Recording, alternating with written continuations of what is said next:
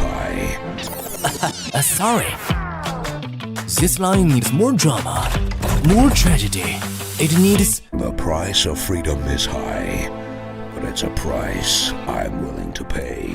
Get the airdrop! Charge! Sorry. This is not the end. Retreat!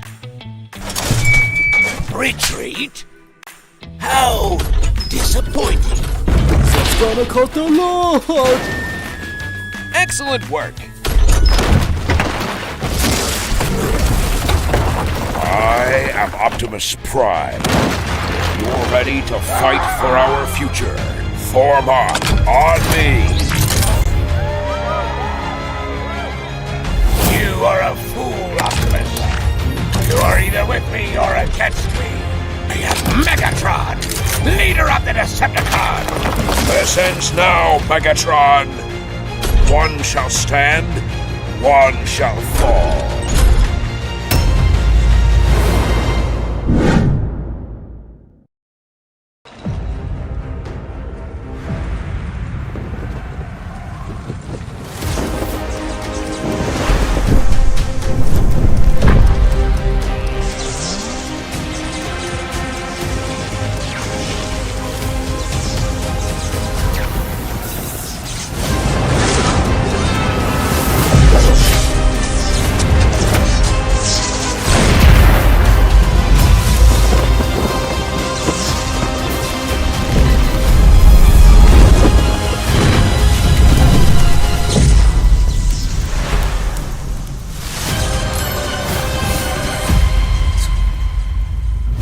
X suit with exclusive emote sound effects available now.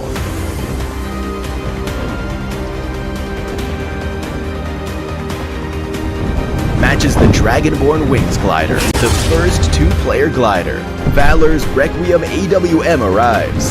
The finish's exclusive Switch firearm animation and Inspect emote are sure to turn eyes on the battleground. Get the new Dravion X suit now. Event period, August 8th, 2025 through September 30th, 2025.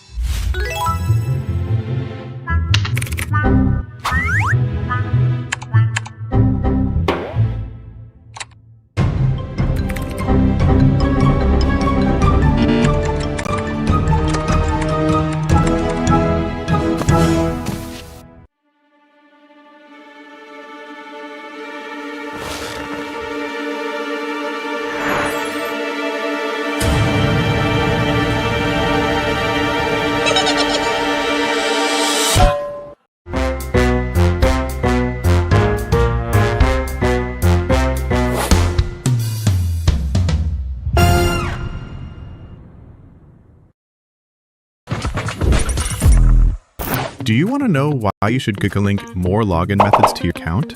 If your designated login method stops working or your social media account gets hacked, you won't be able to log into the game and could even lose your game account entirely. However, if you have both a social media account and mobile number linked at the same time, that gives you an alternate login method, which also lets you remove the hacked Gukulin social media account immediately. To keep your account secure, please link a mobile number and email address in addition to your social media account. The first time you link a mobile number or email, you'll also get a reward. So there's no reason to hesitate. Add more Gukulinko login methods now and secure your account.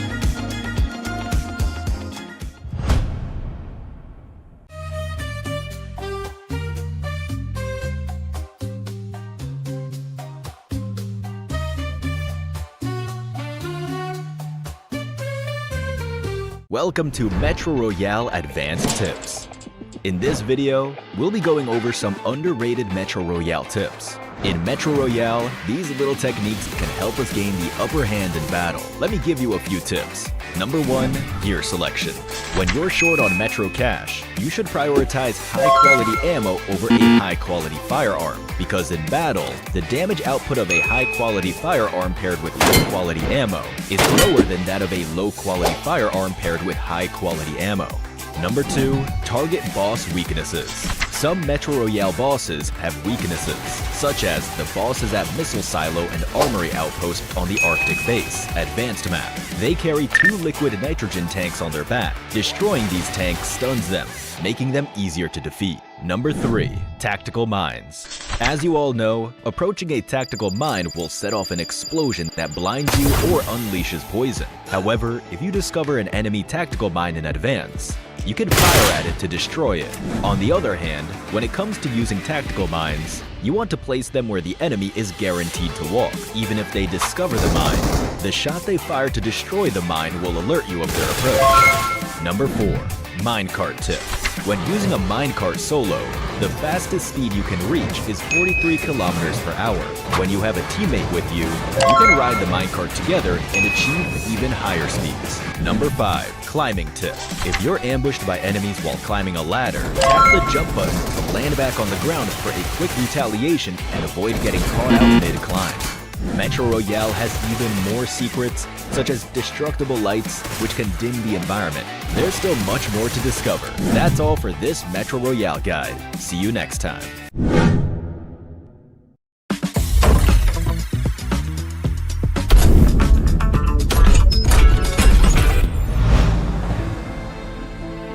The price of freedom is high. Sorry. This line needs more drama, more tragedy. It needs... The price of freedom is high, but it's a price I'm willing to pay. Get the airdrop! Charge! Sorry. This is not the end. Retreat! Retreat? How disappointing. It's gonna cut the Lord! Excellent work! I am Optimus Prime. You're ready to fight for our future. Form up on me. You are a fool, Optimus. You are either with me or against me. I am Megatron, leader of the Decepticons. This ends now, Megatron. One shall stand, one shall fall.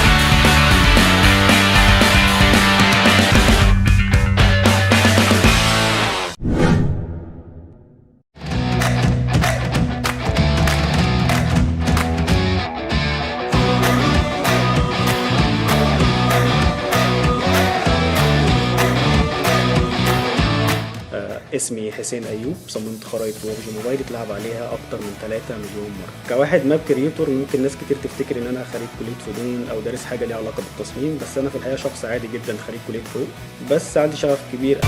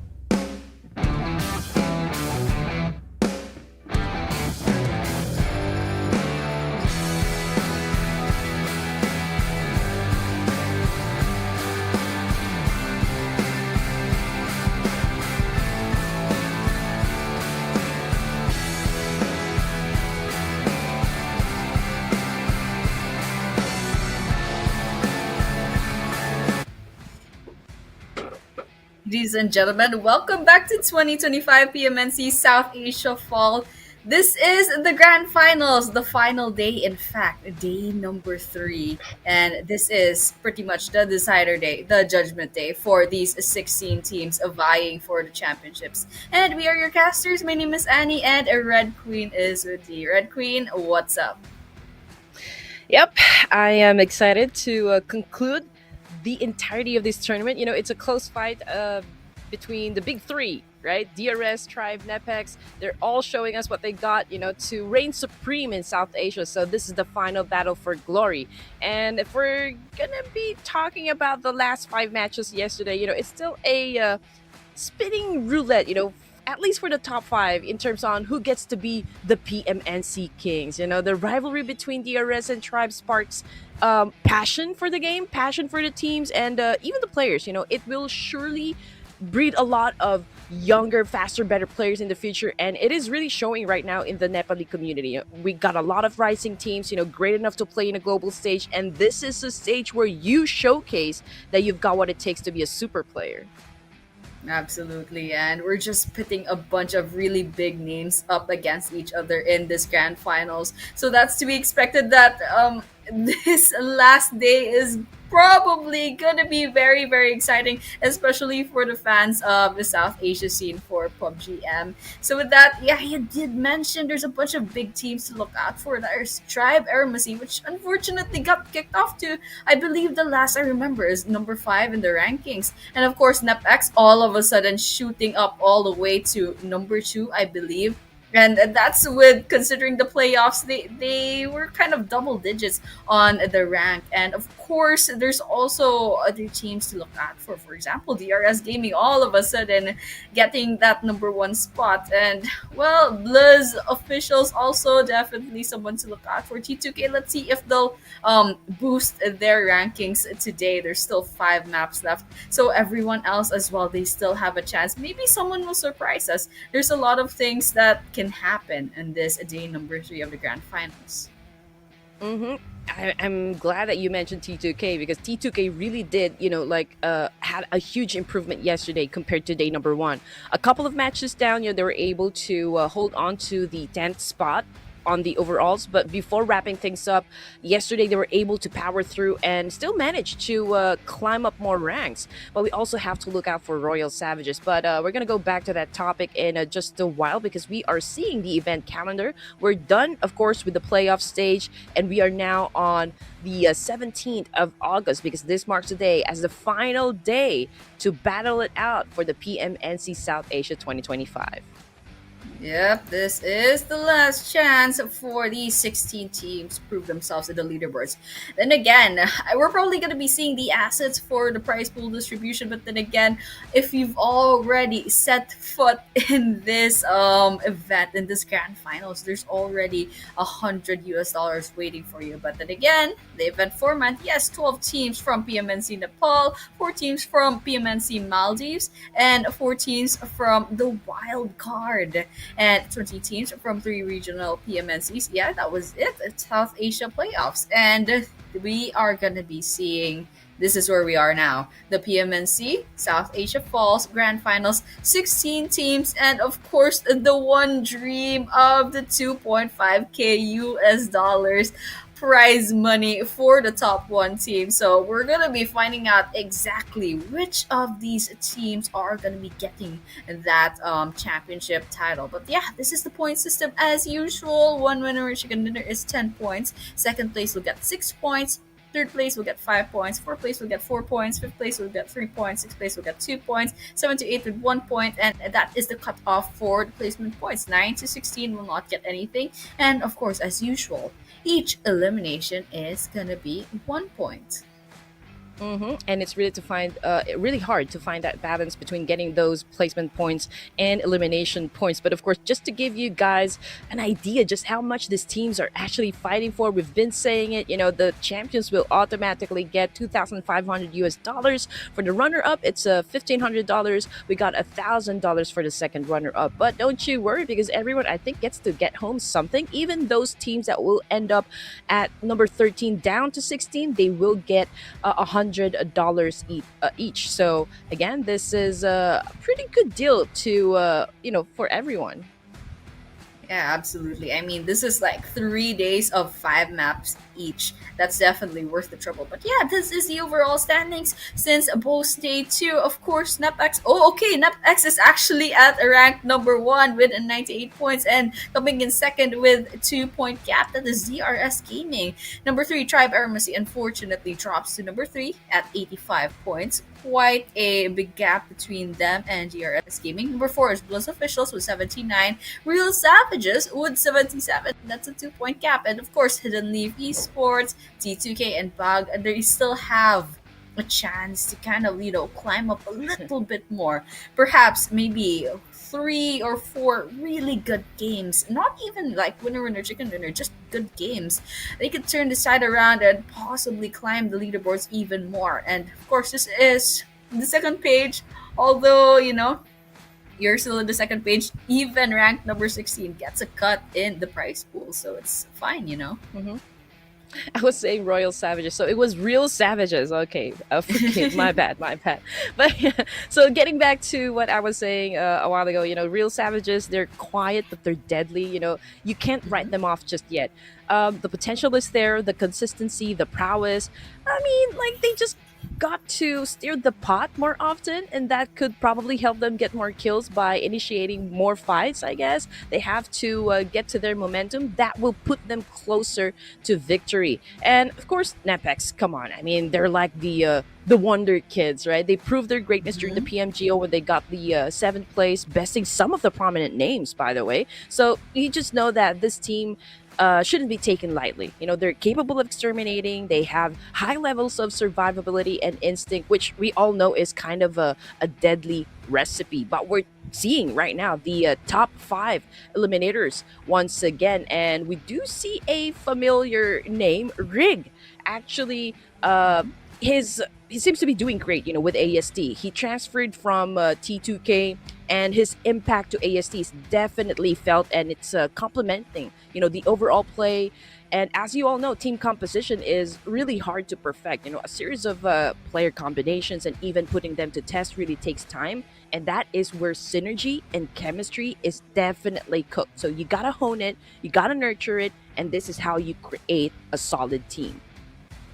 Yeah, absolutely. I agree with you right there. You can't just pick your dream team, oh, this guy's good, put them in one team. It really depends on the chemistry and the kind of communication skills that each team will have. So if they're not working together, then obviously their squad isn't gonna come through. But yeah, this is the head-to-head, and NEPX Esports versus DRS Gaming. Those are some new names on the head-to-head. So it looks like average eliminations, just one more on the side of NEPX. Average pause points, that's a 3.1 on the side of NEPX and 3.9 on DRS Gaming. Average damage, just tipping towards the side of NEPX. And winner, chicken dinner, there's 3 for DRS Gaming. And well, the distance traveled, of course, but still, DRS Gaming, NEPX, they both have their charms, and they both had their moments yesterday. Like, all of a sudden, they just popped up and just showed us what they're made of. And unfortunately, Tribe AEROMACY, after day number 1, they kind of fell off every now and then in the previous map. So hopefully, day number 3, there's some improvements to the teams that have been falling off. On the other hand, this is still the last 5 chances for everyone to put on a lot of points to their teams on the overall standings. I'm actually wondering if Tribe still has, gas left in the tank, because yesterday they started out really strong as well, but kind of faded out towards, the last matches. So I think, their position in the overalls kind of suffered a bit. So I'm really wondering, what kind of aggression we will be seeing, coming from Tribe AEROMACY. NEPX, nobody saw that one happening maybe day number 2, because it was a tug of war between DRS and Tribe, from day 1 to day number 2. But then again, who sits on the throne? It was NEPX. And I just want to point out, between DRS and Tribe AEROMACY, both of the teams here, they went through massive changes. They had to adjust, their strat based on each player's game style. And to see them dominate is absolutely amazing here, Annie, given how short notice it was for both of the teams. And I can't even begin to describe to you guys just how much of a pivotal moment this is about making a statement on like who is who when it comes to South Asia's finest. Absolutely. And these guys are absolutely big names in the South Asia scene. So, you know what? In a prestigious tournament like 2025 PMNC, that's definitely a statement. It's a huge statement, to say the least. So, you know what? Even if they don't win the championships, just putting your name out there, even qualifying for the grand finals, even qualifying for the tournament itself, that's already a big thing. But of course, the glory is there at the championships, and there can only be one. So the question is now: will it be DRS? Will it be Tribe AEROMACY? Will it be NEPX? Or will it be someone else? Someone that will surprise us? There's still 5 maps and there's still 5 winner chicken dinners. Anything could happen. We saw that in day number 2 there was a massive shift in the overall standings. So there's a possibility that these teams will surprise us, or there's a possibility that it will stay just as it is from yesterday. So you know what? The only way to find out is to play out all 5 maps later on. Yeah, I mean, there's definitely going to be like a shift in momentum. We just don't know. Like maybe for those teams at the top, I'm thinking of like what kind of mentality they will have before they get into the final 5 matches for today. Are they gonna go slow and steady? Just making sure that everything's really ironed out in terms of executing their plans as well, or are they gonna be super aggressive, come out guns blazing, and just start just initiating fights inside the map? Today it is going to be hard, so I really am looking forward to like which of these teams is gonna make something big and gonna start building those gap that we need to see in the overall rankings. Absolutely. And well, it's probably gonna surprise us or probably not gonna surprise us. I mean, there's a lot of things that happened in day number 2. There's a huge shift on the teams, and there was a lot of surprises as well. So there's a possibility that maybe some other name will come up at number 1. But right now, the consistency is there within these few teams. That's NEPX, that's Tribe AEROMACY, and that's DRS. These guys, so far, they're showing us the most potential to landing that championship. But the question is, will they bring that consistency to day number 3? Because, we don't know the story behind their teams right now. Maybe they're fatigued. Maybe they're really pumped up. I don't know. Maybe the motivation's there. Maybe it waned. There's a lot of factors coming in. And the important thing is they have to do their best in day number 3. This is their last chance. They have to put a lot of points in. And they also have to deny points from their opponents. So, you know what? With that, I mean, it's going to be really exciting. This is the last day. So it's their last chance. And after this, we'll know which of these teams is the strongest in South Asia. Well, you're definitely right. They have to. They really don't have that much of an option but to really be good at what they do. I mean, we're talking about 2 PMSL slots here. And Super League, PMSL slots here, so I'm pretty sure this goes beyond, again, just getting those prize pool, those money, those moolah. So I'm pretty sure everyone's geared up, for day number 3. And again, we saw a lot of clutch movements that happened yesterday. There was even during day number 1 when we saw a squad wipe happen, not once but twice. And I do wonder, again, coming in for day number 3 here, we're playing the final 5 matches. DRS, Tribe, obviously, and even NEPX, they are those teams that are currently at the podium. So something needs to happen, like someone or like a team needs to be super extraordinary, at least for the first few zones in Erangel today, to create that slight lead, compared to the other teams in the overall rankings. But of course, it's now or never, and I'm just excited to start the matches today. Yeah, absolutely. Oh, it looks like we will be starting that really soon, and our first map will be Erangel. So, I guess we saw the graphics a while ago. It's gonna go Erangel, Miramar, Sanhok, and then Erangel and Miramar once again. And after that, we will be crowning the champion. So, with that flag pass path starts. This is probably going from east to west, a little bit diagonal for the angle right there. But so yeah, I'm really excited to see what map number one is gonna bring to the table, to the stream, because, well, it's gonna be their first map for day number three. So there's going to be a lot of pressure, a lot of nerves, and hopefully these teams, they're in their right minds right now, and they'll give out their best performance, because once again, this is already the grand finals. They already know more or less how they're doing based off the overall standings since yesterday. So they already know what's at stake, what they have to do in order to clinch that victory that they need. And 5 paddles, of course, northbound. We do see a lot of space going down there, so I'm pretty sure that maybe a couple of teams will probably head onto the military base, but we just have to wait where the initial circle will land, because that would dictate the pace of the game. So far, I can see DRS. They're a little bit spread out all over Milta over here. They're pretty close with NEPX boys as well. Even Tribe AEROMACY, I think, just went for a vehicle gameplay. We got teams also down in prison. Right down there in the middle, we got the boys of ASL. But you know what? The circle favored the northern side. So one of the big cities that we have inside the zone would be Yasnaya.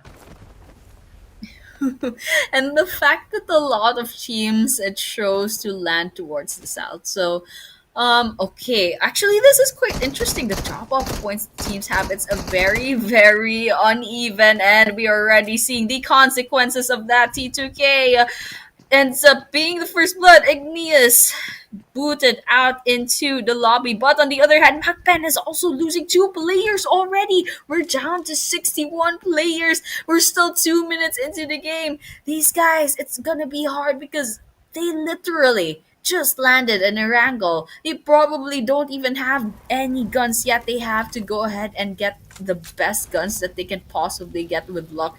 And so, you know what? It's a little bit messy. It's a little bit scrappy. But in the end, unfortunately, MAKPEN is down to 2 players. Oh no, 4 death machines. Spots Uncle, tries to put some sprays on.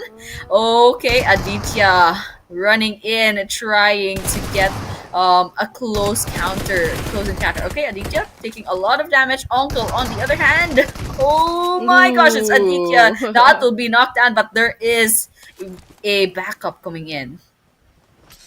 That was a reverse card up against Death Machines. They're the ones getting tagged at the moment. Coming off the kill feed again, Uncle getting shut down from across the field. And for MAKPEN, they're not really doing exactly great ever since day number one started for the grand finals. I mean, it's a great thing that they're already at the level where they can play in nationals, but yeah, I feel like the whole team still needs to pick up a lot of notes and maybe even still adjust in the next official tournaments to come. I mean, at least they will have all the lessons here, and again, the important thing is to just be proactive. Now, while we were talking about MAKPEN just moments ago, we saw a couple of players getting knocked down on the ground, but we're still looking at one hit, and we got Dilla 31 over here, and that was such a great shot with the nade, taking down another player from T2K. But that is the end of the line. The first team to be taken out, getting executed, are the boys of T2K. Ew, not a good look for T2K already. So early on in the game, they're gonna be saying goodbye, and it's definitely gonna affect. I mean, we're talking about 5 last chances, and they've already lost. Okay, there we have it. Orak, I think this is it. Yep, that's the second squad wipeout for our very first map. All of a sudden, there's a lot of violence popping up, and yeah, we're all up for it. Everyone's just feeling the heat of game number one. I feel like MAKPEN always finds themselves in a drop clash. So perhaps maybe they could prioritize being passive during the first few zones of the games. I don't know, just maybe to add up to some more numbers up there on scoreboard. But let's see if something's gonna change as we progress on. Next for game number two later on, but we're looking at stage one still. We got 14 teams remaining. 3 minutes on the clock here before we transition to stage two. And again, we got two teams already knocked out. DRS Gaming still looting around Milta area, and I don't think they are ready yet to engage with anyone so far. And most of the teams are also taking their sweet time for now.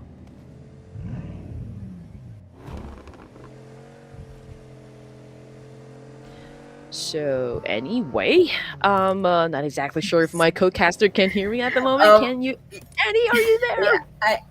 yeah, I'm here. Yeah, just a little bit trouble with VMix right here. So yeah, apologies for that. But yeah, I can finally see our screen is DRS gaming right now, and I'm going at 1 FPS. So forgive me if I'm a little late to the party. But right now, I'm looking at 55 players and 14 teams on the ground. Oh, real savages. Haven't really found any kind of engagement just yet. So well, they've been Mm. doing well.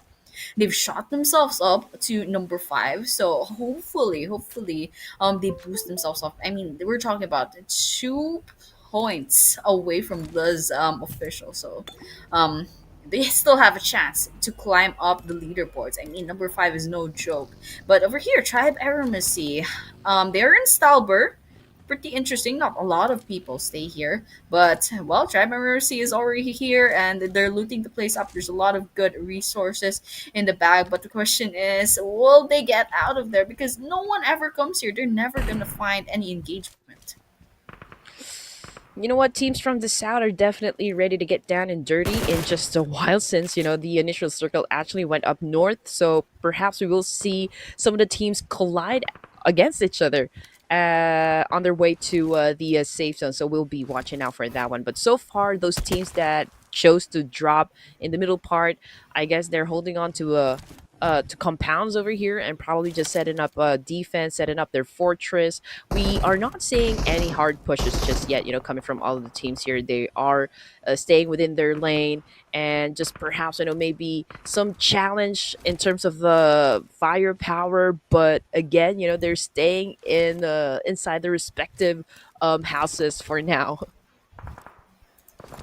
Yeah, absolutely. And well, we're just watching out for what these teams are gonna be up to because looks like after those first few deaths, those first few, squad eliminations, it doesn't seem that anyone is running into each other just yet. Everyone's kind of just either rotating or, well, resource gathering. And so with that, we're looking at, I don't know, a lot of players are actually taking quite some damage. And Abrupt players, I saw them, they were kind of near 40M. Okay, there's a possibility that they're gonna run into them. This is the turf of 4 death machines. Rojok is already occupied. So this is gonna be turning into a blood clash because, I mean, we can see them. 4DM probably saw those vehicles. Abrupt players trying to take control of some of these buildings. And with that, we're just gonna have to wait. Okay, there we have it. And the next circle is gonna be closing in on Stalbert and Yasha Poliana and Severny, just a little bit of Severny. Razak will definitely turn into a bloodbath over here. There will be a lot of gatekeeping opportunities. I mean, we still got at least 3 teams tanking the blue at the moment. Severny, that's an entry point as well. And even Yasnaya, it's definitely going to be highly populated in just a while. And teams are going to be forced to have those trade-offs as early as stage 3 here. 4 death machines able to slay down Jane. So I do wonder if ESL will still have, like some sort of chance to pick up their teammate. But so far, I see them rotating. They have taken over a compound over here. Ouch. So I feel like they're just going to let him, bleed out there. And that's the confirmation. Jane already out. With a frying pan, no less. Oh well, I guess Abrupt Slayers kind of accepted that fact already. And well, there comes a time where you have to just cut your losses. And I guess Jane was like, guys, Leave me. Save yourselves. And that's exactly what happened. I know, I heard their comms. I'm just kidding, guys. But yeah. Okay, we're looking at tricks. They find another team. I believe that's for YONKO Lucky Cats if the yellow sign, the yellow squad sign, kind of gives it away. But might be another team as well. But yeah, Tribe AEROMACY still all alone in Salber, but they are favored by the circle. So far, we're still in stage number 2, so it might be a little bit too early to know you make conclusions. But oh, there's another team nearby. The question is, will that team go up to Stalber and try to go up against Tribe AEROMACY? Okay, there we have it. SKD versus Nave. Lucifer gets confirmed by Pekka. That is one elimination on the side of SKD. Unfortunately, Nave will be down to 3 players. Oh, look at that. They're actually down to 2 players and dangerously low HP for the rest of them. Okay, SKD, all they have to do is kind of finish them off. Jimmy inside of the shed.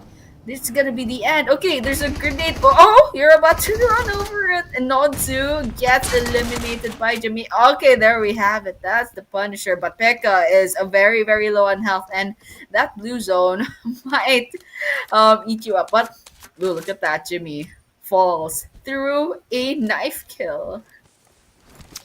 Yep, pick a smooth criminal right there, getting the job done. 14 teams remaining still, ladies and gents. And we did kind of anticipate this to happen.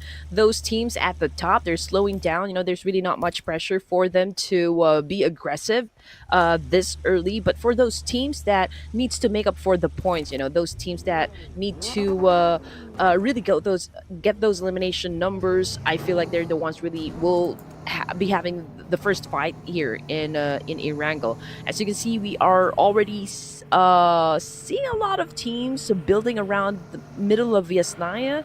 So I feel like that river in the middle is gonna be a big factor, you know, in winning the end zone. Yep, we're gonna be seeing a lot of ducks swimming in that river.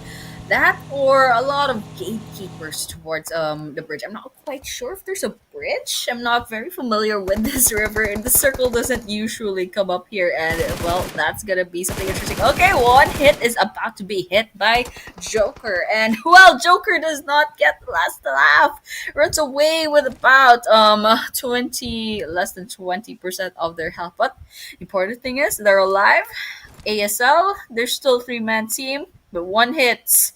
They have information now. The question is, will they act upon it? But all the while for DM as SDMZ, it looks like Haiti will be confirmed off, and everyone else is gonna be running away from that area. Ooh, okay, here we go. SDMZ. Of course, this is not the way you would want to start the fight with one member getting sent back to the lobby here. Now they're tanking the blue. They're waiting, I guess, for the right timing to get inside, but then again, they have to settle the score. Kill feed now lining up. We got Cyclone down on the ground. They're having an exchange up against BLUZZ official, and it looks like, you know, BLUZZ now have a slight advantage up against the real soldiers. You know, they have been quiet from first to the second stage here, but I think this fight is really about to go down because BLUZZ is not holding out. You know, there's no hesitation right there. They're down to have a fight up against DRS. Absolutely.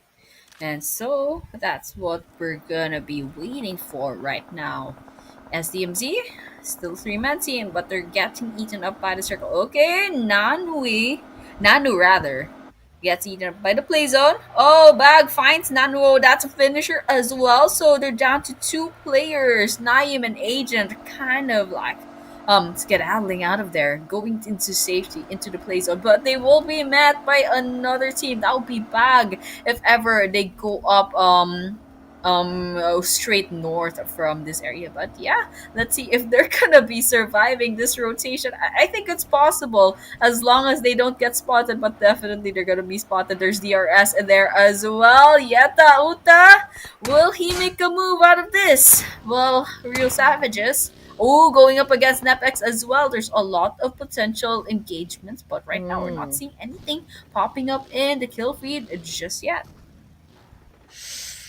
Okay, there's really not much good positions right now in this circle, so this make this stage very brutal. For most of the teams here, especially those that will be coming from south, they don't really have that much cover. I mean, obviously it's an open field, so to get in the middle of that, oh, that's gonna be catastrophic. I mean, plus official, they're not gonna let go of this corner around Yasnaya. I mean, they do have the opportunity to assume a lot of points if those teams that will be coming from the south part will stay right down there in the middle of the field. So it's going to be an interesting fight. In the meantime, we're looking at real savages. We got one of them knocked down on the ground as well. So there's 3 active players. They're going up against DRS. We can see Biambi right now getting into position, about ready to drop some bullets up against DRS. Jiggle God, however, took a shot from Chari of ASL, and this is, of course, again, another chaotic situation for at least 3 teams.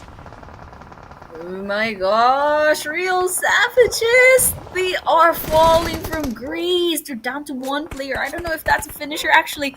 Ooh, that's a huge drop for the M. Goes to 12th place after that, and well, DRS still 1 elimination. Unfortunately, they already lost a Cyclone. HLX finds Biambi from Real Savages, completely eliminating him off from the picture. Now we're down to 11 teams. And RS, so far, one of the teams that we are eyeing on. They've already been taken out of the equation. I don't know why Wokai is turning full Katniss Everdeen out the window, but yeah, this is already 16 minutes into the game. Ooh, Anish gets finished off from BAGH. Ooh, Joker YT as well. So they're down to a 2-man team if ever they don't get Joker up right now. Okay, yep, that's a finisher. That's not looking good. SKD is still knocking down their door and they are not being polite about it. Oh, NEPX joins the fray from afar. They know Extreme is over there. They put some bullets in, but it's not a knock just yet. And we all just saw, Woke following the footsteps of Suk of Weibo Gaming when it comes to the explosive bow. That's like a trend right now by Suk. And I think it worked for him during the Hong Kong Invitational, even during the EWC. So I guess, Woke is definitely up for the challenge. If he can actually master that one, then that would be great. But anyway, we saw a DRS maybe taking down another person in the field, but we're looking at BAGH Esports at the moment. 2 casualties right now, jumping into Tribe AEROMACY over here, doing a massive tray up against HLX, but Ninja was able to get behind that tree, so I guess he's safe. He's popping off the smoke, and Tribe AEROMACY still trying to find an angle here to take those points under their belt. Absolutely, and that's something that we're gonna be looking forward to. Okay, HLX with oh my gosh, that's a nice grenade throw. Rig gets hit ground 0, and that's a finisher as well by the hands of Ninja from HLX. Absolutely crazy throw, but on the other hand, there's still 3 people that HLX will have to worry about. Okay, there's a potential 1 versus 1. Nope, there's another grenade coming in. Delta, you better duck. Okay, they're safe for now. No damage taken from that, but well, there's a Molotov cooking as well. HLX, well, they're doing quite well. Already 2 eliminations in the bag, but Extreme and He2 from BAGH. I don't like this location. SKD knows that they're in there and they're going in for the push. They have the numbers disadvantage. So, you know what? Well, they're gonna have to go out and be aggressive because this is not looking good for them. Mafia throws in a grenade. Oh, that's a knockdown for Extreme. And well, the question is now, where is he to? Okay, that's not looking good, and that is a whole finisher. BAGH will be saying goodbye. Yep, good execution with those nades coming from SKD. That actually gave them a victory. Now we're looking at Tribe at the moment. Delta down on the ground, Rig out. And now we're looking at Yante and Trix. For Tribe AEROMACY, they're definitely outnumbered at the moment. But let's see if Yante can maybe pull off a clutch over here up against Ninja. But right now we're looking at him. He's on prone. He's on his belly. in here and just really waiting for that right opportunity to knock down maybe a couple players from HLX. But Liquid brave enough to get close to the fire, but Gyante says hi with a shotgun. S12K doing some wonders, but this time he was a little slow with the trigger right there. Gyante fell down back to the lobby for him. HLX might win this fight, and there you go, sealing the deal. HLX just eliminated Tribe AEROMACY.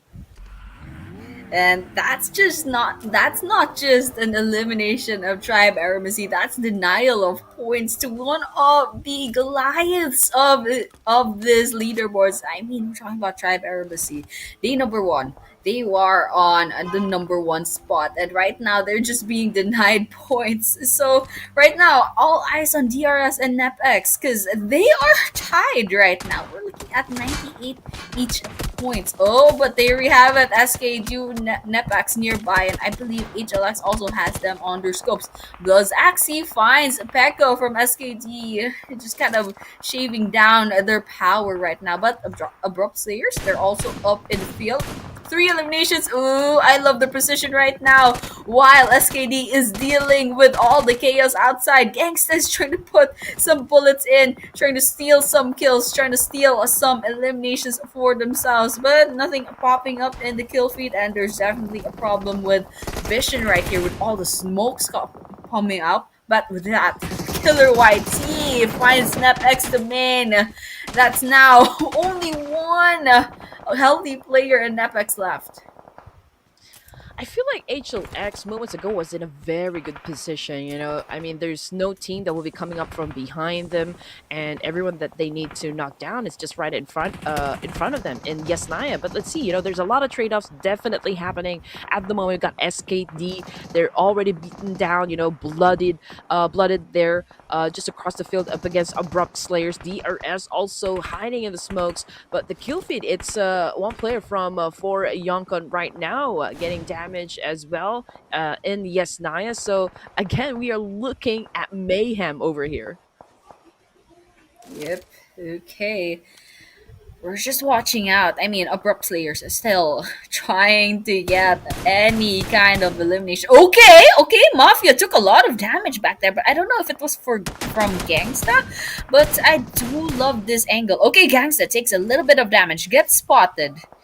And well, it's not a good place to be. Oh, HLX was actually outside. I don't know if they know that ASL is right inside, or they're just kind of playing it safe. They don't know if it's safe enough to kind of push inside. Okay, Liquid gets knocked out of their car by Joker, but for YONKO Lucky Cats trying to take away that kill from them. Okay, Liquid is down on the ground. All they have to do is kind of finish him off. Okay, Ninja gets spotted as well, but it's not gonna be a finisher. Okay, there we have it. Frag takes Pekka down. This guy, Pekka, I seen this guy popping up and getting knocked down several times. This guy is an absolute immortal. This guy just won't get spelled all the way to the lobby, and I'm here for it. So we're just gonna keep watching and seeing if there are any other squads that will be eliminated in the next few minutes. You know what? For YONKO will be coming from the eastern side, so they continue to apply a lot of pressure onto one hit. They're also applying a lot of pressure onto VE. So I feel like they just have to do some edge gaming, late game entry. I feel like they're trying to hold on to dictating that tempo coming from the edge of the circle. So I feel like they're not really gonna get into engagements just yet. But if they continue to do so, I feel like they will have a chance also to get that chicken dinner. But we will find out if they can be smooth, you know, with the execution. Of course, it all boils down to that one. Abrupt Slayers, Cherry right now cooking up an 8 up against HLX. We got Liquid taking in some damage, but so far so good. It's a smooth transition overall for HLX, and Cherry obviously struggling a bit with his vision. I mean, he doesn't even know where to throw his nades at the moment.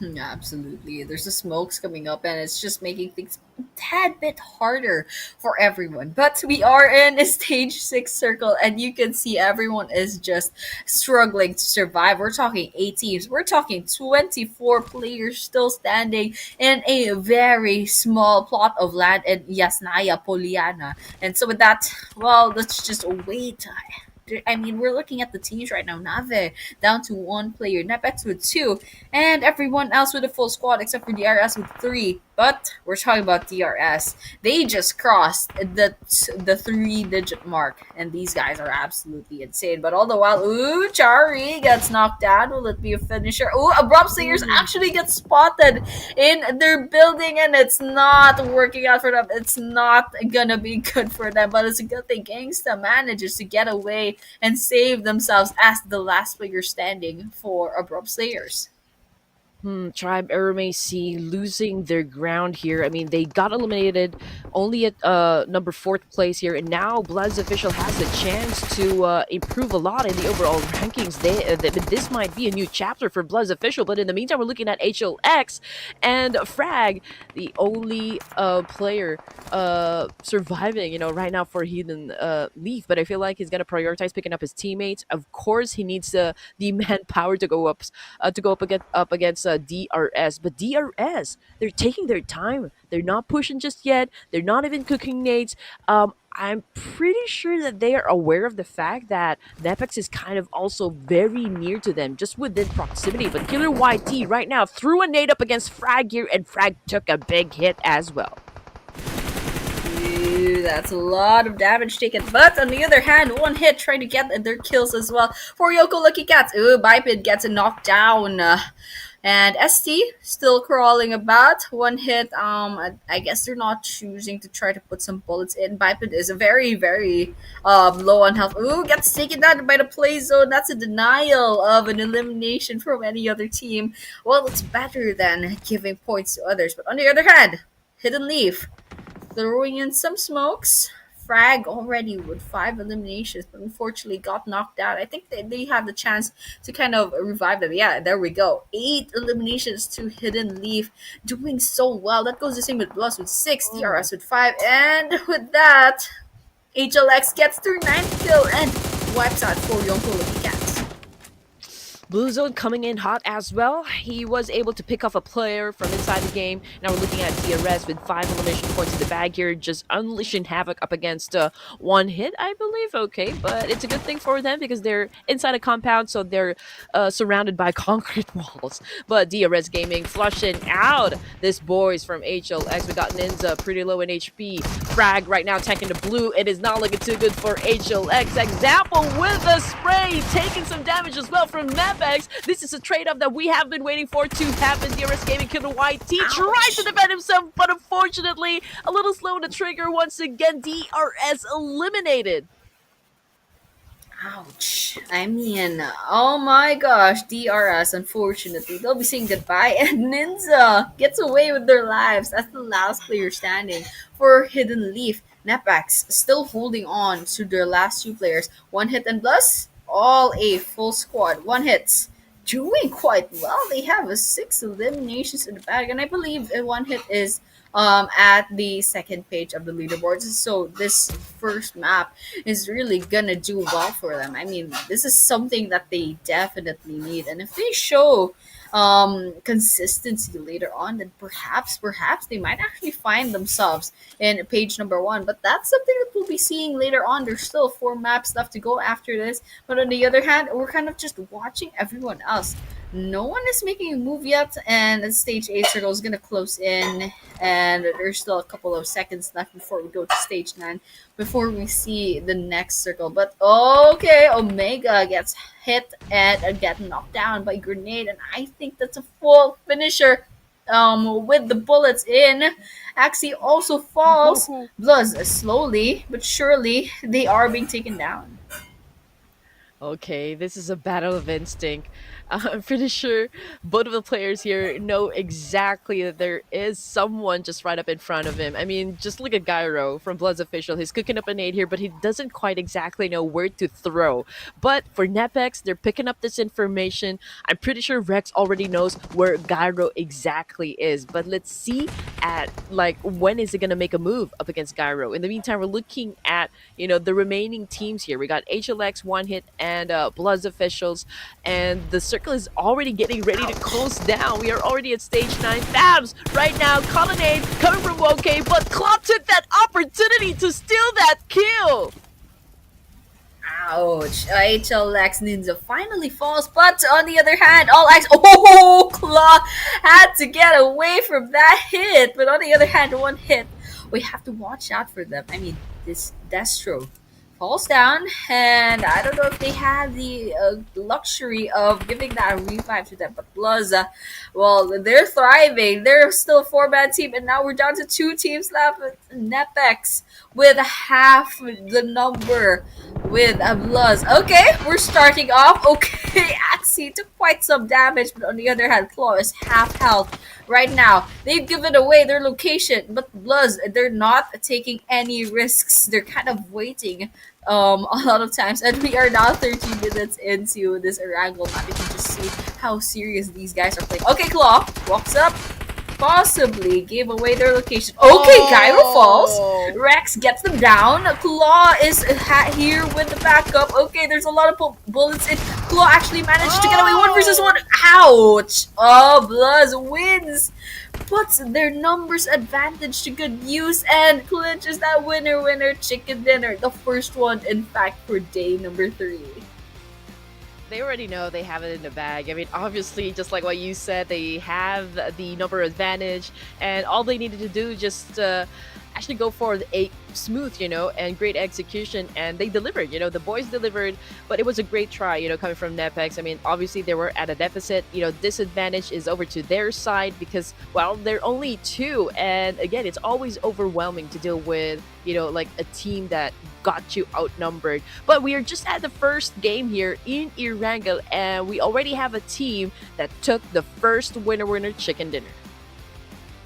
Absolutely, and well, we're just kind of cooking up that graphics over here, but yeah, once again, BLUZZ officials with a full squad manages to survive all the way up 30 whole minutes into our very first Erangel map. And you know what? These guys absolutely crazy.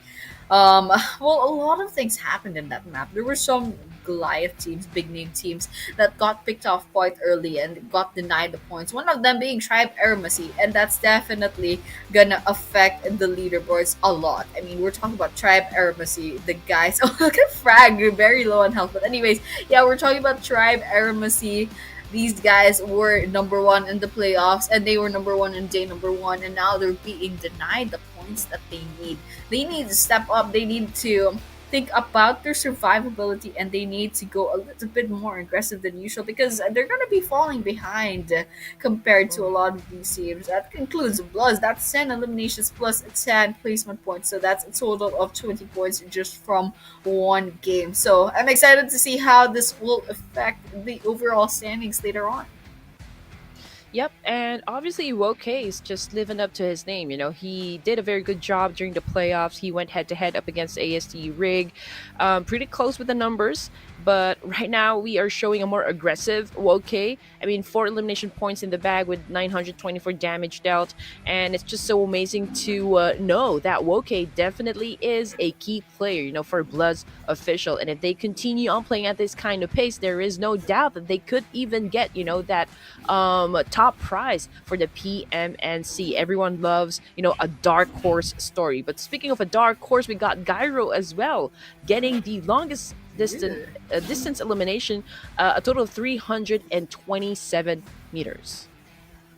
Dude, that's a long way to go. That's 227 meters on an Erangel map. And with that, this is the match standings. BLUZZ with the winner chicken dinner. That is at 20 points. And of course, HLX with 15 coming in second. Ooh, that's 11 eliminations. One more than BLUZZ officials. And it's very good. It's a very good performance so far. And coming in third, that's a surprise. This is one hit suddenly popping off in day number 3. Coming in fourth and fifth, NEPX and DRS each having 10 points. And number 6, SKD. They had a good run in the first few minutes of the game, and then suddenly they got picked off quite early. But yes, NEPX Esports holding on to number 1. DRS is still at number 2 with 106. BLUZZ officials coming up as number 3. Tribe AEROMACY drops to number 4. Well, obviously, Tribe right now they cannot get complacent. They cannot be too comfortable down there in the fourth place. BLUZZ officials really taking their game. Uh, they're leveling up. They're stepping up for today. And again, we're just waiting for them to really have that explosive performance. That impeccable gameplay coming from Woke as well and the rest of the team here. And there is no doubt again that they can be at par with the same level of skills DRS and Tribe have been showing to us. Now coming in for the second page, again, MAKPEN's really struggling. They're still at the bottom of the leaderboard over here since day 1 to day number 3. So hopefully, I feel like these are more like boys playing for experience. Of course, you don't really want to go home empty-handed, right? You have to take every opportunity, and if that means getting those information on how you can actually improve yourself and the rest of the team in the following matches or in the following tournaments, I guess that is still a-okay. I've seen the Bhutanese community when they were starting it, and it's great that they are playing here for the PMNC Fall South Asia. Absolutely, and you know what?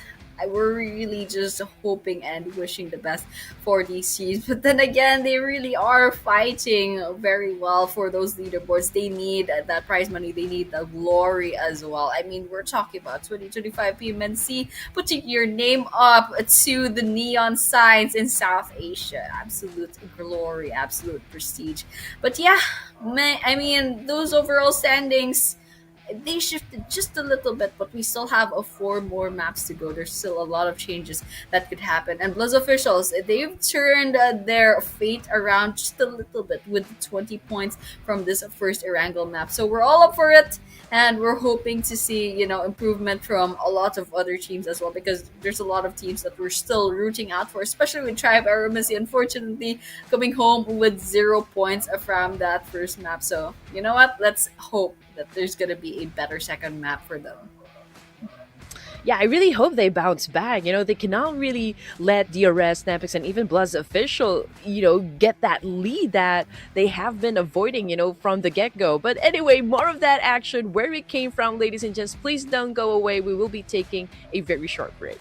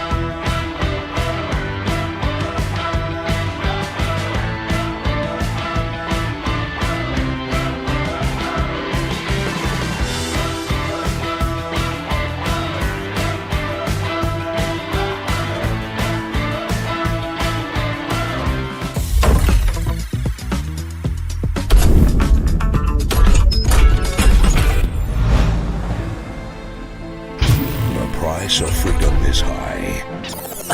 Sorry. This line needs more drama, more tragedy. It needs... The price of freedom is high, but it's a price I'm willing to pay. Get the airdrop! Charge! Sorry. This is not the end. Retreat! Retreat? How disappointing. It's gonna cut the Lord! Excellent work. I am Optimus Prime. You're ready to fight for our future. Form up on me. You are a fool, Optimus. You are either with me or against me. I am Megatron, leader of the Decepticons. This ends now, Megatron. One shall stand, one shall fall.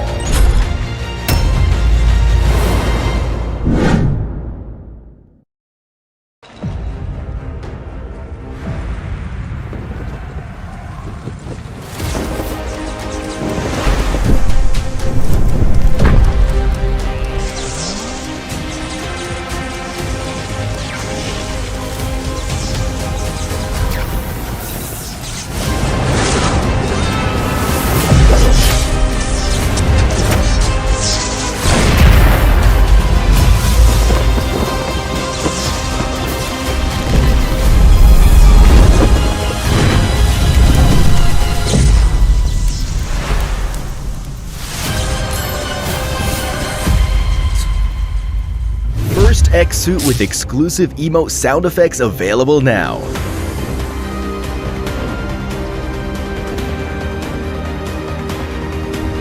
Matches the Dragonborn Wings glider, the first two-player glider.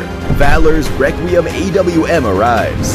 The finish's exclusive switch firearm animation and inspect emote are sure to turn eyes on the battleground. Get the new Dravion X suit now. Event period, August 8th, 2025 through September 30th, 2025.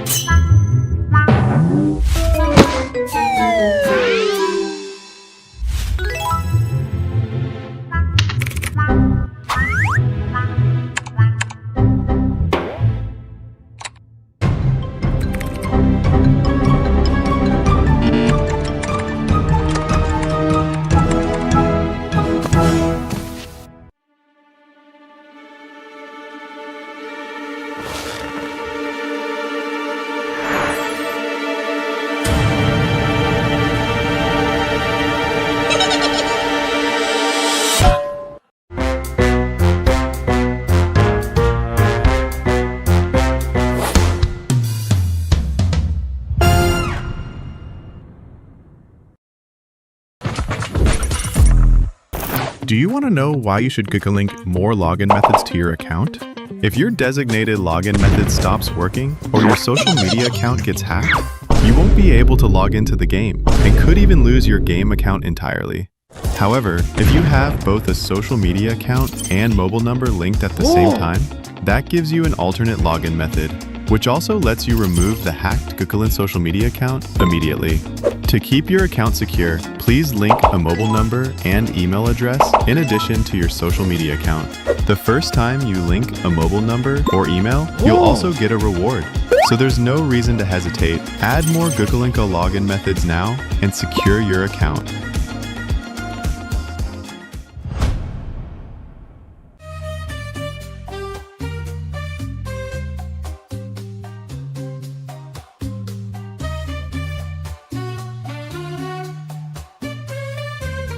Welcome to Metro Royale Advanced Tips. In this video, we'll be going over some underrated Metro Royale tips. In Metro Royale, these little techniques can help us gain the upper hand in battle. Let me give you a few tips. Number 1, gear selection. When you're short on Metro cash, you should prioritize high-quality ammo over a high-quality firearm, because in battle, the damage output of a high-quality firearm paired with low-quality ammo is lower than that of a low-quality firearm paired with high-quality.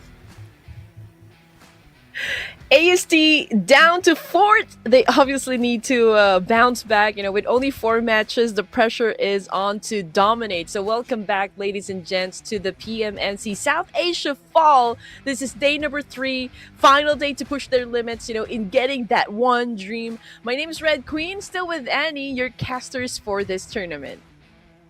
Yeah, absolutely. It's still us, guys, and we have 4 maps to go. These 16 wonderful teams have 4 maps to go to prove themselves worthy of, you know, possibly putting themselves up in the leaderboards. And so we saw how the standings looked after map number 1, and you know what? There's just a little shift. Tribe AEROMACY dropped. BLUZZ officials had a really good game, and everyone else more or less, you know, like maintained their rankings. And well, there's some surprises that happened. One hit all of a sudden gets a lot of points in, and if they just show up with a little bit more consistency, that perhaps we might be seeing them smacked in the same area with the same line of names with some of the big names in South Asia. So with that, still NEPX at number 1, and of course Tribe AEROMACY at number 4, and the DRS at number 2.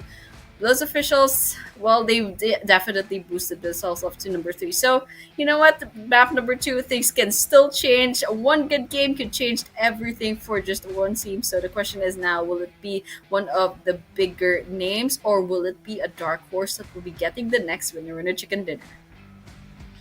It's gonna be a tight competition at the top, that is for sure. You know, ASD, they know something's up. You know, they have been pretty explosive during the playoffs, even during the first 2 days of the grand finals. And just like what I asked, you know, before we began the matches, do they still have enough gas left in the tank, right? I mean, this is the day. This is the day that matters most, wherein they need to actually be aggressive to maintain the lead, to maintain everything, to manage, being the kings of the PMNC. But then again, you know, plans going south, execution not so good. They're down on fourth. So I do wonder if we start, you know, a match number two in Miramar, can they make up for the lost points?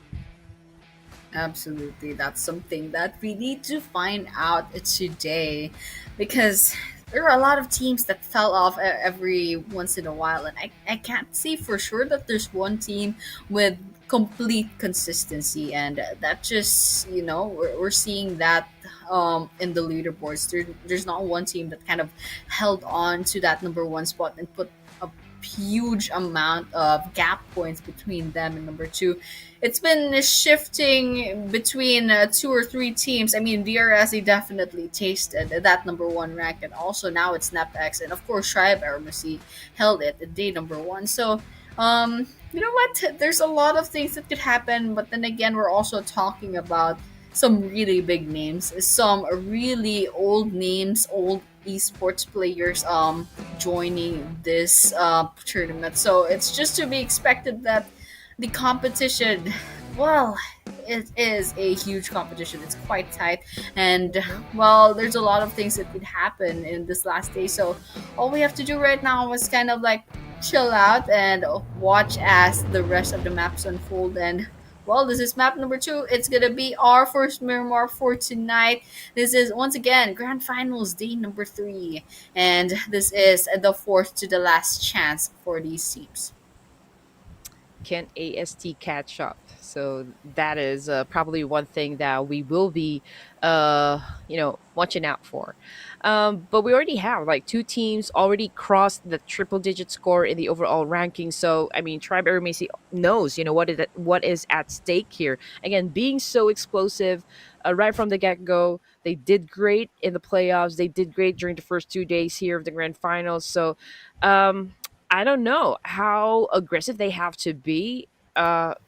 Obviously, they need to outskill, outsmart everyone to get back that throne.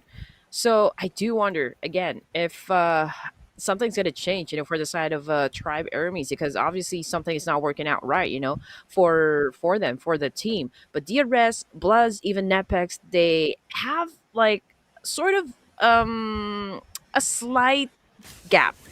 I don't want to say it's significant just yet because anything can still happen. So what would they do? You know, what would they do in order for them to actually defend their slots in the overall? Yeah, definitely. They have to keep their consistency as well as deny those points. But look at that. That first circle is quite unforgiving. It's already about maybe 30% water. And, well, that just leaves, you know, everyone else with quite little room to kind of work with. So that flight path is already so biased towards the east, and now that circle can't even be completely seen by this angle. That's how much water it's encircling. So with that, we're gonna be seeing the first stage of the game. It's not gonna be that worrying just yet, especially if your team gets swallowed up by the blue zone. But yeah, it's definitely something to kind of consider, especially when you're going to be thinking about rotating from the north. But then again, once again, this is Miramar. It's going to be a pretty long game. If we saw that Erangel map end at the 30.13 minute mark, this is probably going to take a little bit longer. So if there's no early game engagements, then we're going to have to kick up our feet and wait until the 25-minute mark for anything to happen right now at this point. Hmm. Yeah, Tribe right now, they know that they can no longer afford any mistakes, you know, to happen from now on. This match is gonna determine, you know, how they're gonna be moving forward and finish up the matches here for day number three. And as for NEPX, man, they do have that momentum. They have their rhythm down. Same thing goes for DRS. This is what I said yesterday, that DRS, they're a silent, confidence. They're unshaken. They were unfazed. When Tribe was really making a lot of noise inside a battlefield, they were at the top all the time. But right now, DRS already at second place here, going up against NEPX. Tribe AEROMACY kind of losing the shift of momentum over here. So yeah, I mean, it is important for them to actually be at the top of their game for this round.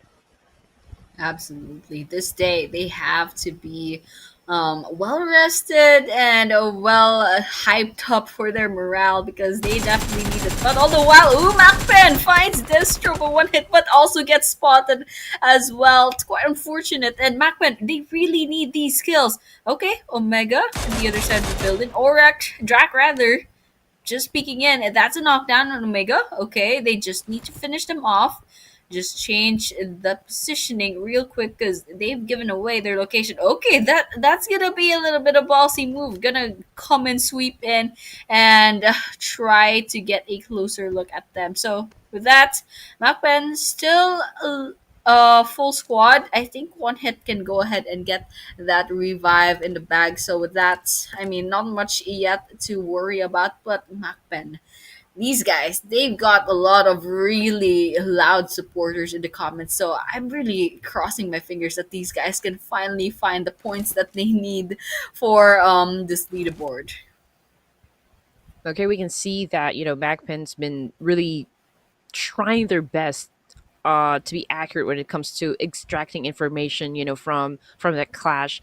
They're not pushing just yet because we can obviously see a little hesitation coming from MAKPEN since they don't exactly know where to point their guns at the moment. What they know is that there is a team um, within proximity here, and a fight definitely will ensue. But of course, you don't want to go make that mistake. You don't want to go make that rush decision. So MAKPEN right now is waiting for that opportunity to shoot.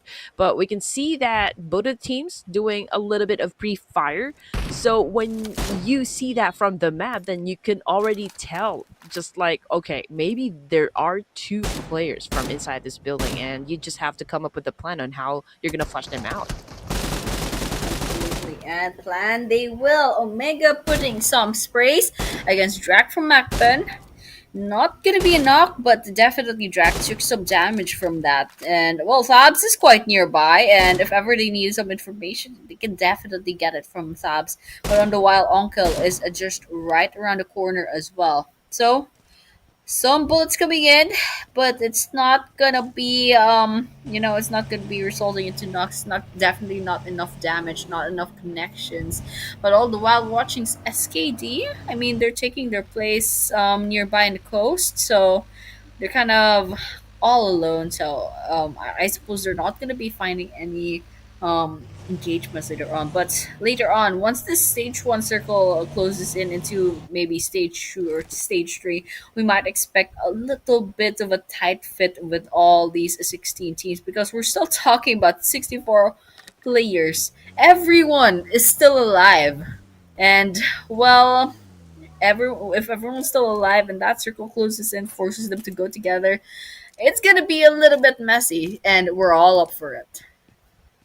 Yeah, HLX coming up the ranks here. Oh, for the kill feed though, MAKPEN doing Omega dirty over here. He got shot down on the ground, but considering the distance that they have, between each other, I feel like, there will be a little time for them to pick up their teammate. But we got Drac on screen, a little reckless right there. We've got one hit with the element of surprise and was able to execute that perfectly.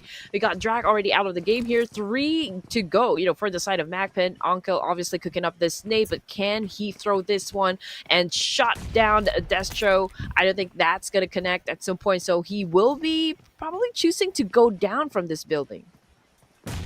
Absolutely. And well, let's watch out for MAKPEN.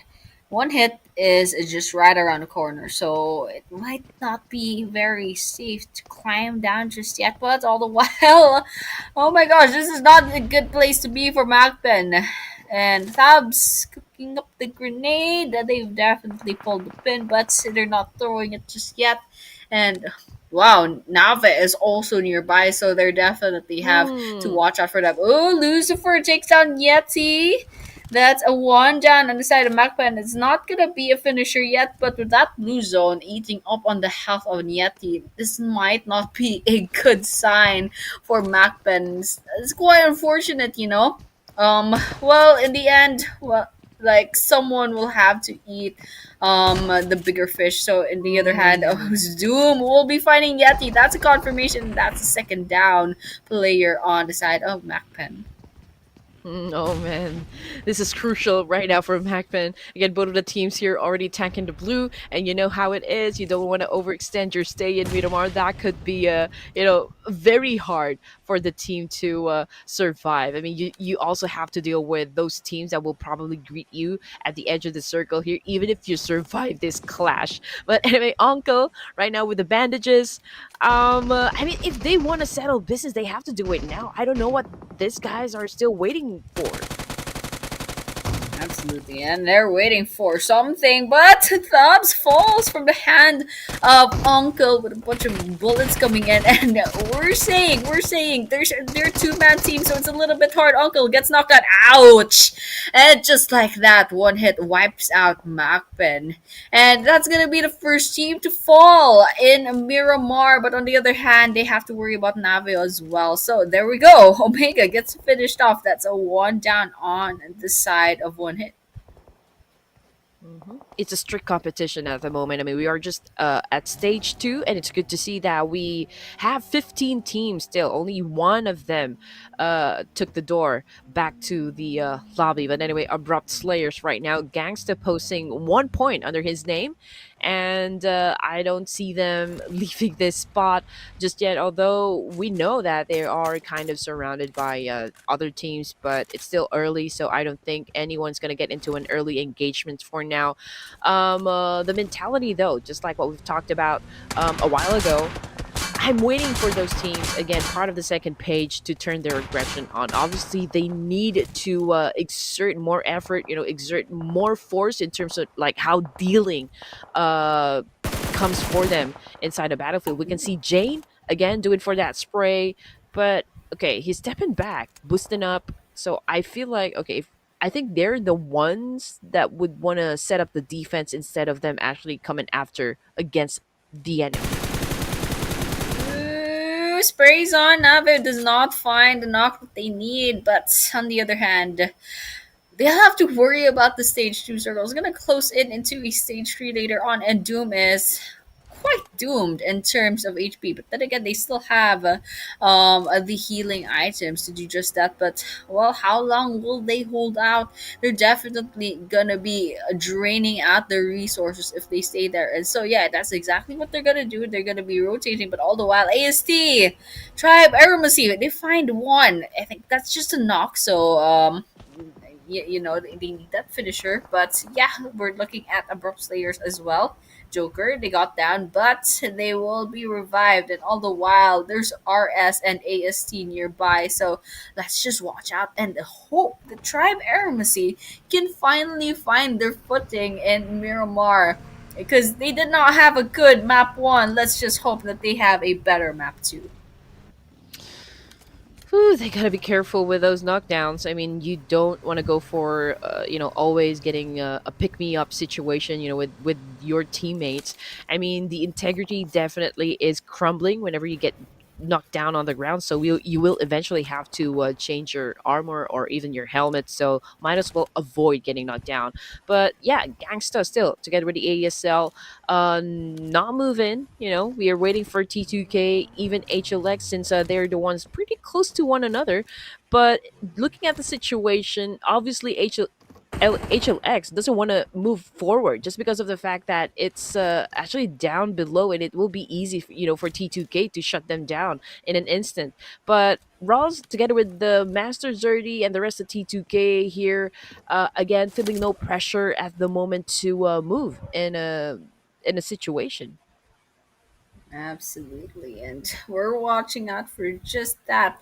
And we are in a stage 3 circle, and everyone else, they're probably within the circle already. So it's gonna be bit of a tight fit, and well, everyone's just taking positions. And even though everyone's kind of bunched up in the same place, they're not engaging needlessly, and that just goes to show these guys are really taking this seriously. I mean, this is the fourth to the last chance of getting any sort of points on the leaderboards. So with that, everyone's playing safe.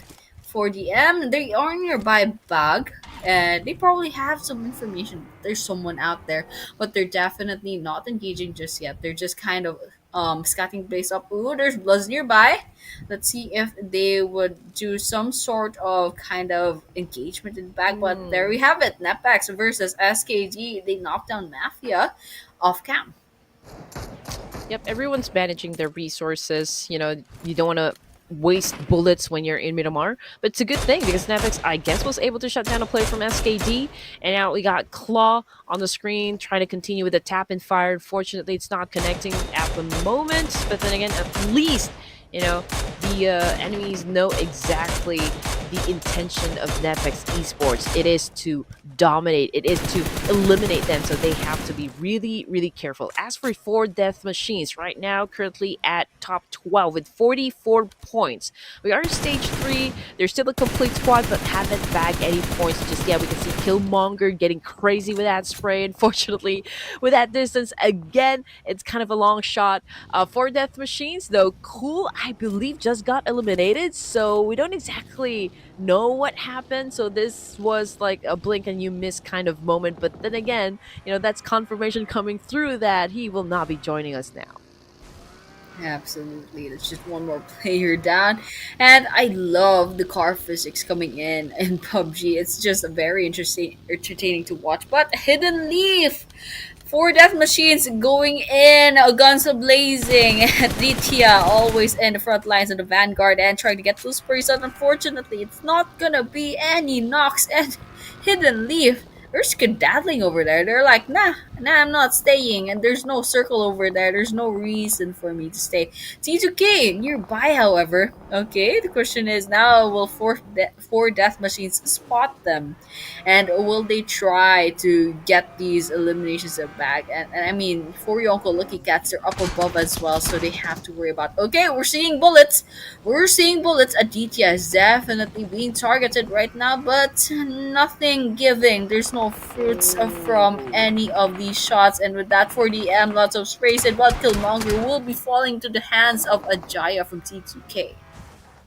It's a vulnerable spot here for 4 death machines. I mean, they went inside in between 4YLC and T2K. So it's not really a good look for them. But 4 death machines right now trying to avenge Killmonger, but they're down to Aditya and Peak right now for 4 death machines. And it's going to be hard. It's really going to be a challenge here, considering that they will have to get through T2K. And with this firepower, it could be very difficult for them. NEPX, however, okay, they are remaining their cool. They're just right down there in the middle, not joining any battles just yet, but we can see that NEPX is relentless when it comes to getting those information. Of course, you have to always be accurate when it comes to your plan, and that means getting into detail and also considering every factor, every possibility that can happen inside the game. Stage 4, 15 teams. We got MAKPEN on the screen here. 1 point in the bag for 4YLC, and they're pointing their guns up against DRS. Yep, DRS up at the distance. Still 4-man team. But then again, 0 eliminations. And well, for Yoku Lucky Cats, they already have a 1 elimination on their side. So we're kind of just watching out to see what their next move is going to be. DRS. I mean, they are the top 2 teams. They are the top 2 team, rather. But they are like 2 points away from NEPX. So the thing that they can do right now is kind of be very consistent with these next 4 games. Put as much points as possible, get as much eliminations and as much placement points as possible, so they can be undeniably the champions. But then again, it's going to be depending on how NEPX will perform later on, because right now they are still sitting at top number 1.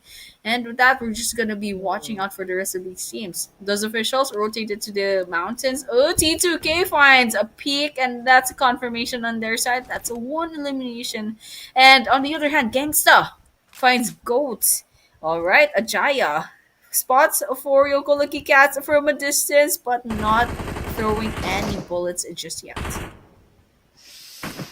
Okay, it's gonna be a hard maneuver as well, I guess, for the side of T2K, just because 4YLC has a better position compared to T2K, but there's pressure on the side of 4YLC as well, just because they will be coming from outside of the zone, and T2K can capitalize on this one and just maybe apply a lot of pressure onto 4YLC. But then again, HLX is also there, so obviously T2K managing more than one team over here. We got 4 death machines. They're probably gauging the situation whether or not they're going to be joining into the mix as well. But T2K needs to be on top of things over here. We can see Igneous with the massive spray was able to inflict a lot of pain up against Zoro over here, but not enough to take him down just yet. Absolutely, it's definitely not enough just yet. T2K needs to step up. They only have one elimination so far. Okay, but there's BAGH nearby. There's a potential for an elimination. Crosshairs out. Okay, they scoped out for YLC. And, well, for Yoko Lucky Cats, they're definitely out in the open, but no one's just engaging up against them. Okay, Thumbs finds agent from SDMZ. Pekka from SKG. Looking outside, trying to see if they can get any stray kills in the bag. There's ASL nearby. There's also BAGH. Okay, there we have it. SDMZ, one after the other, they're losing their players, and that's actually a full elimination. The second one, in fact, coming in at 19 minutes in Miramar.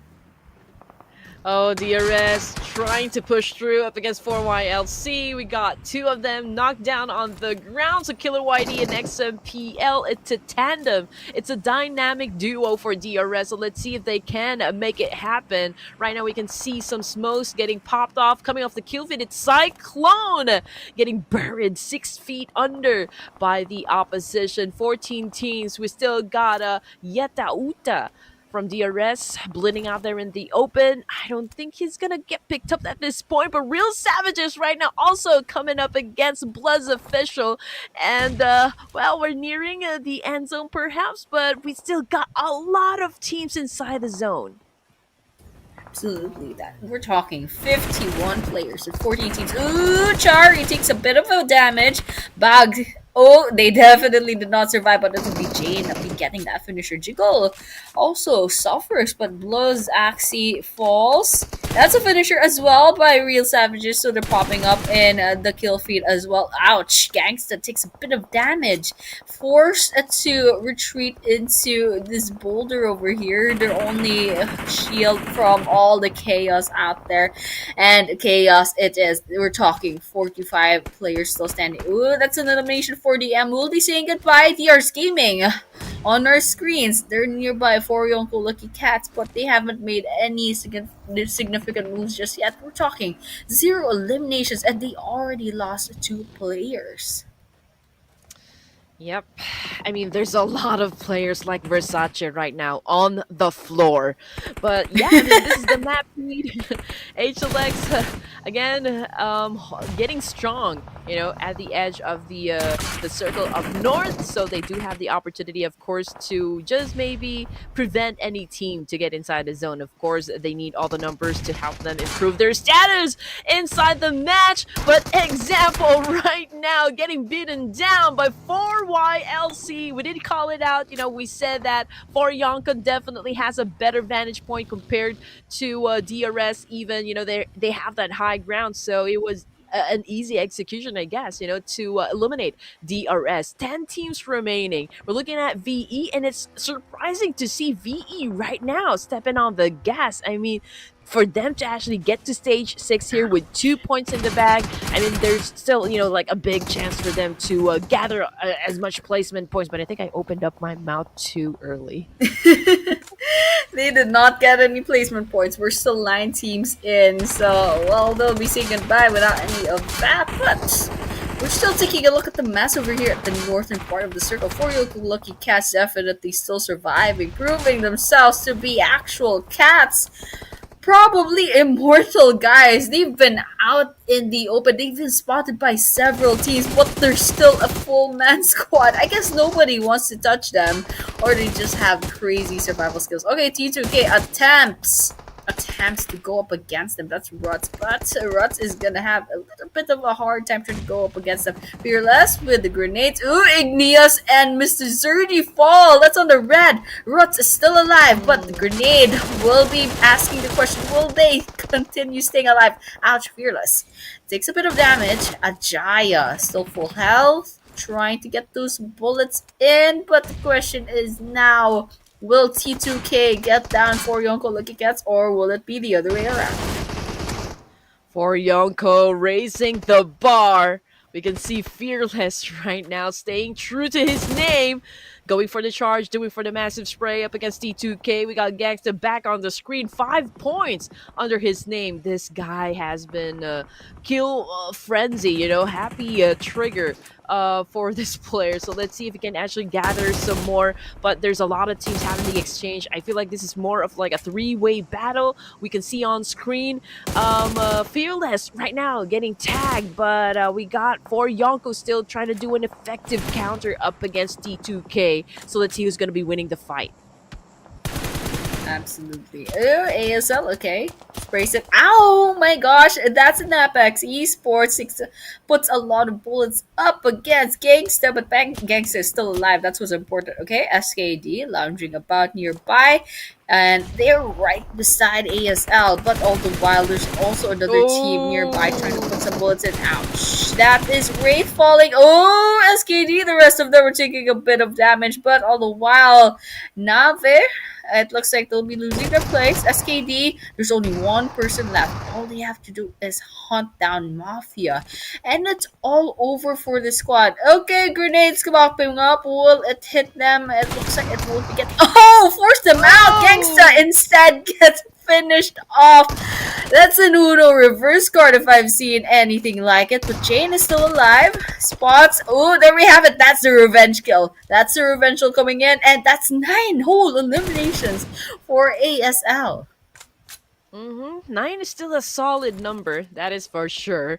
6 teams remaining. Okay, HLX trying to move to another position here. They're still close with the boys of T2K. This is still going to be a 3-way battle, and I believe only one team can survive this for now. But Liquid, okay, he's pretty quiet. He's not moving a muscle over here, not really compromising his location just yet. So I'm not even sure, if Yonko knows exactly if like there's a player just waiting for them, to expose themselves, and that could be catastrophic for them as well. Tribe AEROMACY right now.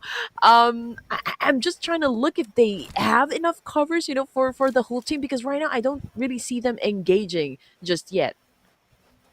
Yeah, man, Tribe AEROMACY, they already have 7 eliminations, which is a good thing, and they're still surviving with 3 eliminations, so that's pretty good. But NEPX, it's another story. It's still 1 elimination, and they definitely need those skills if they want to be consistent, is consistently hold on to that rank number 1, because everyone else will be trying to climb up all the way to where NEPX is, and even further than that. But on the other hand, for Yonko Lucky Cats, they've also had a really good round right now. Okay, Crosshairs out with Precious being spotted.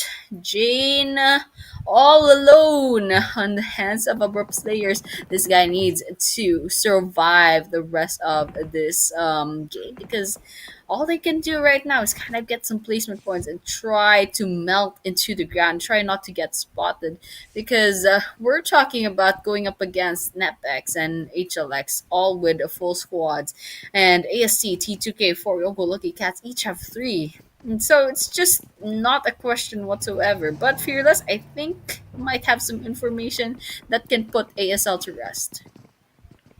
Yep. I mean, Jane obviously focusing on longevity over here. He needs to make sure that he can finish maybe third, second place for this round.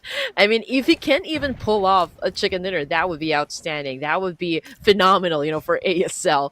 But imagine, we're already at stage 8 here, and we still got 6 teams. So, I mean, this is really a crowded circle. Everyone's really taking their sweet time over here. Nobody wants to make a rush decision.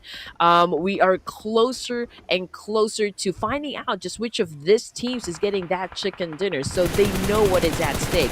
And then we can see Rig right now getting angry with that spray up against Fearless. And you know what? I never thought Fearless gonna survive this, but yeah, I mean, he's alive and he's kicking over here up against Tribe AEROMACY. So I guess he survived, that quick pickup. And that's picking up if I see it anywhere. But for Yoko, look, he gets Rig.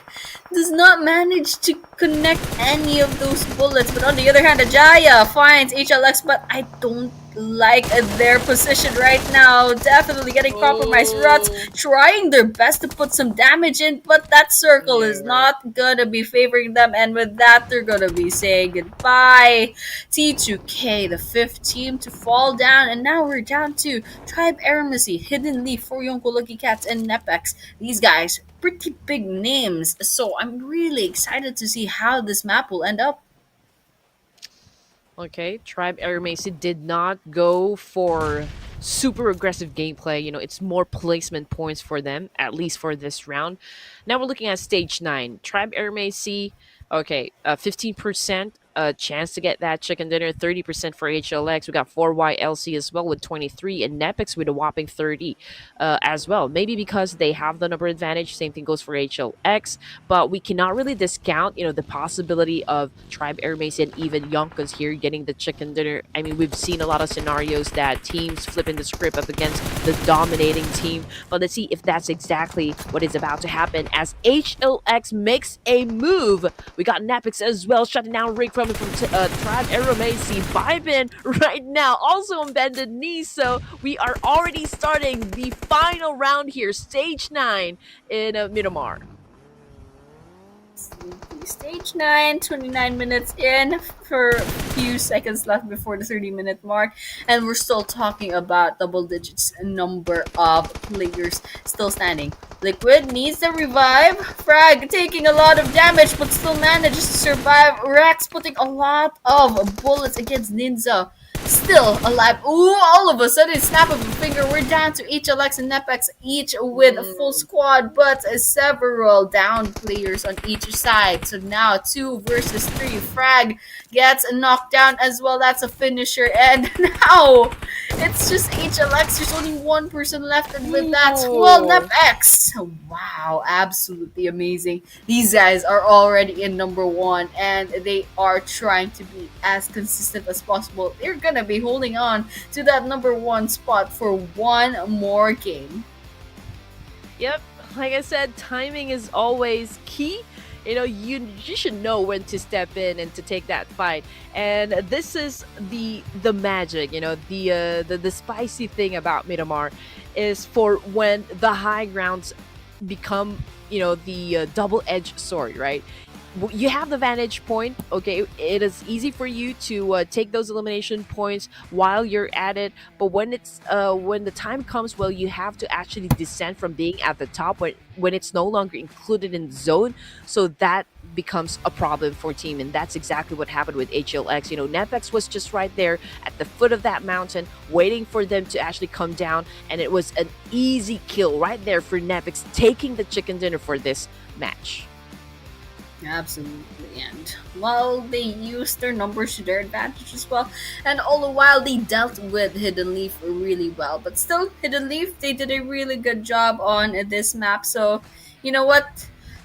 In contrast with the first map, there were some teams that were kind of surprised. There were some dark horses that pulled through. But the second map, there were big names, and it ended with the biggest name so far in this overall standing. NEPX, 9 eliminations, and that's 5 eliminations for Rex, 3 for Domain, 1 for Claw, and 0 for Precious. Decent amount of damage coming in for each of these players as well. With that, totaling to 1.8k damage and 8 knockouts. So those are the stats for NEPX, and well, we're all for it, but the question is now, how does the overall standings look after this? But I guess we're going to be looking at other assets, and of course we're going to be seeing how the other teams fared in this one map, because I'm sure there's a lot of big names that put put a lot of points on their leaderboards for themselves for this particular map. Ooh, I can already feel, the tension from the top four teams in the overall ranking. Okay, let's take a moment to appreciate Lucifer coming from VE, again, the king of the underworld. 287 meters right here, longest distance elimination. Match standings, everyone, if you just tuned in. NEPX again, finishing at the top with 19 points in total. We got YONKO coming in at second with 14, 11 for both AST and ASL. And as for DRS, ooh, this is got a dent on their score here. 4 Death Machines and even MAKPEN, SDMZ, all went out from this match empty-handed. Absolutely. And well, DRSC did get picked off quite early. So it's kind of like the same story as the previous map with Tribe AEROMACY. They got picked off quite early without any eliminations in the bag. So it's kind of like a give and take. But the important thing is DRS holds on to their number 2 rank. But all the while, NEPX Esports manages to get a 21-point lead against them. So with that, BLUZZ official still at number 3, 102. Tribe AEROMACY is slowly catching up, but still on the other hand, they're still at number 4.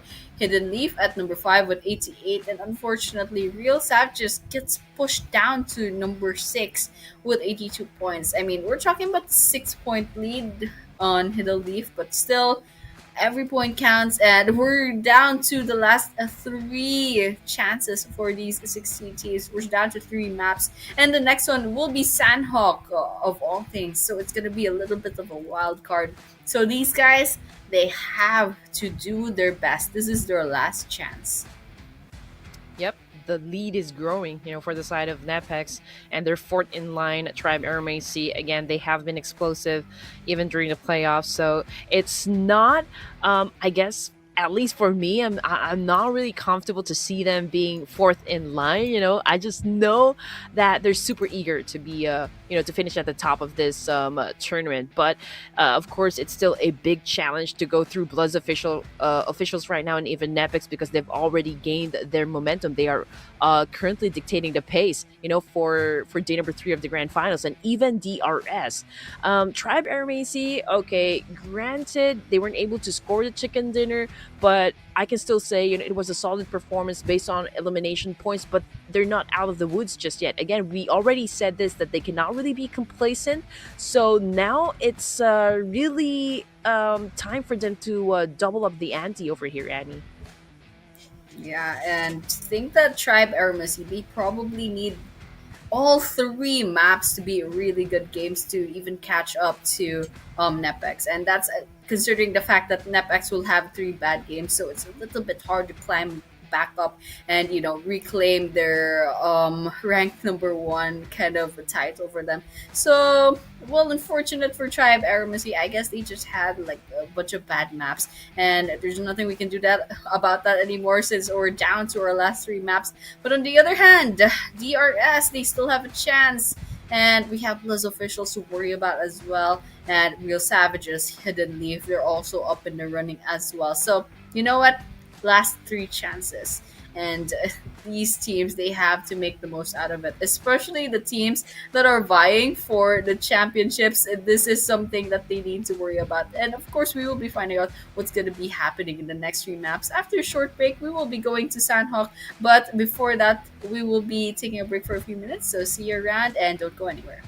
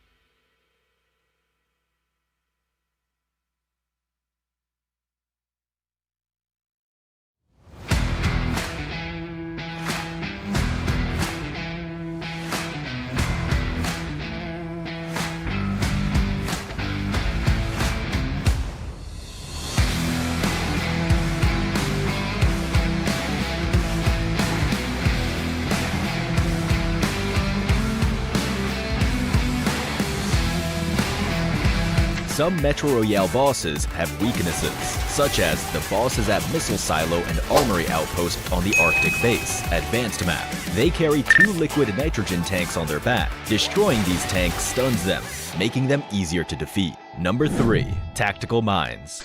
As you all know, approaching a tactical mine will set off an explosion that blinds you or unleashes poison. However, if you discover an enemy tactical mine in advance, you can fire at it to destroy it. On the other hand, when it comes to using tactical mines, you want to place them where the enemy is guaranteed to walk. Even if they discover the mine, the shot they fire to destroy the mine will alert you of their approach. Number 4. Minecart Tip. When using a minecart solo, the fastest speed you can reach is 43 kilometers per hour. When you have a teammate with you, you can ride the minecart together and achieve even higher speeds. Number 5. Climbing Tip. If you're ambushed by enemies while climbing a ladder, tap the jump button to land back on the ground for a quick retaliation and avoid getting caught out mid-climb. Metro Royale has even more secrets, such as destructible lights, which can dim the environment. There's still much more to discover. That's all for this Metro Royale guide. See you next time.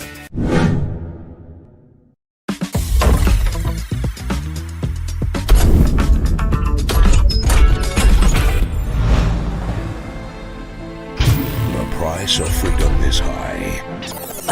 Sorry. This line needs more drama, more tragedy. It needs... The price of freedom is high, but it's a price I'm willing to pay. Get the airdrop! Charge! Sorry. This is not the end. Retreat! Retreat? How disappointing. It's gonna cost a lot. Excellent work. I am Optimus Prime. You're ready to fight for our future. Form up on me. You are a fool, Optimus. You are either with me or against me. I am Megatron, leader of the Decepticons. This ends now, Megatron. One shall stand, one shall fall.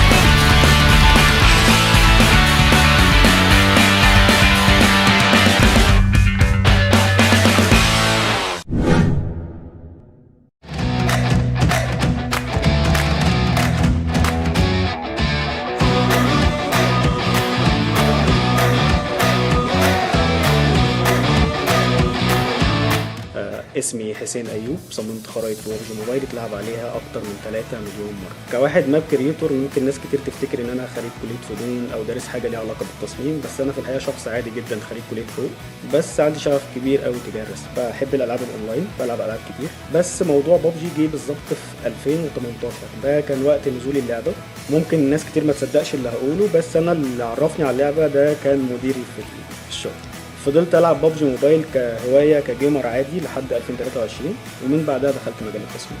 انا كنت وما زلت واخد الموضوع كهوايه، ما كنتش اعرف ان ببجي بتعمل مسابقات للمصممين وان في جوائز وان الموضوع كبير قوي كده.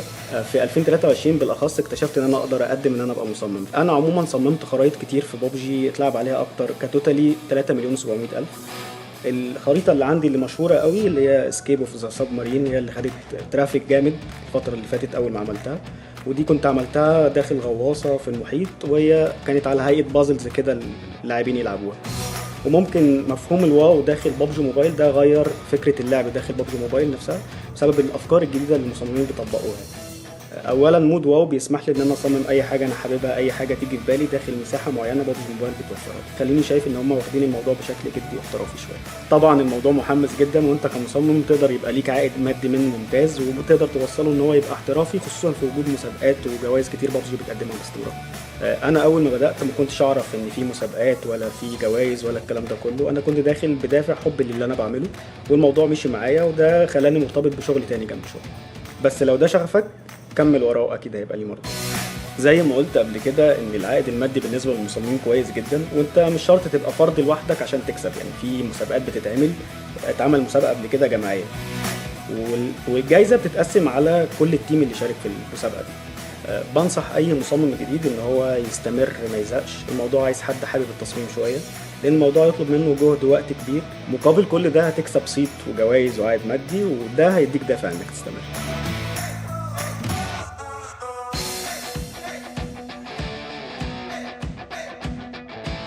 Perkenalkan, nama saya Kibo, saya berasal dari Aceh, tepatnya di kota Banda Aceh.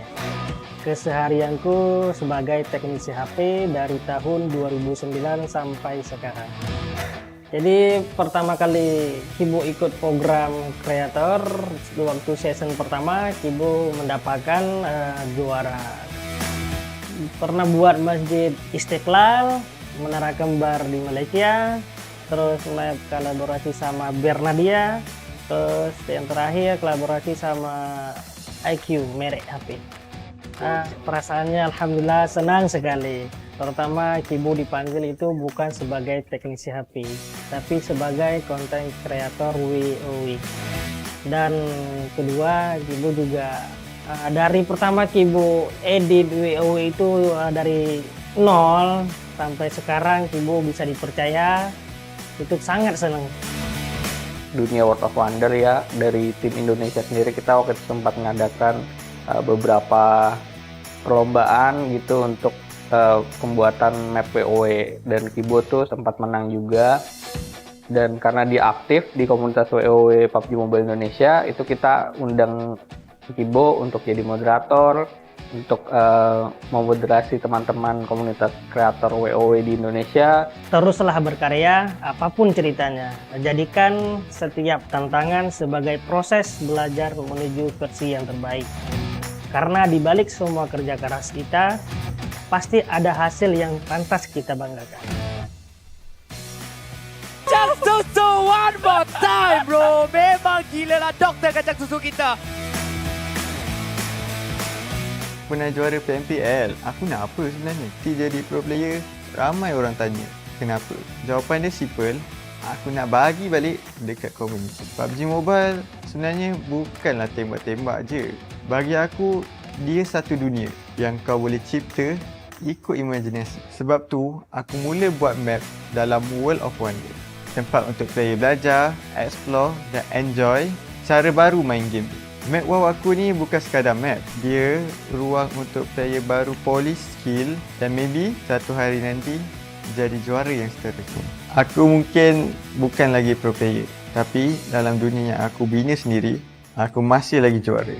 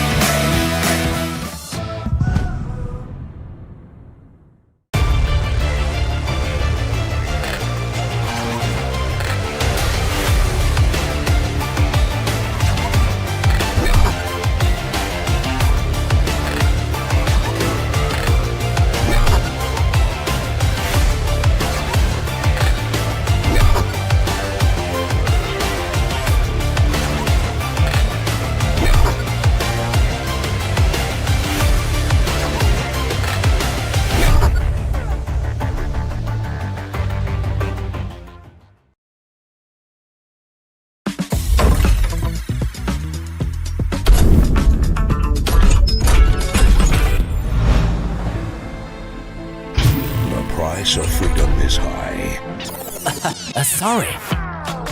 This line needs more drama, more tragedy. It needs... The price of freedom is high, but it's a price I'm willing to pay.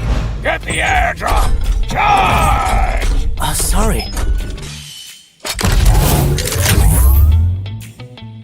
This is not the end. Retreat! Retreat? How disappointing. It's gonna cost a lot! Excellent work. I am Optimus Prime. You're ready to fight for our future. Form up on me. You are a fool, Optimus. You are either with me or against me. I am Megatron, leader of the Decepticons. This ends now, Megatron. One shall stand, one shall fall.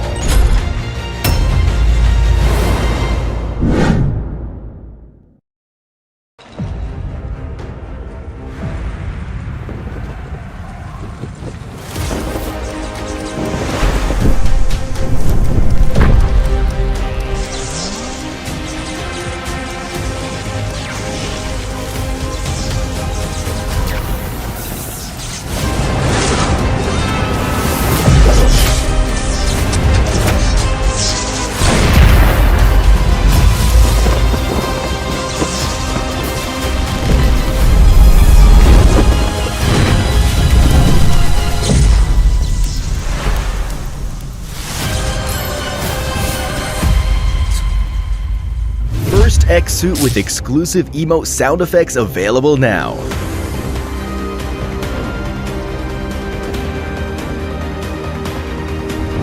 Matches the Dragonborn Wings glider, the first two-player glider. Valor's Requiem AWM arrives. The finish's exclusive Switch firearm animation and Inspect emote are sure to turn eyes on the battleground.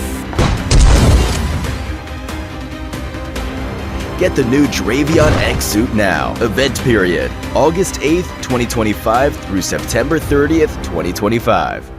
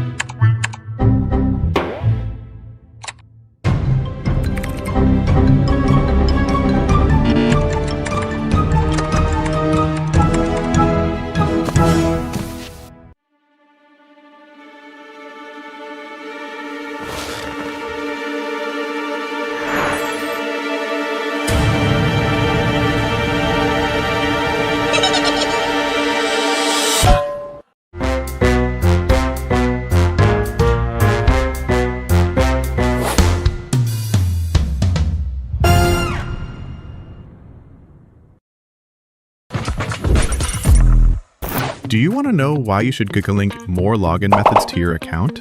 If your designated login method stops working or your social media account gets hacked, you won't be able to log into the game and could even lose your game account entirely.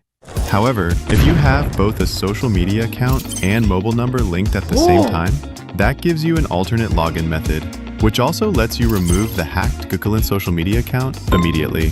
To keep your account secure, please link a mobile number and email address in addition to your social media account. The first time you link a mobile number or email, you'll also get a reward. So there's no reason to hesitate. Add more Gukulinko login methods now and secure your account.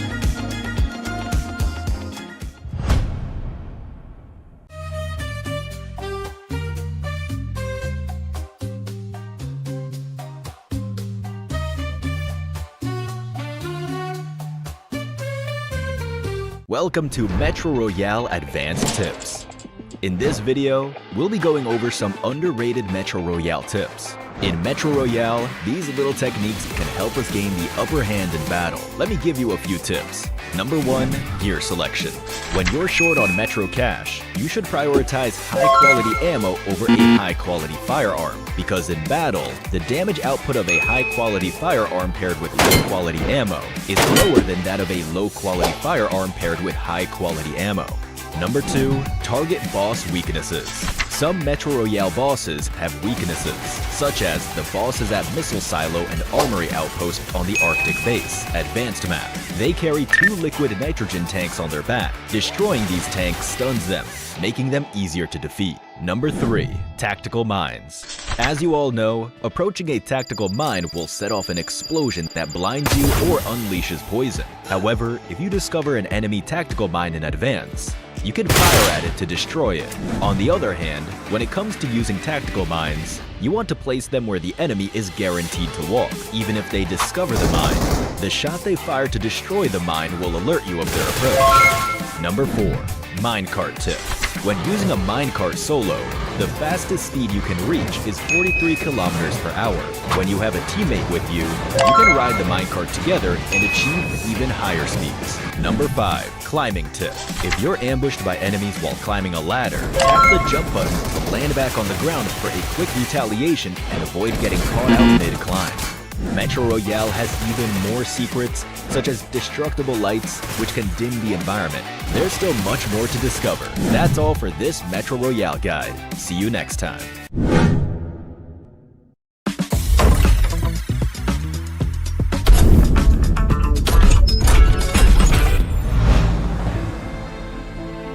The price of freedom is high.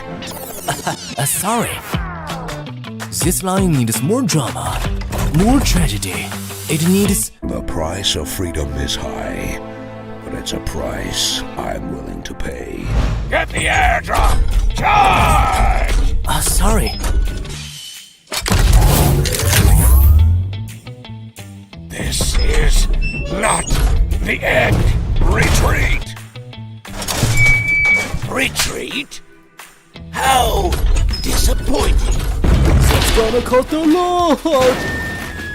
Excellent work.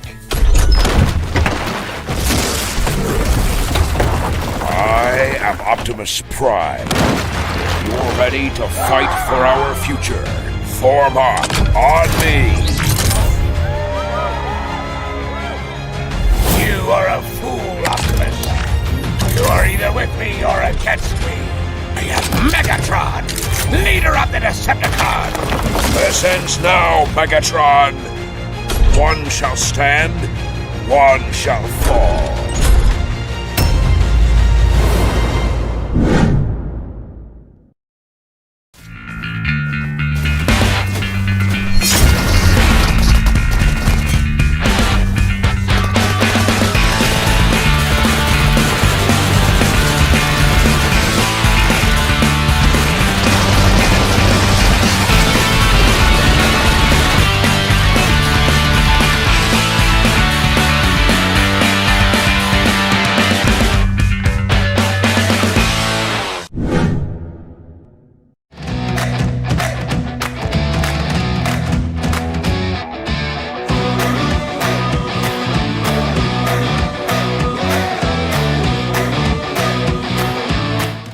اسمي حسين أيوب، صممت خرائط ببجي موبايل اتلعب عليها أكتر من 3 مليون مرة. كواحد ماب كريتور ممكن ناس كتير تفتكر إن أنا خريج كلية فنون أو دارس حاجة ليها علاقة بالتصميم، بس أنا في الحقيقة شخص عادي جدا خريج كلية حقوق، بس عندي شغف كبير قوي تجاه الرسم. بحب الألعاب الأونلاين، بلعب ألعاب كتير، بس موضوع ببجي جه بالظبط في 2018.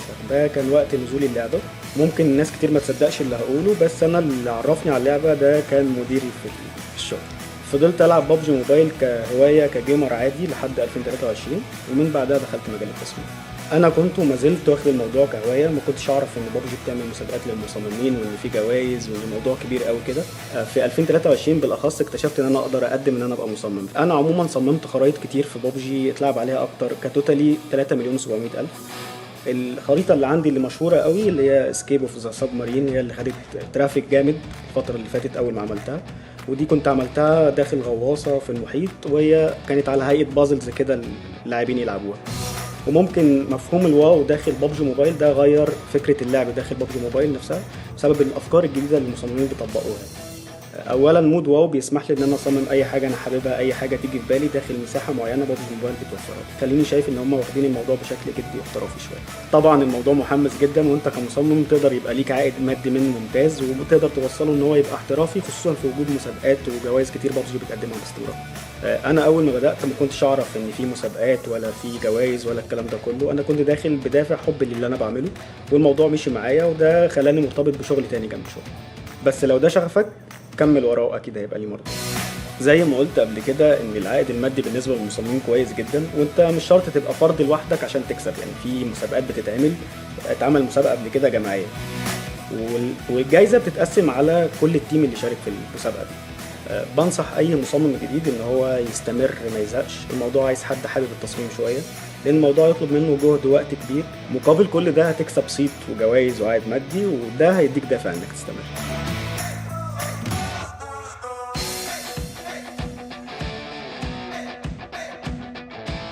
Perkenalkan, nama saya Kibo, saya berasal dari Aceh, tepatnya di kota Banda Aceh. Keseharianku sebagai teknisi HP dari tahun 2009 sampai sekarang. Jadi pertama kali Kibo ikut program kreator, waktu season pertama Kibo mendapatkan juara. Pernah buat masjid Istiqlal, Menara Kembar di Malaysia, terus kolaborasi sama Bernadia, terus yang terakhir kolaborasi sama IQ merek HP. Perasaannya alhamdulillah senang sekali. Pertama Kibo dipanggil itu bukan sebagai teknisi HP, tapi sebagai konten kreator WoW. Dan kedua Kibo juga dari pertama Kibo edit WoW itu dari nol sampai sekarang Kibo bisa dipercaya. Itu sangat senang. Dunia World of Wonder ya, dari tim Indonesia sendiri kita waktu itu sempat mengadakan beberapa perlombaan gitu untuk pembuatan map WoW, dan Kibo tuh sempat menang juga.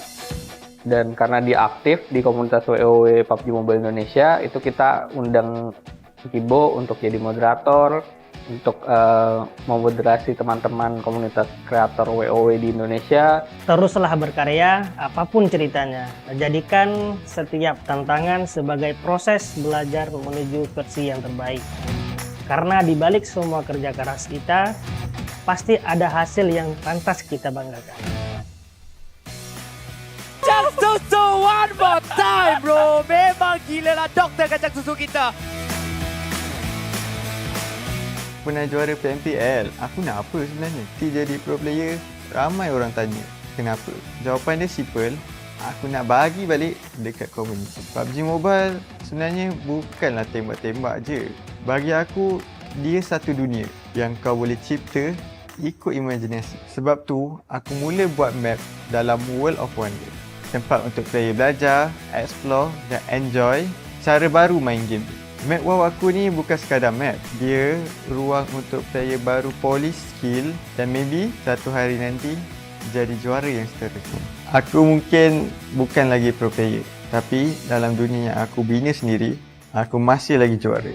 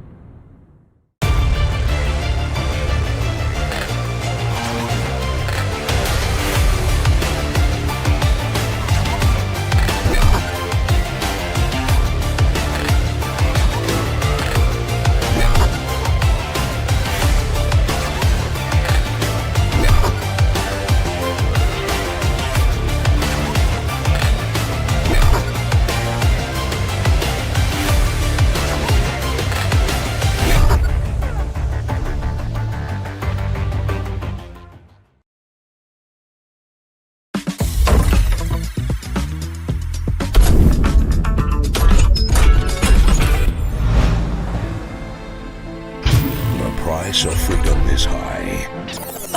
Sorry. This line needs more drama, more tragedy. It needs... The price of freedom is high, but it's a price I'm willing to pay. Get the airdrop! Charge! Sorry. This is not the end. Retreat! Retreat? How disappointing. Gonna cut the Lord! Excellent work. I am Optimus Prime. You're ready to fight for our future. Form up on me. You are a fool, Optimus. You are either with me or against me. I am Megatron, leader of the Decepticons. This ends now, Megatron. One shall stand, one shall fall.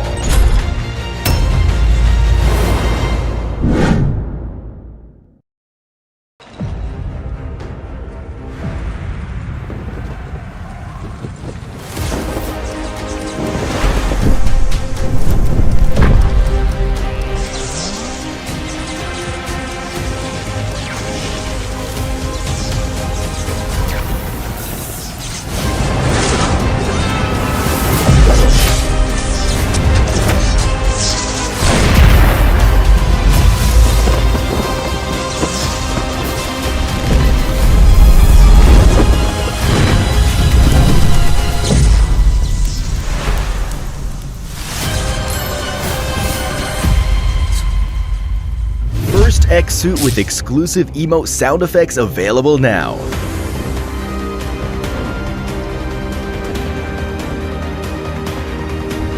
Matches the Dragonborn Wings glider, the first two-player glider. Valor's Requiem AWM arrives. The finish's exclusive Switch firearm animation and Inspect emote are sure to turn eyes on the battleground. Get the new Dravion X suit now. Event period, August 8th, 2025 through September 30th, 2025.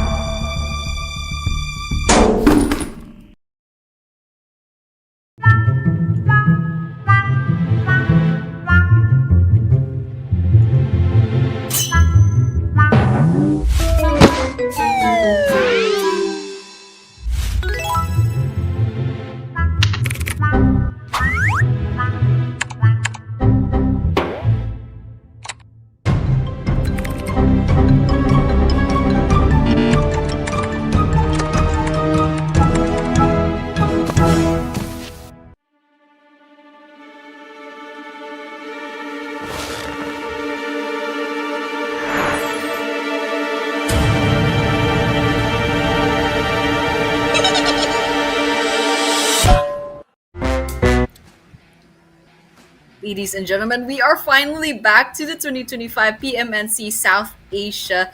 This is day 3 of the grand finals, and once again, this is gonna be map number 3, the third to the last chance of these 16 teams to prove themselves worthy of the trophy. And once again, we are your casters. I'm Annie, and Red Queen is with me. So, what did you think about the first 2 maps so far, Red Queen? I just know it's getting tighter and tighter now, Annie. NEPX slowly building their foundation at the top. You know, they can't slow things down as well. They cannot let any opportunity to any teams to outgun them, you know, at this point in the competition. There's just really too much at stake here now for NEPX. You know, as for Tribe, they have got to transform. BLUZZ officials also looking hot at the moment. So I just know that it's gonna be more aggressive as soon as we drop into Sanhok.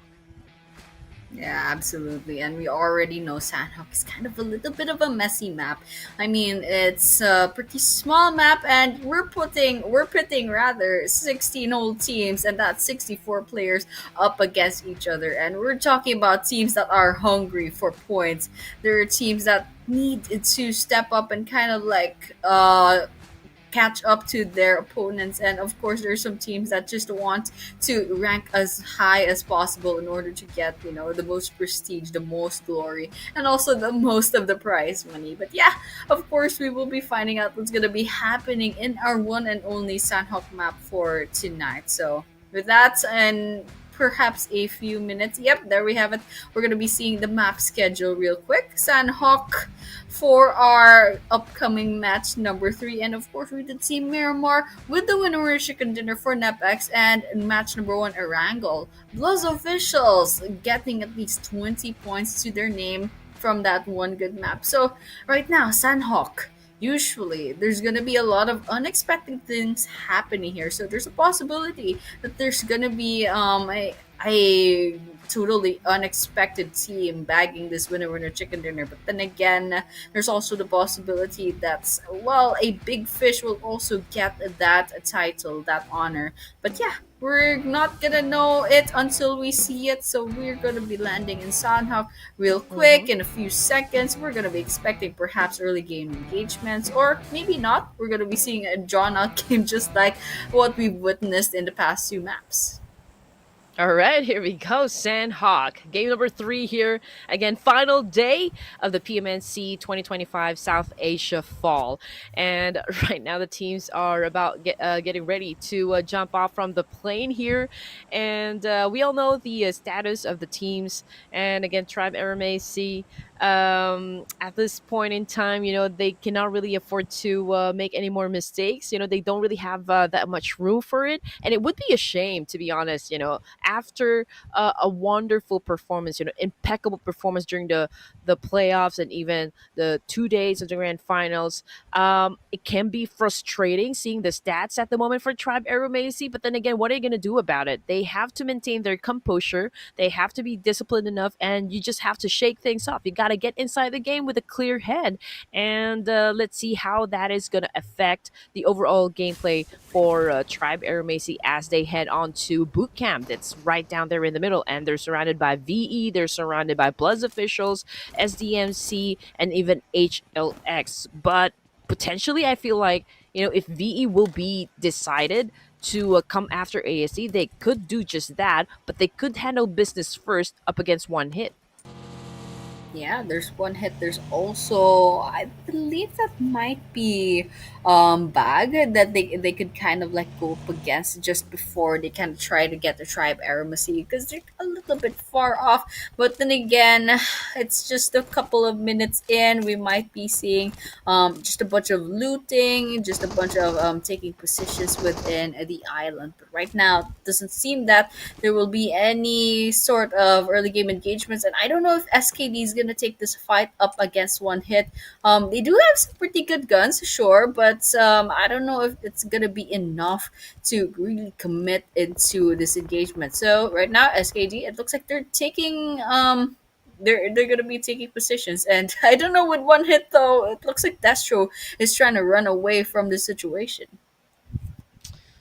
Who's gonna get the last villa here in Paradise Resort? Is it gonna be SKD, or is it going to be One Hit? Wraith right now just looking at the window and just waiting for anyone to actually come across his line of sight. But it's Nodzu right now with the first blood, taking his first elimination point in the game.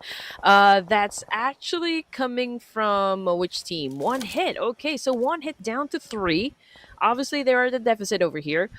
Raid is just really waiting, for someone to get within his line of sight, and he will definitely seize that opportunity to take down someone. Unfortunately, though, for Doom, probably met his doom at the moment, as he has been sent back to the lobby as well. Wraith is just wraithing basically, and well, we're watching out for One Hit. They are trying to put on some bullets, but it's not gonna be hitting towards the area of SKD. I guess there's someone up there up north that they have to worry about. Then again, we're talking about Paradise Resort. It's one of the hot spots in Sanhok, and I just saw T2K kind of lounging about with a vehicle towards the northeastern side. Yep, there we have it, SKD. There's C2K nearby, potential third party. Okay, Pekka putting in some bullets, but it's not gonna be hitting anyone. not even any chip damage, just kind of blind shotting this building. But unfortunately, one hit cell already gotten away, and so we're gonna be seeing Pekka kind of relocating themselves. But SKD already with 2 eliminations, not bad. They got one from one hit. They also got one from Nave, I believe. And well, it's going well for SKD. Let's see if they'll keep up this momentum, keep up this consistency all throughout the map. Yeah, it looks to me like they had a change of heart. You know, one hit stepping away from that clash. I guess they weren't ready just yet, or perhaps they feel like they needed to back away for now to live to fight another day. So perhaps we can see them engage later on. Probably looking for a place out there to chill for a while. While Hidden Leaf Esports right now, complete squad.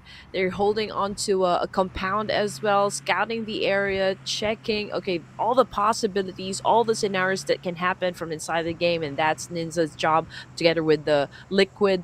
But as for the other teams here, I feel like everyone is, again, just getting everything they need first. They have to complete their attachments to make sure that everything will work out just fine when they use their guns. AKM, I just used that was I just saw that was picked up by Igneous moments ago, and you just know how hard to control the recoil for that gun. Absolutely, and well, it's something that they'll have to worry about. But we're just gonna be keeping our eyes out for the map. Trying to see if there's gonna be any more engagements. Because after that, okay, there we have it. T2K and MAKPEN. Ooh, MAKPEN joins the fray, and they find T2K as well. Mr. Zerdy is gonna be finished off. Oh, ouch! That's a lot of damage going into MAKPEN. Oh, drag falls. Igneous takes a lot of damage. Okay, MAKPEN's definitely fighting back, but Drac is a fallen, and Igneous is quite low on health, but there's still a chance. Okay, there we have it. Drac is gonna be finished off. I think MAKPEN kind of expected that, and well, there's several other players right behind this tree. Okay, we have Ajaya trying to come in closer, and there's a grenade cooking in MAKPEN's hands. Okay, throw in, but they're not gonna be there. Just kind of 1 versus 1 behind this boulder. It's gonna be Ajaya that's gonna be getting the knock, but they find Uncle. They want this kill in the bag before they finish off Krabacht. So we're just gonna be waiting up, seeing what the fate of MAKPEN is gonna be right now. Again, for MAKPEN, nothing has been changed. They keep getting into fights here. Obviously, for T2K Esports, they definitely caught them off guard. They weren't expecting a fight to happen. That's why they're a little bit exposed. They're trying to get into the vehicle, but they're completely unaware of the situation that T2K just right up behind them. So that was a major backstab up against MAKPEN, and now they're paying for it. MAKPEN losing some members here. They are getting pressured by T2K. Igneous actually continues to go for that charge. He actually traded his AKM with an M416 here for better stability, I guess, to go for those mid to long range fights. We got Igneous just trying to scout, looking for those players, but Yeti right now stepping away from that fight. Yeah, and I love the tale that ASL Jane has over here, and it's pretty entertaining. But ABRUPT players are kind of just taking this part of the map and kind of just lounging about, trying to see if they can find any stray kills. But all the while, there's something popping up in the kill feed. It looks like NEPX and SKD kind of find each other. T2K and MAKPEN. Uncle finally falls by the hands of Ruts. Igneous still in the blue zone, getting eaten up as the SKD rather. On high ground, Rex trying to see if they can get a closer look at their opponent's grenades coming in, but Domain will be so nearby Mafia. They're so close to this one kill. Okay, grenades coming in. Will it finish off Mafia? That's the question. It doesn't seem to be that way until now. Domain claims that elimination for themselves. Okay, we are playing at a different pace here. Obviously because, this is the smallest map, so teams are right now colliding up against each other. So this is a very different energy coming from games 1 and 2 here. So it's a great thing. NEPX Esports right now slightly stepping on the gas and turning their aggression up a notch here. We can see Domain trying to make a move here up against the opposition, looking for the right angle here to shut down a pick, but can he find it? We can see Smokes actually being popped popped off, but you know what? From behind, it was another player. It was Wraith that took a major hit. Same thing goes for Nontu. So Pekka right now probably sweating bullets over here as Domain charges in, and here comes the dance off. Pekka getting some damage. Domain feeling so confident, so courageous right now with a shotgun in his hand with SLK. Both of them very low in HP, but it's a 2v1. And what an outcome. NEPX Esports right now just eliminated a team inside the game. Stage 2 here in Sanhok. I love what NEPX did right there. That is a strategy, and that's just using the squad to your advantage. That's chemistry, that's communication. I really love what NEPX did, and they bagged 4 points just from that, so they totally deserve it. But on the other hand, Nave finds a one hit. One hit is still alive even after all this time. I mean, they already had trouble in paradise, quite literally, and Nave finds them once again. And well, we're not seeing anything knocking down by the hands of one hit or Nave. So you know what? Everyone's just gonna chill down. But on the other hand, NEPX, they're still alive. Already 4 eliminations. But they are out in the open, but they're not going to be running into anyone just yet. So I guess they're going to be staying here unless they get some sort of vehicles or kind of try to go up in another place. But they are not going to be safe for long. They need to rotate into the circle. So let's just see what their plan is going to be later on. Okay, so strong start, I can say, for NEPX and T2K, 4 points in the bag now. So they are really taking care of their lead, in the overalls. 131 to 106, DRS coming in at second place. Right now, we are not really feeling the presence of DRS just yet. No sign of them. They're probably staying in a secluded place in this island. So we'll probably feel their aggression later on as we head towards the latter stages of the match. But in the meantime, we're looking at VE and Doom again, already out of the game here. So it's just Lucifer, Susti, and Jimmy right now playing for VE. And this is also like one of those teams that kind of really struggled, from all the days of the grand finals. But it was amazing. I think, everyone was saying that they also did good, during the playoffs. But then again, we also said that, the grand finals is going to be a different beast. So you definitely need to level up your strategy, level up everything, because that's exactly what the other teams are doing. And just like right now, Rig going in for the charge all alone, looking for the backup. That's a 3v1, so it could be overwhelming for him. Right now, he's facing the ground, and it could be a little tricky, for the side of Tribe to pick him up at this point. And that's a confirmation. Rig out of the game. I'm not sure about what Tribe AEROMACY is trying to do over here. I mean, they're so out in the open, and for YONKO Lucky Cats, I don't know if they had the information that, for YONKO Lucky Cats is over there, because they kind of just marched forward and no cover whatsoever. And now they're all that's left of their team is gonna be Delta hiding behind the bowler. I don't know what's up there, but Bybin falls. But on the other hand, Zoro gets that revenge kill, and they can even go ahead and give this revive to Bybin. So ASC pretty much walked away with absolutely nothing, and this is just gonna be a huge disadvantage to their part. I mean, we're talking about them having 2 last chances, but over here, Biambi very low on health, still trying to get this 1v1, still gets out alive. That's absolutely insane. Biambi gets the last laugh on Joker.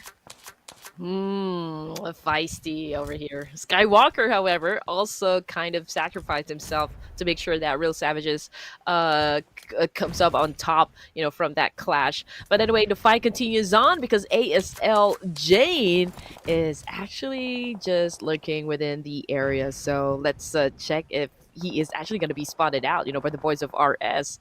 But I'm pretty sure that he wouldn't want to compromise his location. Of course, he would want to just to stay on being alive up until, the last stages of the match, just so he could probably get those placement points. But we got a YONKO back on the screen here, close with HLX. This is a fight that is about to go down. Absolutely, and we're all up for it. Hidden Leaf. I mean, they're staying hidden for now.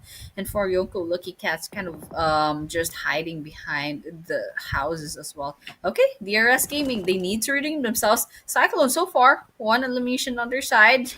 and they still have a chance to try to overtake NEPX, depending on how these two teams perform in the next three maps. So they're still up in the running, so that's what's good for them. And BAGH is nearby. I don't know if Cyclone has information because they pretty much just walked out in the open, and BAGH at any time could have just shot them down. But I suppose Ooh. they don't really know where they are. Okay, okay, Cyclone, very interesting strategy. I don't know what they're doing. It's kind of like going in and out, trying to draw them out. But so BAGH is moving. Let's see what they do about that. Cyclone still on their feet, kind of just scouting up the area, giving information to the rest of their team. This is a peculiar circle over here. I mean, imagine having two portions of the island and a river in between. So, oh, that's gotta be tough for everyone. I mean, we got limited space, so I mean, if there's a team going up, there's a team that will be pushed further down. So let's see what's going to happen next. As NEPX Esports right now trying to get into position here to get inside the zone, but VE right now taking a lot of damage. Same thing goes for one hit. NEPX Esports continues to dominate, but not just up against one team here. It's two.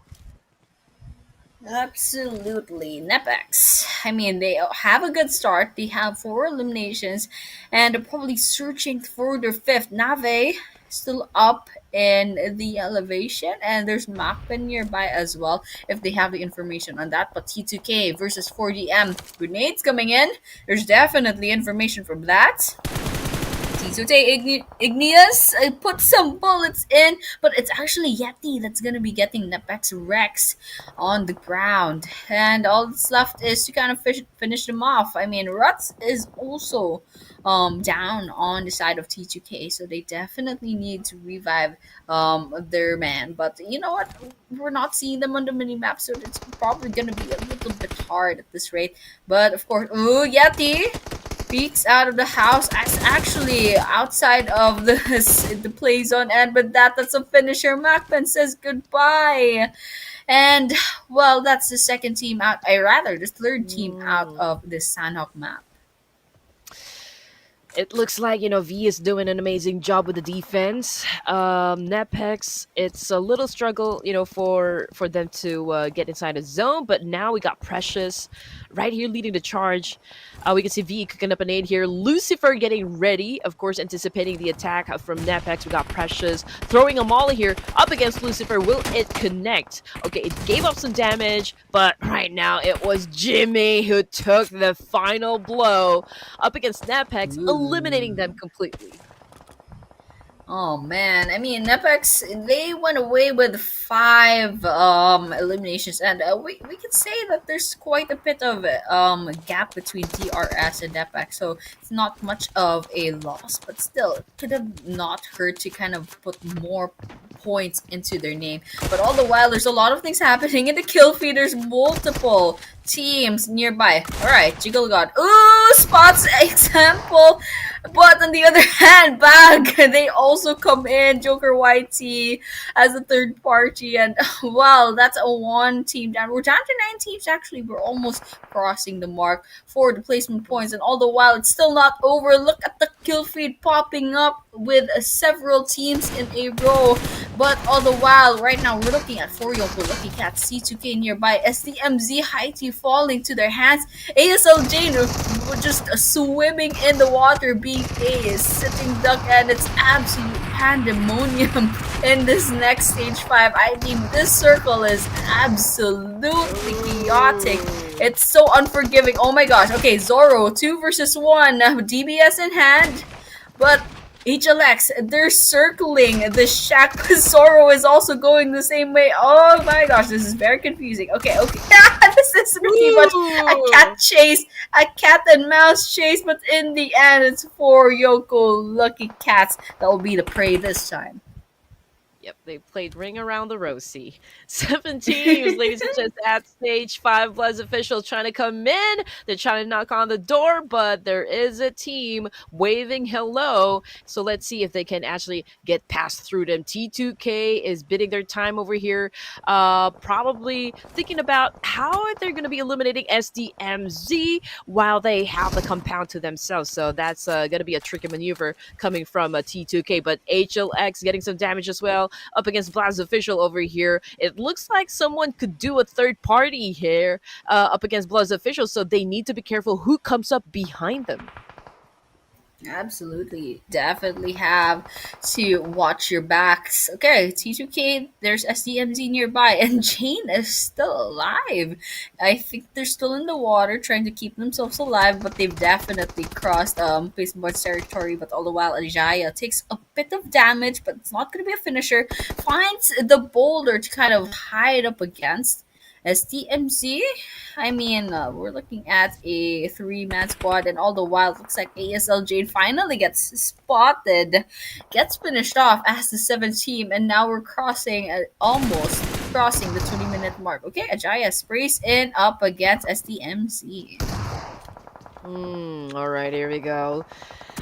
Carnage had already begun here. Agent, oh, that's a substantial hit, you know, substantial damage, and now he's down on the floor. We got Ajaya taking the moment in. He needs to recover from that huge damage over there to stay in the play. We got Master Zerdy taking out the equation. Ignis making a move for himself at 12K in his hands right now.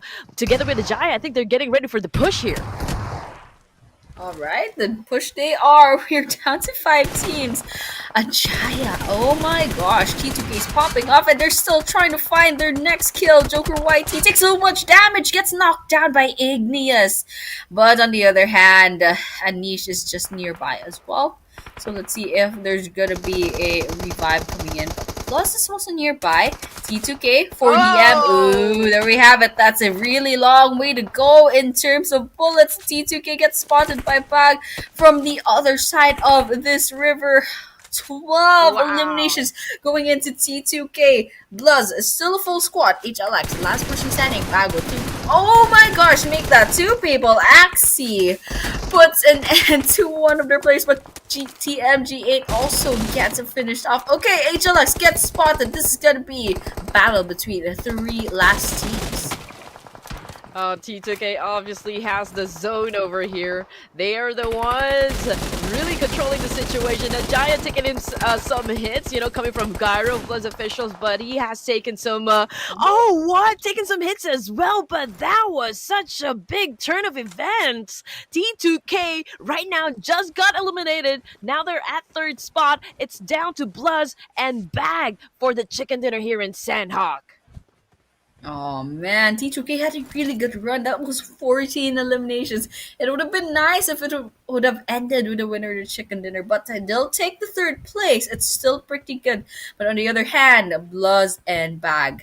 BLUZZ already had the glory in map number 1. BAGH, I mean, this winner of the chicken dinner could definitely help them out on the leaderboards. So let's just see how this is gonna end up. They're still not equal footing. More or less the same kind of health. Okay, Gyro drops down and Hitu couldn't do anything. They're still in the water. It's gonna be a little bit hard. Okay, Gyro shooting at the water. Can't quite catch Okay, Gyro. Okay, that's interesting. BAGH is actually gonna be the one bagging this winner chicken dinner. That's absolutely insane turn of events. They're just in the water and they still won. That's a crazy kind of strategy coming in from BAGH Esports. Absolute cinema. That was something else. You know, that was the surprise at the end. We weren't really expecting the BAGH Esports will be the ones to get the chicken dinner here. I mean, obviously they're in the waters. They had no chance whatsoever to pull out their guns, but it was a miraculous play, you know, outsmarting their opposition here and getting the job done. So that was an extraordinary play coming from BAGH. Absolutely. I mean, I completely agree with you right there. These are the masterminds of the winner chicken dinner. BAGH Esports getting that win. I mean, I really thought that BLUZZ official had this. But all of a sudden, it's BAGH that appeared as the winner chicken dinner winners, and just taking so much damage and kind of, I don't know, turning the tables around. And well, we're all up for it. BAGH definitely deserved that win, but there's still a lot of notable teams that kind of proved themselves during this map. And well, Sanhok's pretty messy, but still, a lot of points were taken by several teams that definitely needed them, and BAGH is one of them. And with that, 10 eliminations, and wow, Joker YT with 775 damage. Well, it's no joke. That's exactly why BAGH gets this a winner in the chicken dinner, surviving all the way up to the last minute in Sanhok. He's probably asking everyone right now inside the lobby, why so serious? 5 elimination points. That is the most number of kills here for the team. Joker YT making a name for himself, you know, with 775 damage dealt inside this match. This is a great chemistry altogether. You know, they're not really so effective just yet in terms of like how they're winning their gunfights, you know, from inside the games. But this is again a wonderful play coming from BAGH. Hopefully they can continue on with this kind of energy, with this level of aggression, you know, towards the end of this tournament. So let's see if they can deliver as well. But BAGH Anish right now bagging 390 meters over here as the longest distance elimination point as well. And that's pretty interesting because this is Sanhok. It's a small map. You'd expect that kind of stats to show up in Miramar, but no. We see this in Sanhok. We see this from the winner chicken dinner team. That's BAGH getting 20 points, but look at T2K. It's just trailing behind with just a 1 point gap. That's 19 points from this match number 3 and day number 3. BLUZZ having 12, which is pretty good. They had a good map number 1 and good map number 3, so this is definitely gonna be helping them out in the leaderboards, and that just makes me a little bit more excited to see how the overall standings gonna look after all these points. So there's several big teams that kind of walked away with almost nothing. So AST with 0 once again, DRS with 2. Which else? I mean, we have Real Savages with 4. It's still not bad. NEPX with 5. They could have done better, but unfortunately they got picked off quite early. Look at that. BLUZZ officials dethrones DRS Gaming. Oh, man. Oh, this is getting crazy, to be honest. Okay, NEPX Esports, so this is quite a good lead, you know, in the overall standings, considering the fact that we're almost halfway through day number 3 here. Again, the final day for the grand finals. BLUZZ officials dethroning DRS at second place. That is a lot, 114. But, you know, DRS Gaming can have an explosive gameplay, you know, in the next match. They could probably still dethrone NEPX at this point, but you know, they're running out of options, they're running out of time. They have to do what they need to do in order to dominate, and I can pretty much say the same thing, you know, when it comes to Tribe AEROMACY. I mean, I feel the tension, you know, I feel the pressure, especially for Tribe, because again, they were so consistent during the playoffs, and we're looking for that consistency right now for day 3 of the grand finals. Yeah, I absolutely agree with you right there. I don't know where it went. This is like a completely different team that we're watching in the grand finals. That goes to same with Tribe AEROMACY. I mean, they're still in the first page, and number 5, rank number 5 is no joke, but still they could have done better. We know what they're capable of. We've seen the playoffs, we've seen day number 1. I don't know where that team went. And on the other hand, DRS, yes, they're pretty good at day 1 and day 2, but day number 3, it's kind of a bit of a question mark.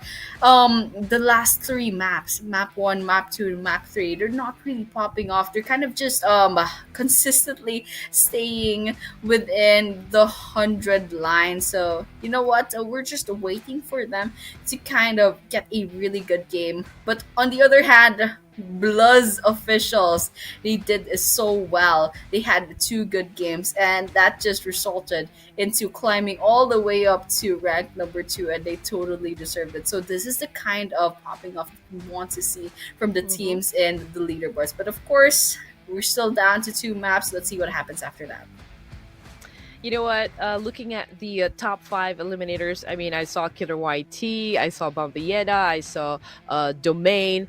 You know, PUBG for me is like being in a world of kaijus. You know, I'm surrounded by all these kaijus, and if you're not familiar with the term, it's a Japanese word that translates to monsters, and you gotta understand, you know, just how powerful they are in the game. And right now, looking at the eliminators, these are those kaijus, you know, in this tournament, showing us monstrous gameplay, skills, the talent that outshines the rest.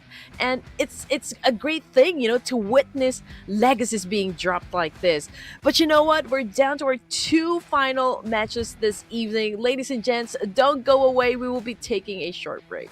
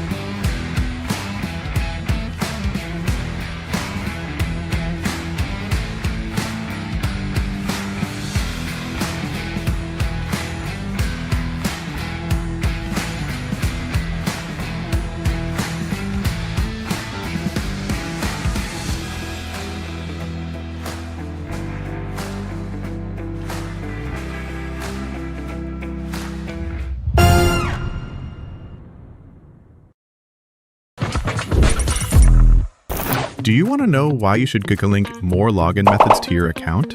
If your designated login method stops working or your social media account gets hacked, you won't be able to log into the game and could even lose your game account entirely.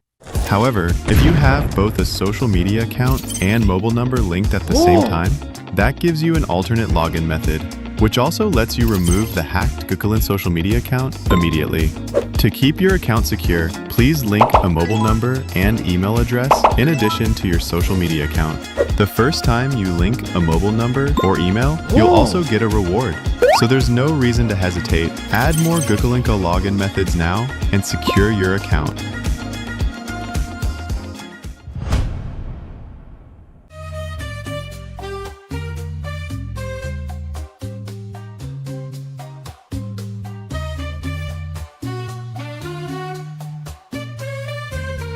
Welcome to Metro Royale Advanced Tips. In this video, we'll be going over some underrated Metro Royale tips. In Metro Royale, these little techniques can help us gain the upper hand in battle. Let me give you a few tips. Number 1, gear selection. When you're short on Metro cash, you should prioritize high-quality ammo over a high-quality firearm, because in battle, the damage output of a high-quality firearm paired with low-quality ammo is lower than that of a low-quality firearm paired with high-quality ammo. Number 2, target boss weaknesses. Some Metro Royale bosses have weaknesses, such as the bosses at Missile Silo and Armory Outpost on the Arctic Base, Advanced Map. They carry 2 liquid nitrogen tanks on their back. Destroying these tanks stuns them, making them easier to defeat. Number 3, tactical mines. As you all know, approaching a tactical mine will set off an explosion that blinds you or unleashes poison. However, if you discover an enemy tactical mine in advance, you can fire at it to destroy it. On the other hand, when it comes to using tactical mines, you want to place them where the enemy is guaranteed to walk. Even if they discover the mine, the shot they fire to destroy the mine will alert you of their approach. Number 4, Minecart tip. When using a minecart solo, the fastest speed you can reach is 43 kilometers per hour. When you have a teammate with you, you can ride the minecart together and achieve even higher speeds. Number 5. Climbing tip. If you're ambushed by enemies while climbing a ladder, tap the jump button to land back on the ground for a quick retaliation and avoid getting caught out mid-climb. Metro Royale has even more secrets, such as destructible lights, which can dim the environment. There's still much more to discover. That's all for this Metro Royale guide. See you next time.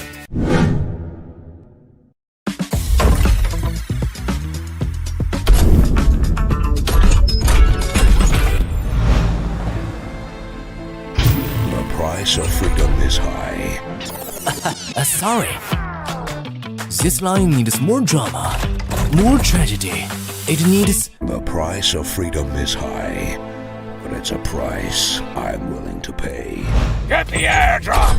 Charge! Sorry. This is not the end. Retreat! Retreat? How disappointing. It's gonna cut the load! Excellent work. I am Optimus Prime. You're ready to fight for our future. Form up on me. You are a fool, Optimus. You are either with me or against me. I am Megatron, leader of the Decepticons. This ends now, Megatron. One shall stand, one shall fall.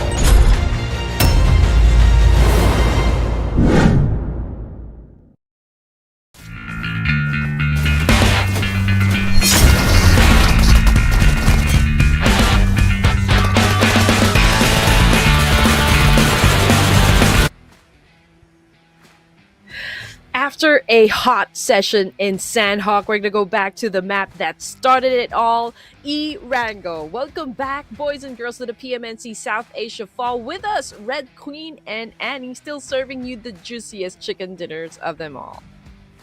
Absolutely, and I'm already getting hungry for some more action later on. We're seeing Erangel and Miramar once again, the last two maps for this grand finals, and these last two maps, they could change the fate of these teams so much. And with that, we already saw the past overall leaderboards, and there's so many things that could happen at this rate.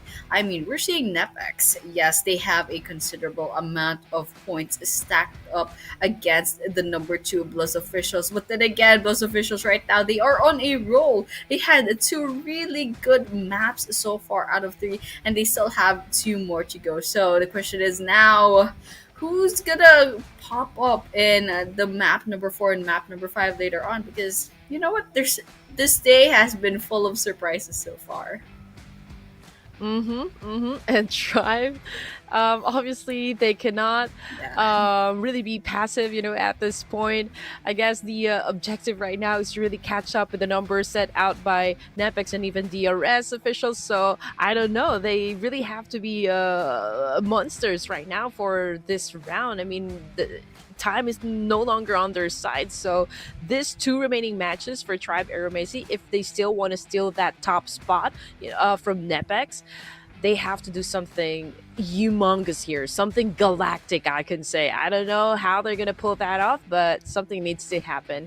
And as for NEPX, okay, it's a slow and steady fight, for this team, and they're basically, one of the surprises that we've had so far for the entirety of this tournament. We were kind of expecting that the battle will continue on between DRS and AST, but what happened was, right now we're looking at BLUZZ officials and even NEPX stealing the spotlight. Absolutely, and if you saw the playoffs a week ago, you would definitely not have predicted this overall standing. So I don't know, it's really full of surprises. And even the winner chicken dinner winners, I mean, Yes, sure. NEPX. Yes, that was pretty expected. They are the top team right now. And BLUZZ officials, they climbed steadily. They were kicked off the top five, I believe. They were kicked off. They weren't really that consistent in day number two. But all the while, for some reason, whatever they did in the gap between yesterday's games and today, I mean, it's working because they've had several good games in a row, and they just stacked up a lot of points for themselves in this last day, in this day number three. And so right that we're gonna be moving on to match number four, Erangel once again. And the question is now, which of these teams will get the lion's share of the points of the eliminations of the placement points, and who will be left in the dust once again? Yep, it is still going to be crucial, especially for those teams at the top. They all need to prove something here. And two matches, it is such a tight one, so it's really going to be interesting here. Most of the teams, they treat Erangel as their bread and butter. So this is the OG map, obviously. Again, just like what we mentioned, it's the map that started it all. So they know this, from the insides of their heads, right? Whatever happens, even if they close their eyes, they probably know how to get through Erangel. So I'm curious, coming into match number four here, which team is gonna go berserk, just getting all those numbers up and just hitting those goals, for this round, or like which team is gonna just probably chill for the first few zones, but then again, still trying to outsmart everyone in the kind of playstyle that we are about to see for Erangel match. Absolutely. And well, we're all up for it. This flight path is a little bit interesting. Yep, there we have it. It's gonna be going through the river between the military base and the mainland. And well, this is gonna be interesting. I remember in day number two, the first map, it kind of looked like this. I don't know. I think the first circle in day number two, map number one, it just circled into Sosnovka military base, and it just created such a messy situation for the teams. And right now we're seeing that with this very very chaotic flight path.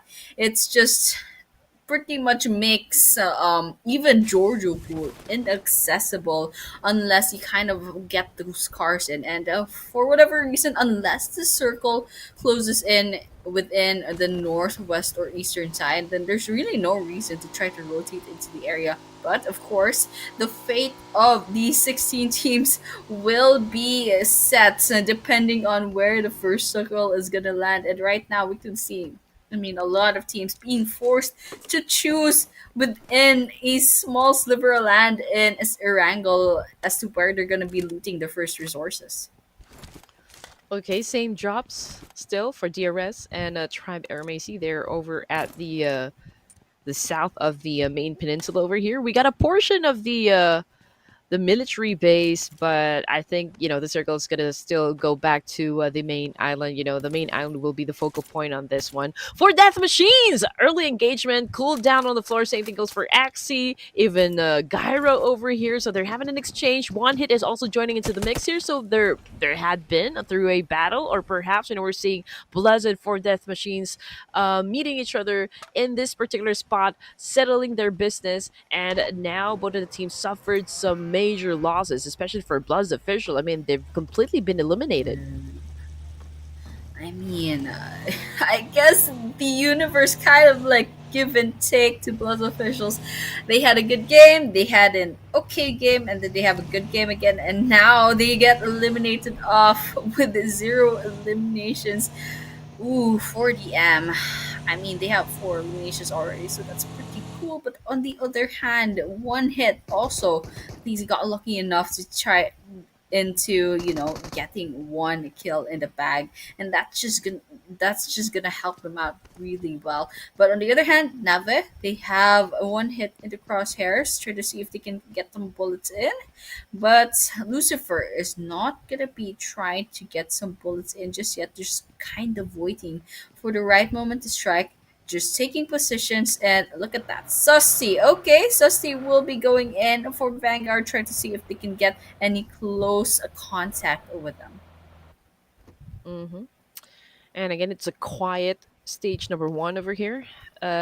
Killing nothing but time for now, but it could be a different story though for One Hit and a VE, as they're pretty close to one another here. Thabs is a little bit low on HP here. Same thing goes for Lucifer, but as you can see, everyone is just really sticking close to the walls here. I mean, they're not really making a move or like any harsh moves at the moment. So I feel like everyone's trying to check, okay, where am I supposed to point my gun? Where am I supposed to point my gun? So everyone's waiting for that audio cue. And I think, it's standoff already happening between those two teams. Unless someone makes a mistake, then I guess that will pave a way for the clash to commence. But in the meantime, real savages right now. There's still a complete squad here. They're driving around Pochinki area. Not quite sure though if Pochinki is occupied, but Pochinki being one of the hot drops here in Erangel, we just know the abundance, for Pochinki when it comes to resources.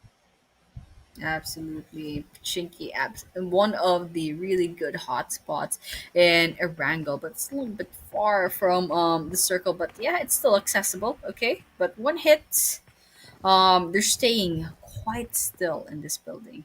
And I love tabs over here.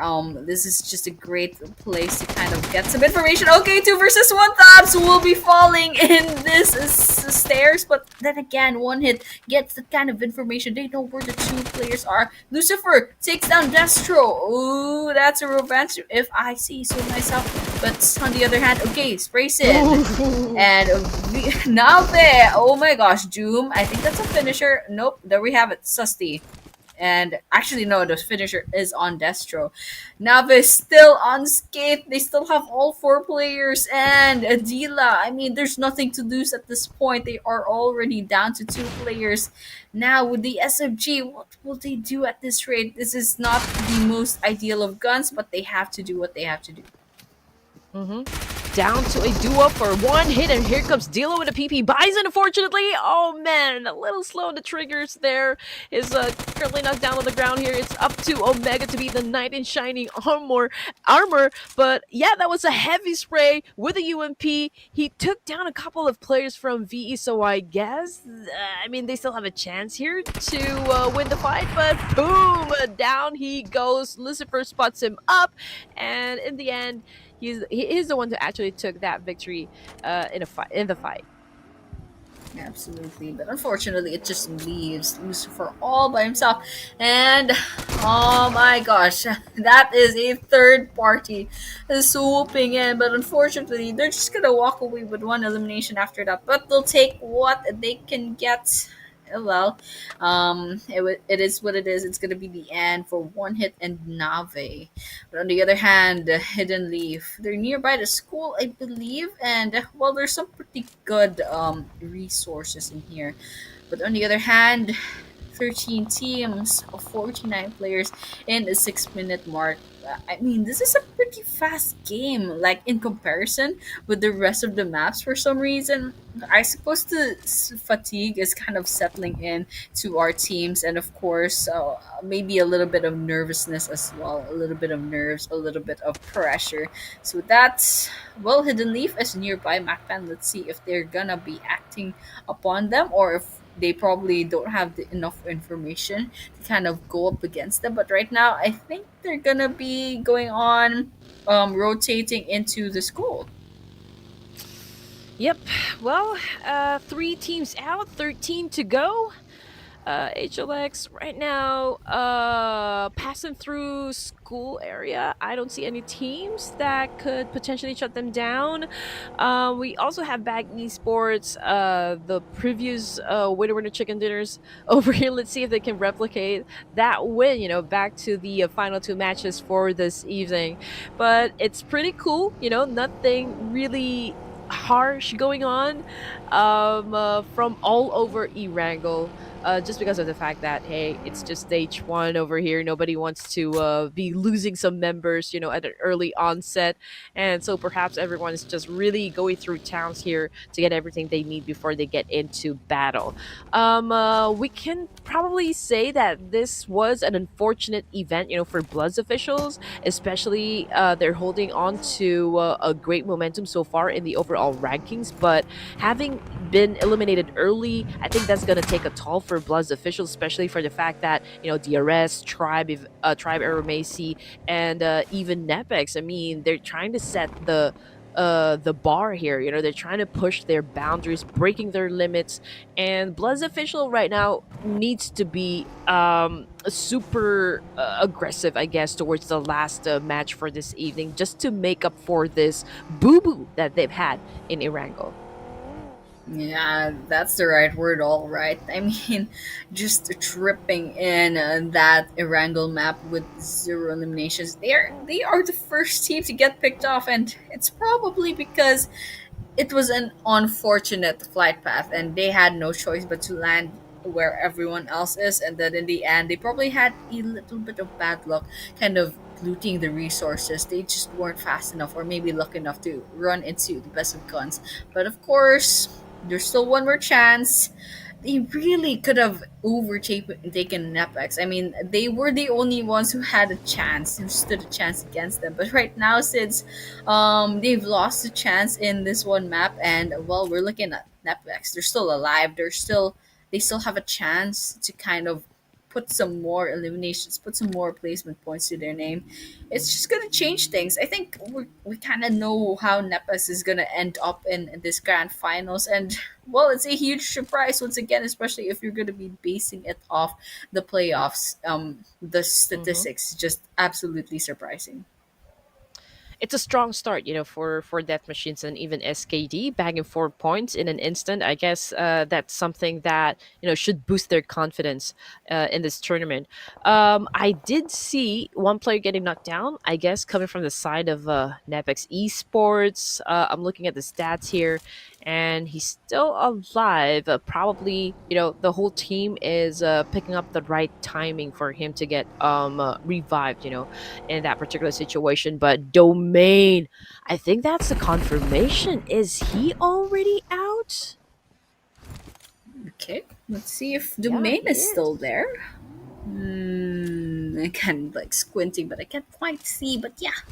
Anyways, BAGH and NEPX with abrupt slayers nearby. So that's 3 different teams trying to kind of, try to get control over this area, but not making any moves just yet. Okay, Joker takes some damage, but it's not going to be a finisher. Okay, Claw falls by the hands of Extreme for BAGH, but abrupt slayers, they're trying to be a third party in this rate. Oh, steals that kill. Claw falls by Joker, and that's what matters, guys. The elimination goes on to the name of Joker, and well, he does get the last life up against BAGH, even though they did all the work. But yeah, you gotta do what you have to do to get as much points as possible. Ooh. Precious also falls.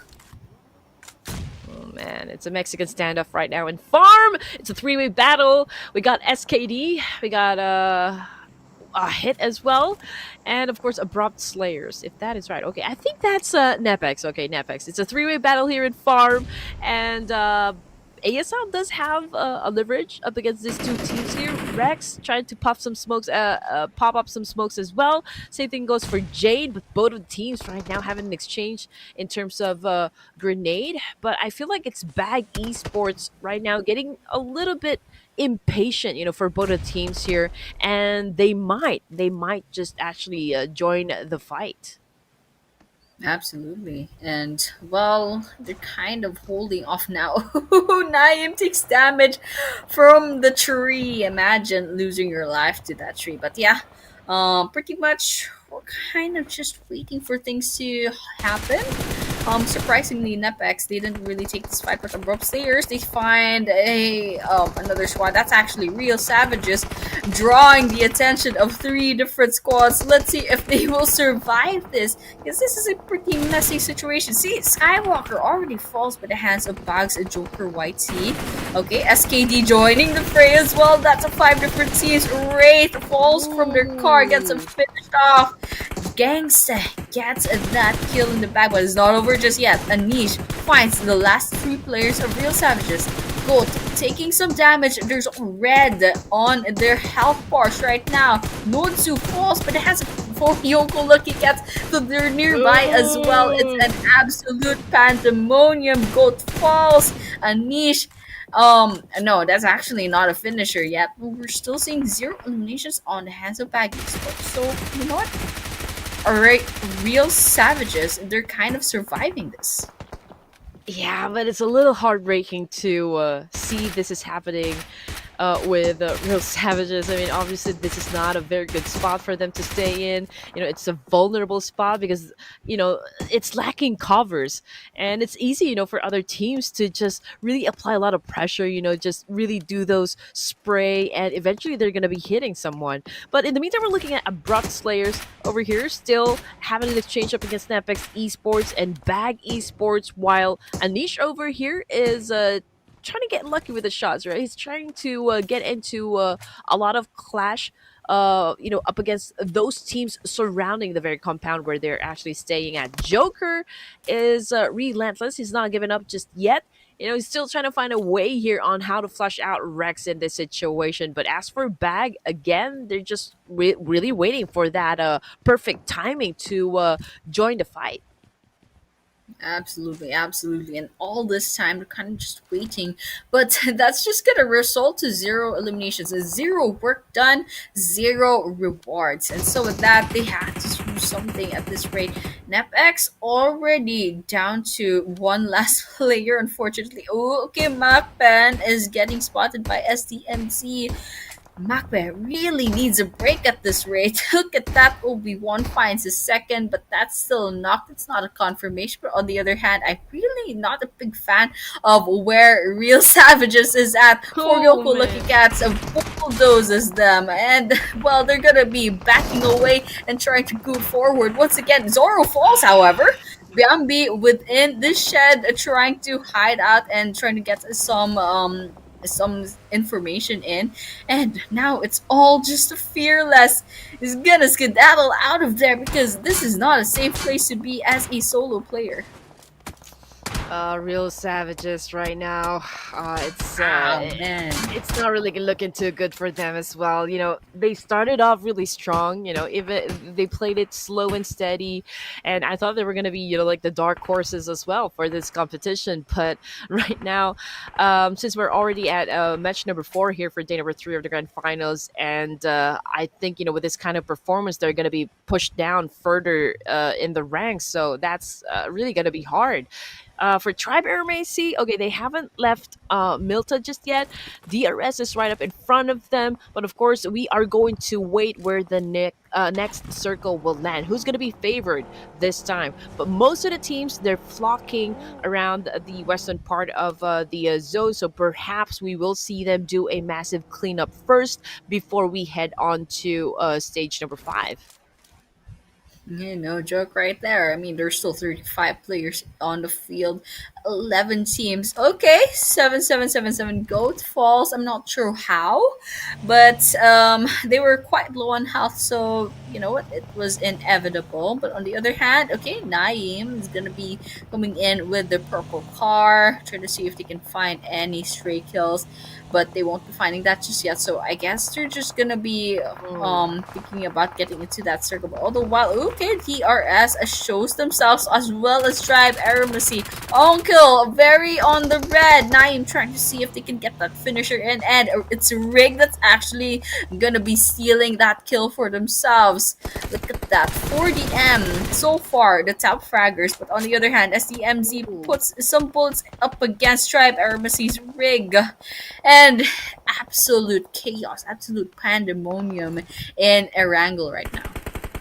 Tribe AEROMACY right now understands that this is, supposed to be like a big game for them. AST needs a power punch to happen right now for their team. We're looking at SDMZ and their complete squad here at stage number 4. They're having an exchange as well up against a team somewhere across the field. T2K Esports suffered a great damage over here. Rawls already been taken out of the equation. Igneous with only 1 elimination point. It's a great start, and there's still a strong performance coming from 4 Death Machines, 5 points in the bag, and they can probably score some more. But in the meantime, SDMZ right now have to deal with both MAKPEN and DRS. And they need to be careful though, because coming up from behind them are the boys of Tribe AEROMACY. So there's a lot of things that they need to consider at this point.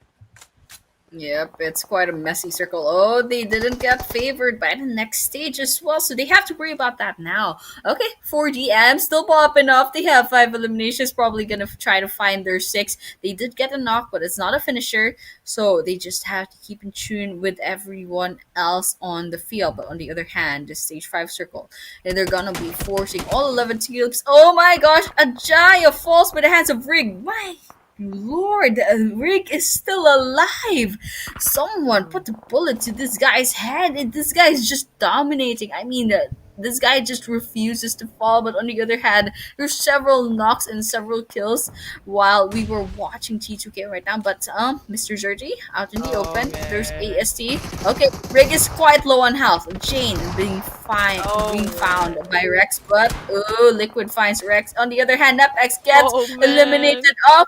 T2K in trouble with the Molotov. Tribe AEROMACY circling around just like vultures. Ajaya gets hit by that grenade. AST filing in. Igneous is gonna be trapped in the 2nd floor unless they jump out. Okay, Rig. What is this guy doing? This guy is like 1 HP. Alright, here we go. T2K Esports, Igneous, last surviving member for trained to kill. Tribe AEROMACY crashed this compound and just blooded up everyone. ASL with an awesome nade eliminated. BAGH Esports, T2K getting obliterated by Tribe AEROMACY, which brings us down to 8 teams remaining for stage 5.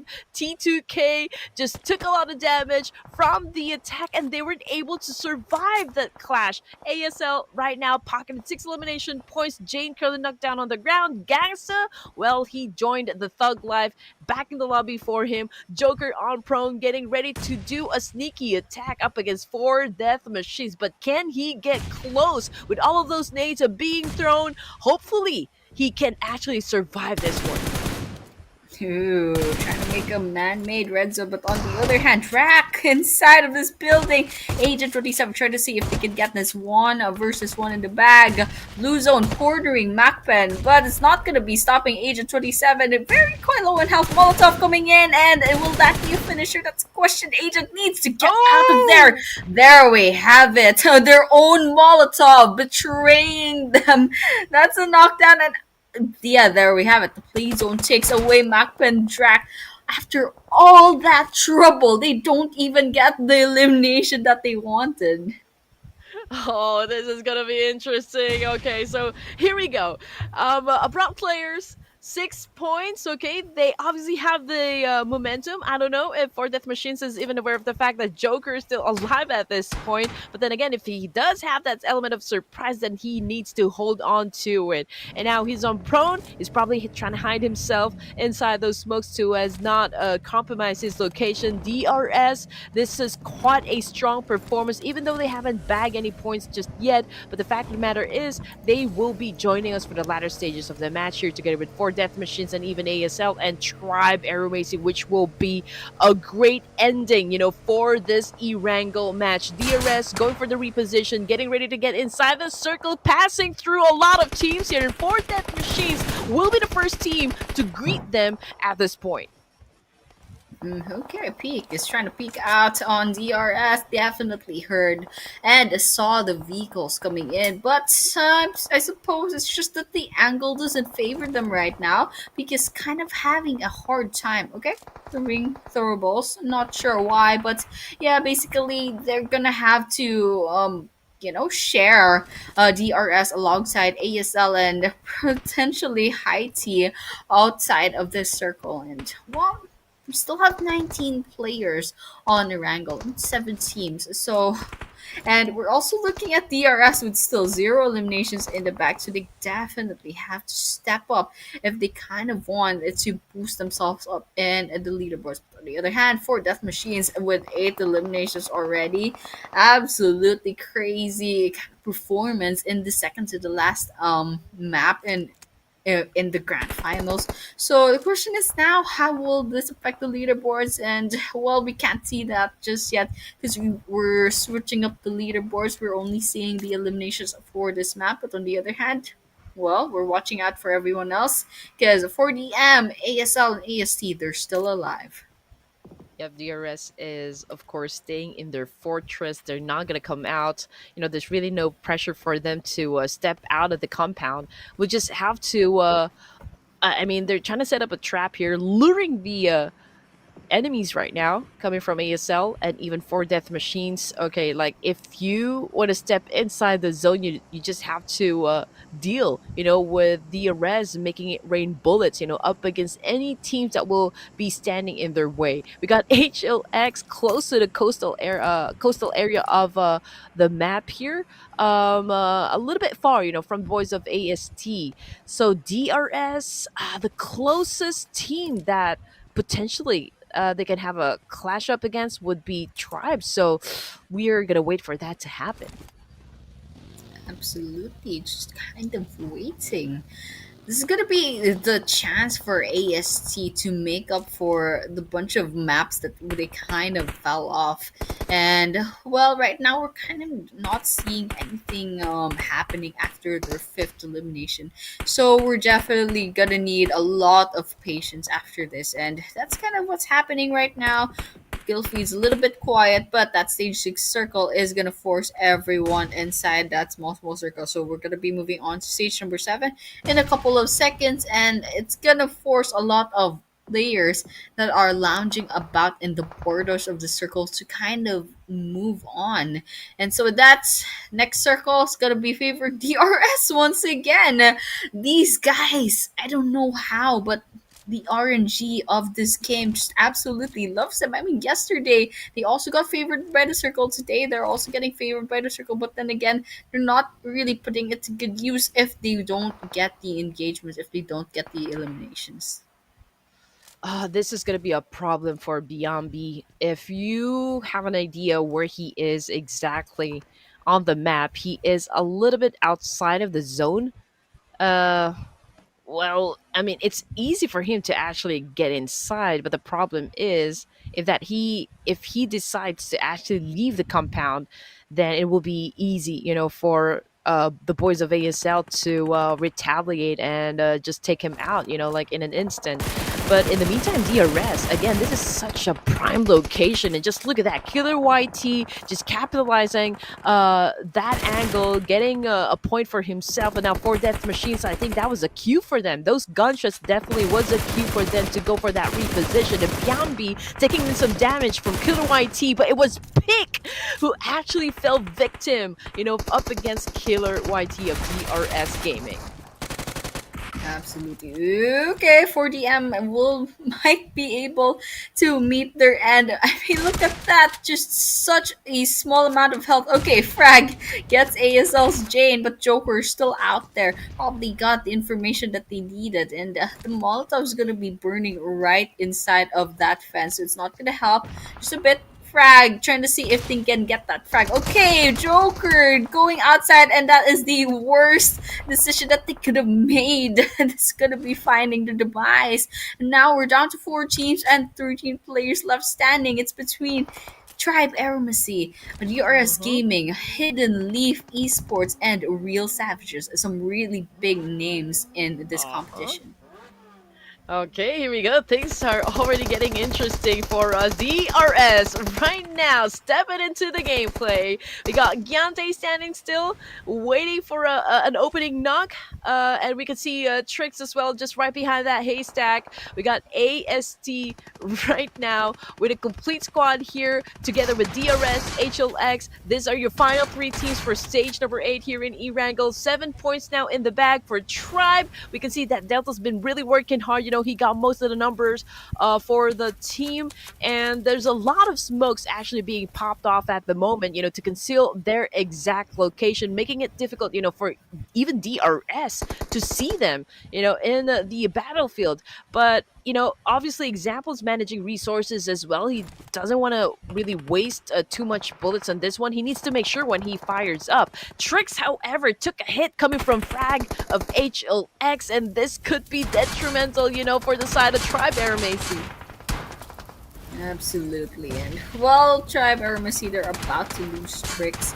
So we're gonna be seeing one last player fall down. Okay, there we have it. Delta falls as well, and well, ASC is down to 2 healthy players. HLX loses 1. That's a knockdown on their side. Here, as so far, they have all 4 members still standing, but they're playing it absolutely safe, waiting out Tribe AEROMACY and HLX to kind of take each other down, and with that, it's quite effective. We can't taste the last person standing.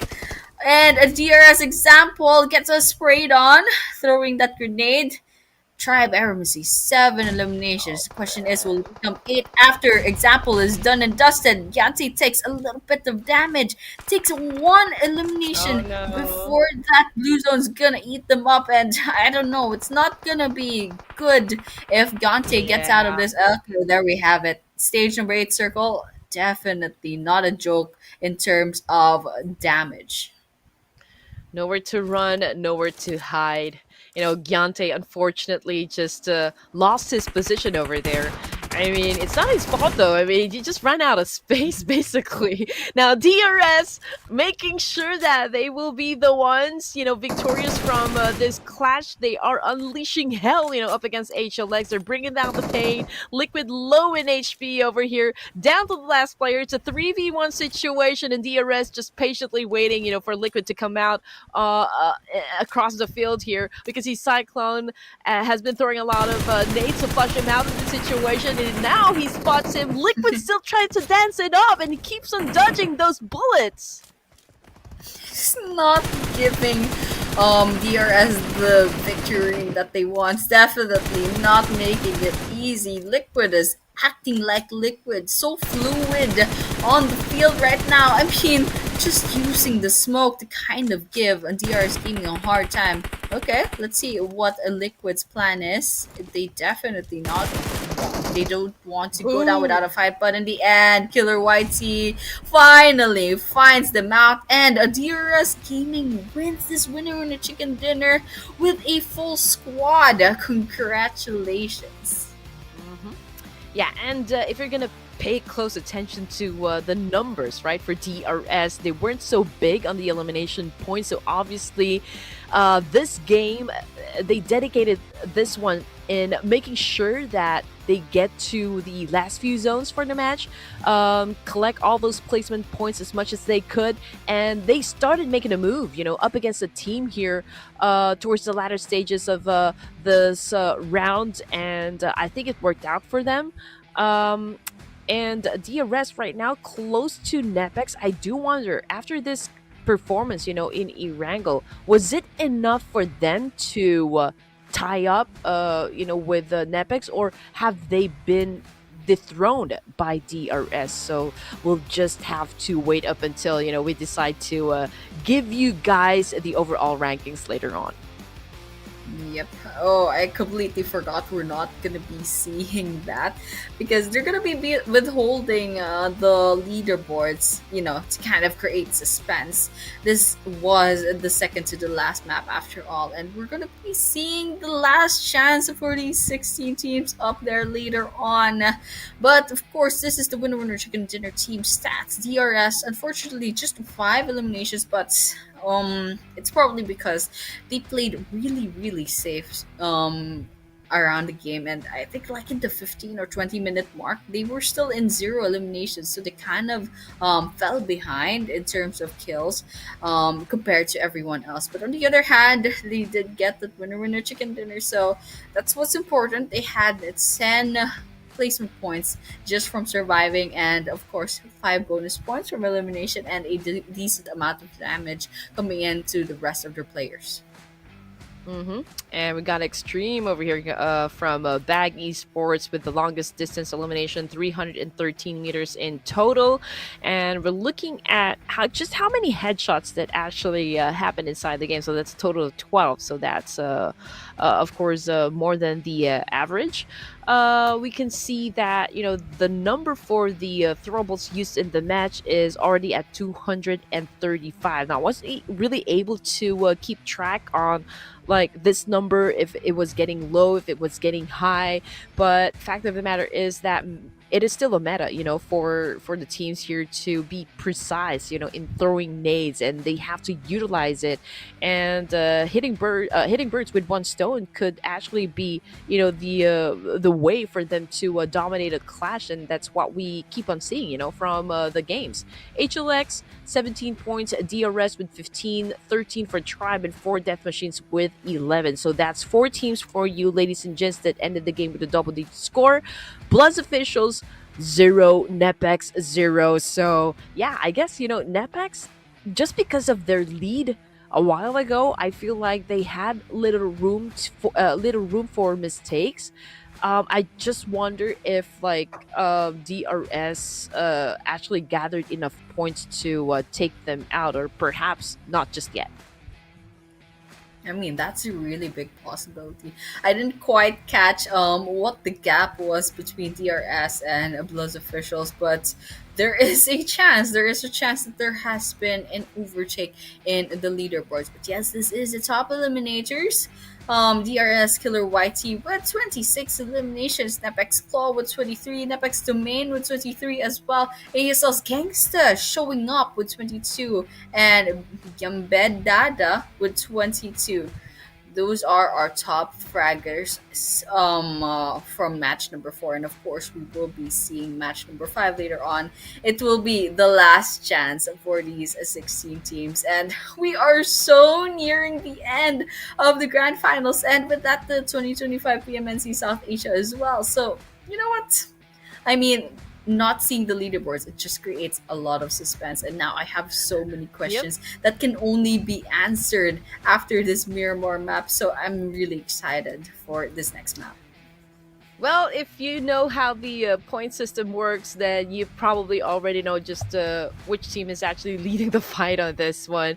But again, you know, I cannot reiterate this again, that it is a pivotal moment, I guess, for PMNC, and it's exciting, you know, who's gonna be winning the fight. Even though Tribe AEROMACY did not score the chicken dinner, I think it was a solid performance still, but I think we're just talking about doing the math in our head and just wondering if like all the teams currently at the top spot have gathered enough points to take the lead. But so far I feel like it's still NEPX being at the top here, but DRS right now transforming into the beasts, you know, that we know that they are. So perhaps they can just maybe, you know, bring all that energy back to the final round here for day number 3. But before that happens, we're gonna take a short break, so don't go away, stay here. We'll be back after this.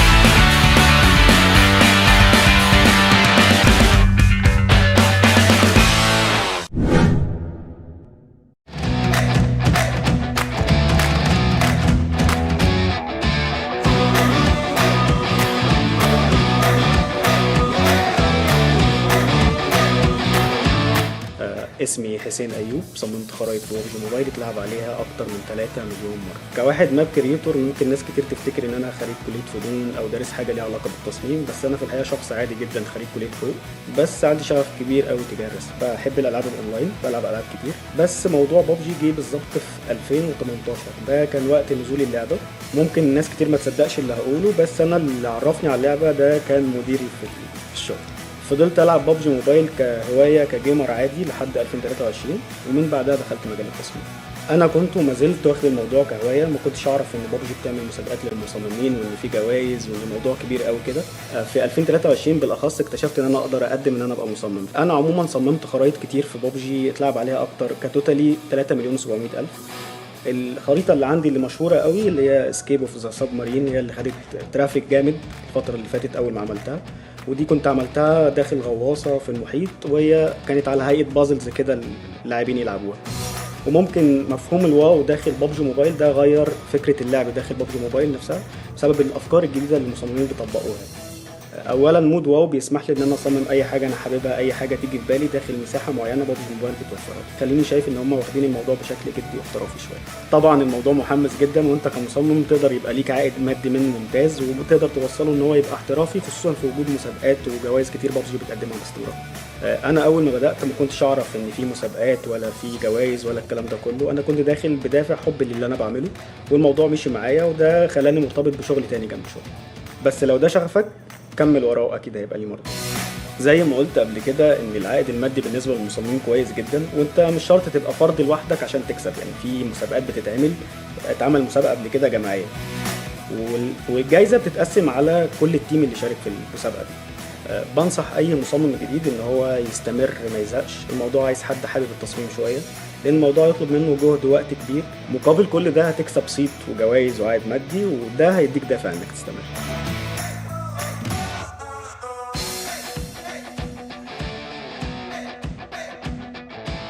Perkenalkan, nama saya Kibo, saya berasal dari Aceh, tepatnya di kota Banda Aceh. Keseharianku sebagai teknisi HP dari tahun 2009 sampai sekarang. Jadi pertama kali Kibo ikut program kreator, waktu season pertama Kibo mendapatkan juara.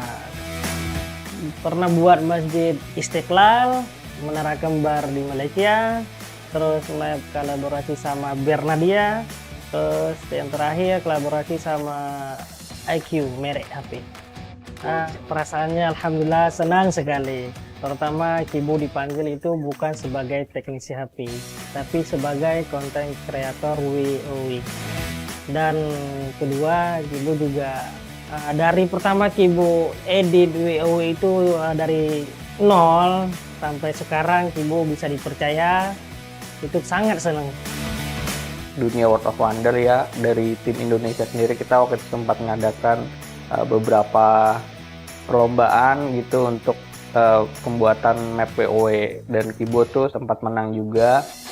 Dan karena dia aktif di komunitas WoW PUBG Mobile Indonesia, itu kita undang Kibo untuk jadi moderator, untuk memoderasi teman-teman komunitas kreator WoW di Indonesia. Teruslah berkarya, apapun ceritanya. Jadikan setiap tantangan sebagai proses belajar menuju versi yang terbaik. Karena di balik semua kerja keras kita, pasti ada hasil yang pantas kita banggakan. Kacang susu one more time bro. Memang gila lah doktor kacang susu kita. Pernah juara PMPL, aku nak apa sebenarnya? Jadi pro player, ramai orang tanya kenapa. Jawapan dia simple, aku nak bagi balik dekat komuniti. PUBG Mobile sebenarnya bukanlah tembak-tembak je. Bagi aku, dia satu dunia yang kau boleh cipta ikut imajinasi. Sebab tu, aku mula buat map dalam World of Wonder. Tempat untuk player belajar, explore dan enjoy cara baru main game. Map WoW aku ni bukan sekadar map. Dia ruang untuk player baru polish skill dan maybe satu hari nanti jadi juara yang seterusnya. Aku mungkin bukan lagi pro player, tapi dalam dunia yang aku bina sendiri, aku masih lagi juara.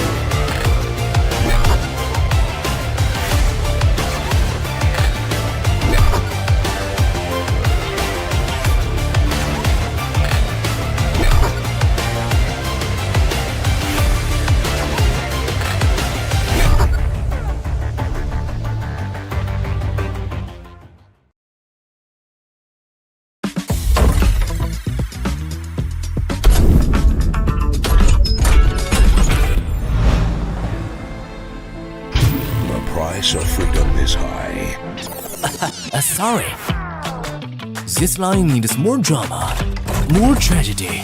It needs. The price of freedom is high, but it's a price I'm willing to pay. Get the airdrop! Charge! Sorry. This is This is the last one. This is the last opening for the 2025 PMNC South Asia Fall. This is day number 3 of the grand finals. The last map, the last Miramar, the last chance for these 16 teams. And well, we're all for the excitement that's gonna happen. We're gonna be seeing who will come up champions for this PMNC. And well, Red Queen, I don't know. I have a lot of thoughts. I think NEPX pretty much has this in the bag, but what do you think?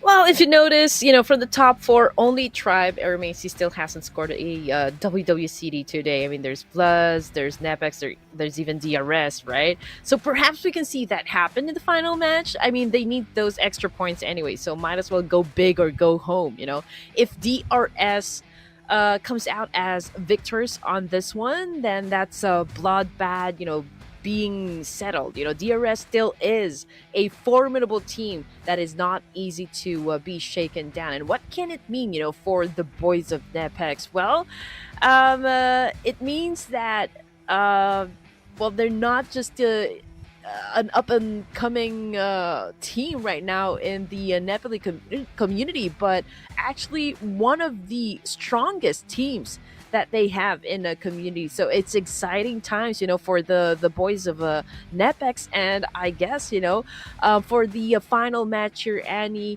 we are going to be looking at which team is going to be building their legacy here for the PMNC South Asia Fall of 2025. Absolutely. And well, hinges upon this last map. They've already worked hard in the last 14 maps, and we've already seen how they performed, and we've seen how the leaderboards look like post match 3 today. So with that, I mean, I guess we could kind of guess how the leaderboards shifted at match number 4, but this time match number 5, Miramar, one of the most more or less, it's a pretty hard map to kind of survive in. There's once again, tall buildings, a lot of waiting, and little to no foliage to kind of hide about, unlike in Erangel. So different skill sets, and I think this flight path is gonna look a little bit funny. It looks like it's gonna be biased towards the eastern side. So if this flight path will okay, never mind, it's biased towards the southern part. So if this flight path is gonna be funny alongside the circle, it's just gonna give this final map kind of the last charm, the last blast, in order to just give these 16 teams just a little bit of a challenge before they really work hard to get their place in the leaderboards. Mm-hmm. And this is it, ladies and gents. The moment that we have been waiting for. We're looking to see which team here is going to be breaking their boundaries, right? And lastly honest, right now is an open invitation for a lot of teams here. So we do have a lot of space going for the northern side. So am I going to be looking at the same teams to drop around the usual areas like Picado, San Martin, Hacienda de Patron? As you all know, DRS loves to drop around this area. I'm curious to see where Tribe AEROMACY is going to picking up next. So I believe they are a little bit south part area of the power grid, but they still have their shoots on, so perhaps they're gonna go closer to San Martin. But DRS right now, so far still up in the air. They've already crossed a graveyard, but I feel like they're about to head down soon over at San Martin, just as expected. But we do have already a player here coming from 4 Death Machines, if I'm not mistaken. Cool again, the first one to be taken out. So I don't know what is happening, but it looks to me like they're having a little trouble when it comes to gauging the jump distance, from the plane. Absolutely. And well, that plane is making it just a little bit hard for the teams. And well, it looks like 4DM, after their pretty good game in the previous round. It looks like they've lost already one player, and Naeem is gonna be getting that kill in the bag quite early on into the game. And it looks like actually there's not gonna be much early game engagements. Naeem knows 4DM is out there, and they're trying to see if they can find any more kills. But right now, it's just like not enough information to go about that. And it looks like they're gonna be going and trying to rotate into the area. It's a tree. Okay, that's a little bit of a hiccup, but yeah. I mean, these teams, they're playing it very, very safe right now. But I think there are some teams that have pretty much accepted, accepted how they're going to be faring in the leaderboards. Oh, big shout out to Maxman down there in the comment section taking notes for the PMSL CSA. Okay, so we're talking about like which teams is gonna be proceeding, to the PMSL, and we're talking about two slots there. Okay, so top two teams for the entirety of this tournament is gonna be the ones securing those spots. But okay, here we go. Abrupt Slayers. Again, it's too early for a fight here. Obviously, they're still filling up their backpacks to make sure that, hey, before they get into any fights, they have all of the attachments intact. They have some gas. Tanks, for their buggies, for their vehicles. It's going to be a long ride. Again, they will have to find a spot here that will serve, a better vantage point compared to the rest of the teams that are pretty much still alive.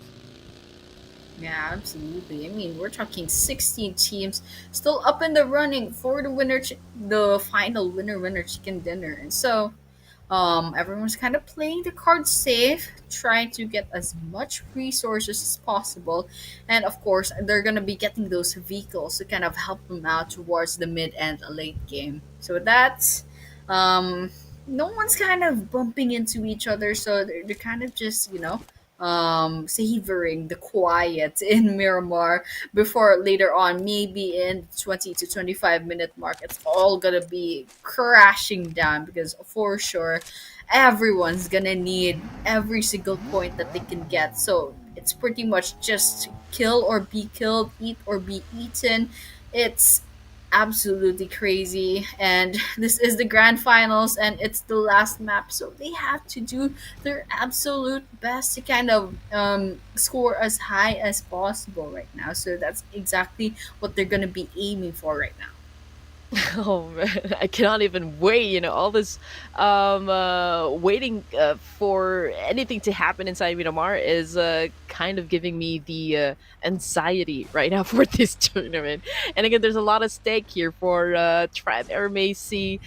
DRS right now is kind of chill. Same thing goes for, I believe, NEPX and even BLUZZ officials.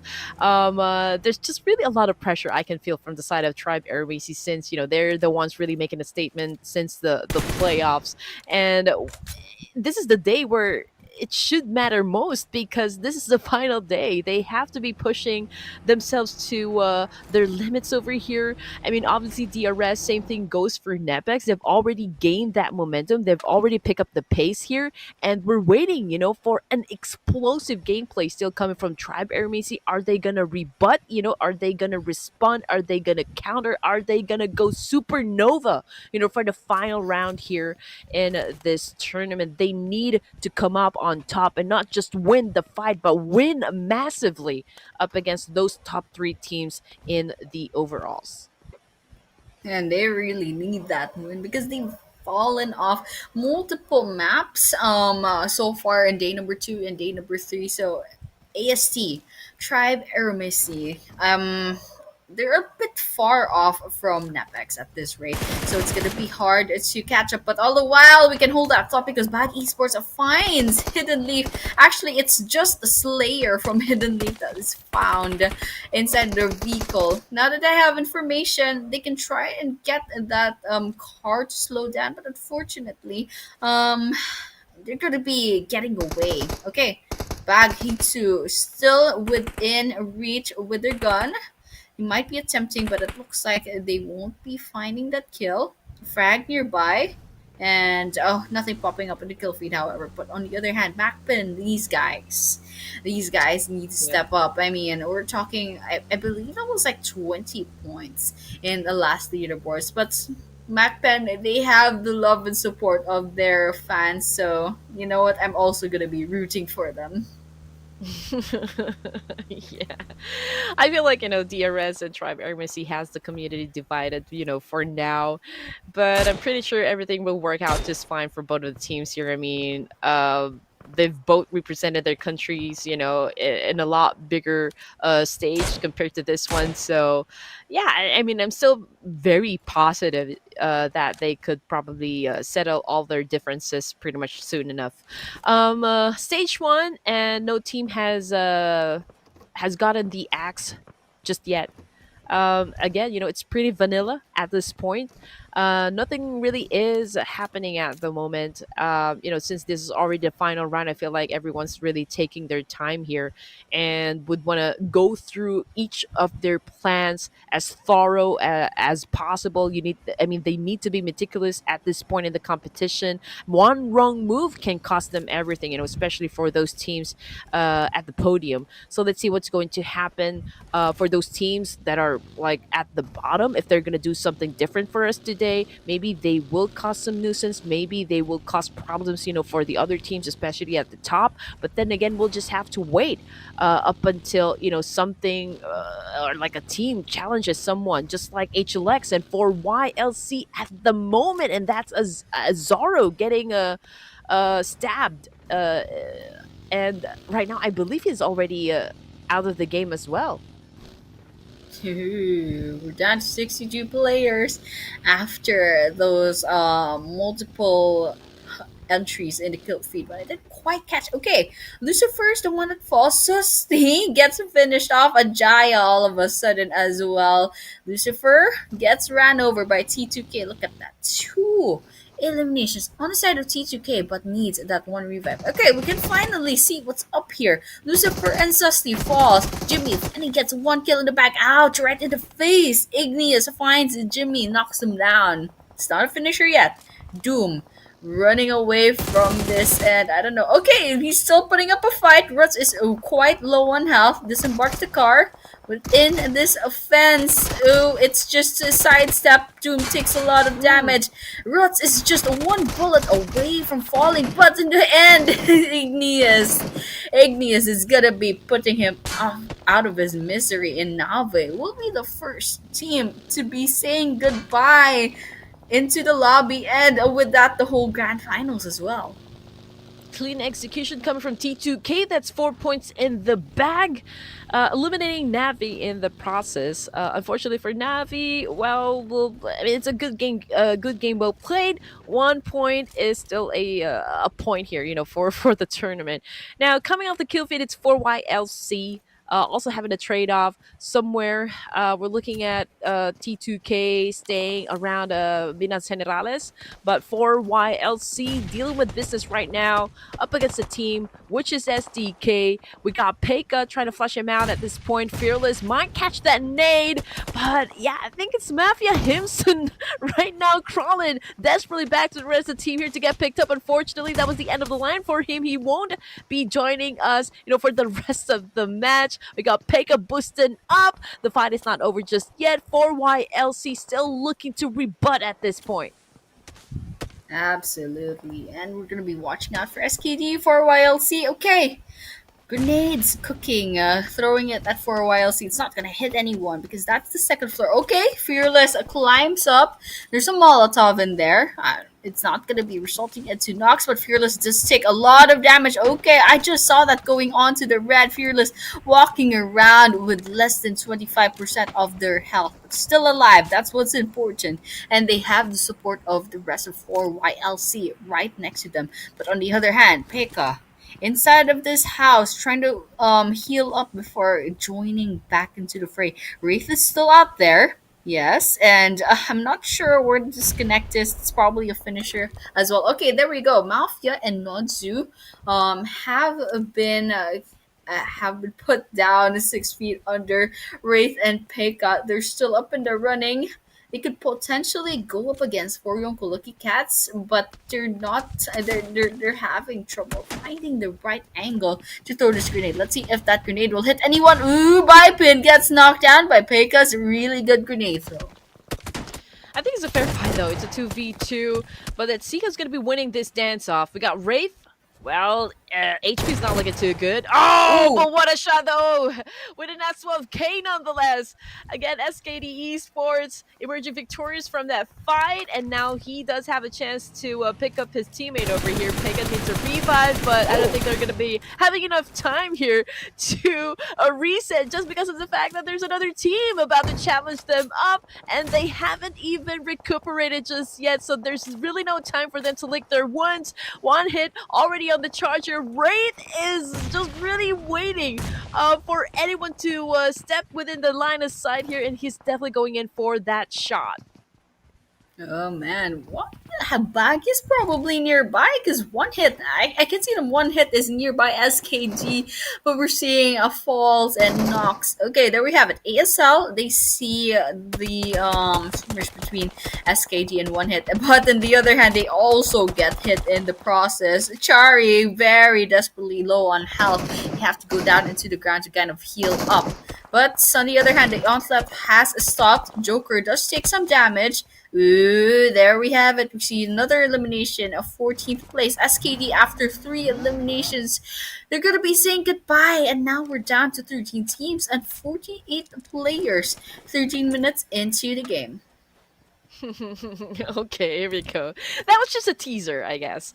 Everything's back to normal again, regular programming, because everyone's passive again for stage number 3. Okay, we did witness at least a short trade-off between SKD, 4YLC, and even Nave, but now we're still looking at 13 teams for stage number 3 here. ASL, they're close to the edge of the circle over here, probably down here at Los Leones, but I don't see anyone that can challenge them up just yet, except for NEPX right now going up against I'm not sure if that was T2K coming off the kill feed over there, but I'm pretty sure that it was NEPX who caught someone, from across the field here, and that's Rex bagging 1 Elims, under his name. So let's see what's gonna happen next as we are about to step into stage 5. Again, the zone already closing in. DRS coming up from the northern side, so perhaps we can see a battle happen between them and T2K. HLX has taken a position right down there in the middle. Same thing goes for Tribe AEROMACY, but there will be cleanups, that will be happening just right at the edge of the zone. But MAKPEN losing another member, down to 2. Yeah. Okay, there we have it. That's finisher. MAKPEN officially 2 players left, and one of them is dangerously low on health. They're gonna be going on to the knockdown. Well, very soon. If there's just a one trip, or one bad fall, or one stray bullet, they're gonna be finding their demise. But over here, one hit quite nearby ASL, and with that, they're trying to attempt some snipes with the 6x scope, but unfortunately, they're not going to be finding or putting any damage just yet. But on the other hand, okay, BLUZZ is nearby as well. So let's see if they can redeem themselves after that previous map. NEPX is still in the game. 4 players still standing. Ooh, MAKPEN nearby. There's a potential over here for cleanup. And, well, MAKPEN is already 2 players down. And one hit is also kind of circling around just like Claw. I don't know what this guy is doing, just making a lot of noise, trying to draw attention. On the other hand, I'm not sure where the rest of NEPX is, but on the other hand, Chari finds a movement up in the elevation, so let's see if they can find any kills, but it looks like it won't be the case because nothing's popping up in the kill feed until now. Well, NEPX, well, they do understand that they cannot be careless, in any situation from inside this match without NEPX Esports. Claw right now making a move up against MAKPEN and getting the job done, MAKPEN has also been taken out of the equation over here, which brings us down to just 12 teams remaining. Rex unfortunately took a hit right there, coming from Joker's gang. Omega doing some time on the floor as well. It's a back and forth trade, with a lot of teams at the moment. One hit right now has that high ground advantage, and Domain, of course, is trying to find an angle here that could best work for him. Is trying to flash out Extreme from BAGH Esports. He went in from the charge there, but it's going to be a 4v1 situation. But whoa! Hitting two birds with one stone. Unfortunately, Domain also received a lot of damage, and NEPX could be in big trouble over here, Annie. Oh my gosh. Okay, that was a great grenade throw on at the expense of one of their players as well. But the good thing is there was two knocks, and that definitely made a difference, especially with there we have it, Extreme finally getting those finishers off, but Rex is still alive. They find Extreme, trying to see if they can try to get this revive in the bag, but it's just a little bit too hard in this situation, especially if they have to worry about like 4 different teams circling around. But in the end, BAGH is gonna be falling as the 12th team, and I don't think it's gonna be over just yet. We still have several other teams to worry about, but all the while, finally, Rex is able to revive Claw, and now they're back to being a 2-man squad. Already 5 eliminations in the bag. Oh, okay. Here we go. NEPX going through a lot of teams here around La Bendita. There's still one hit. There's still ASL. I mean, Tribe as well as DRS. You can't feel their presence just yet. They're probably hiding. This is not the right time for them to engage in anything just yet. So this could spell trouble, for NEPX, considering the fact that they're down to their 2 players. One hit, Fabs, Omega, still trying to defend the team here. Just went for a massive spray up against Joker, but behind him, well, someone took a hit and now he's suffering for it. Cherry from right behind this, I don't know, ball of haystack. I'm not exactly sure. He went in for a Molotov. Taps right now going in for the jab, but Cherry was able to win that fight. Oh my gosh, one after the other, we're seeing teams fall back into the lobby. Okay, HLX also joins the fray, and that circle's gonna close in really soon. It's almost the end. We're 19 minutes into the game, so it's about 10 more minutes of grinding for these kills as much as possible. And yes, you did mention AST and DRS, they haven't popped up yet. And I noticed DRS, they like playing it safe. They kind of stay within like their positions, try not to do anything drastic. But yeah, we can see another team does get picked off just now, and Hidalif is staying hidden. DRS, okay, there we go. DRS gets one knockdown. Let's see if they can find a finisher. And the question is now, where in the world is Tribe? AEROMACY, come on guys, join the fray. His DRS finally finds the first kill. Okay, DRS about to have an altercation up against T2K, I guess. But Rolls is staying away, from DRS at the moment, avoiding all conflicts. So we can see the DRS is sticking close to the edge of the circle as well, just a little bit south part area of Minas Gerais. And they're not being aggressive at this point just yet. They know what is at stake here. And NEPX slowed down a bit, which is, of course, needed, because we are just at stage 5 here, and they've been getting to a lot of engagements. But the fight is not over just yet, because ASL is still scouting, lurking within the area. We got Rose probably just staying on prone somewhere around Miramar. I think he is inside that shack over there, but ASL has already taken a whiff of the situation, so perhaps we will see him get charged at by another team here. Example, as well as Killer, trying to check from which direction they should be focusing their attention on. But I feel like it is inevitable. NEPX will definitely clash with DRS. Absolutely, and we're all gonna be waiting for that. Alright, DRS closing in. They probably have information that there's some movements within that building, but also there's also another squad that they have to worry about. That's gonna be ASL nearby, and they will be a little bit preoccupied with BLUZZ. Okay, step aside, but Wokai will be getting that kill up against Jane and Joker climbing up with their car. using this as a barrier. Okay, Gyro and Axie at a distance. Joker throwing in that throwable.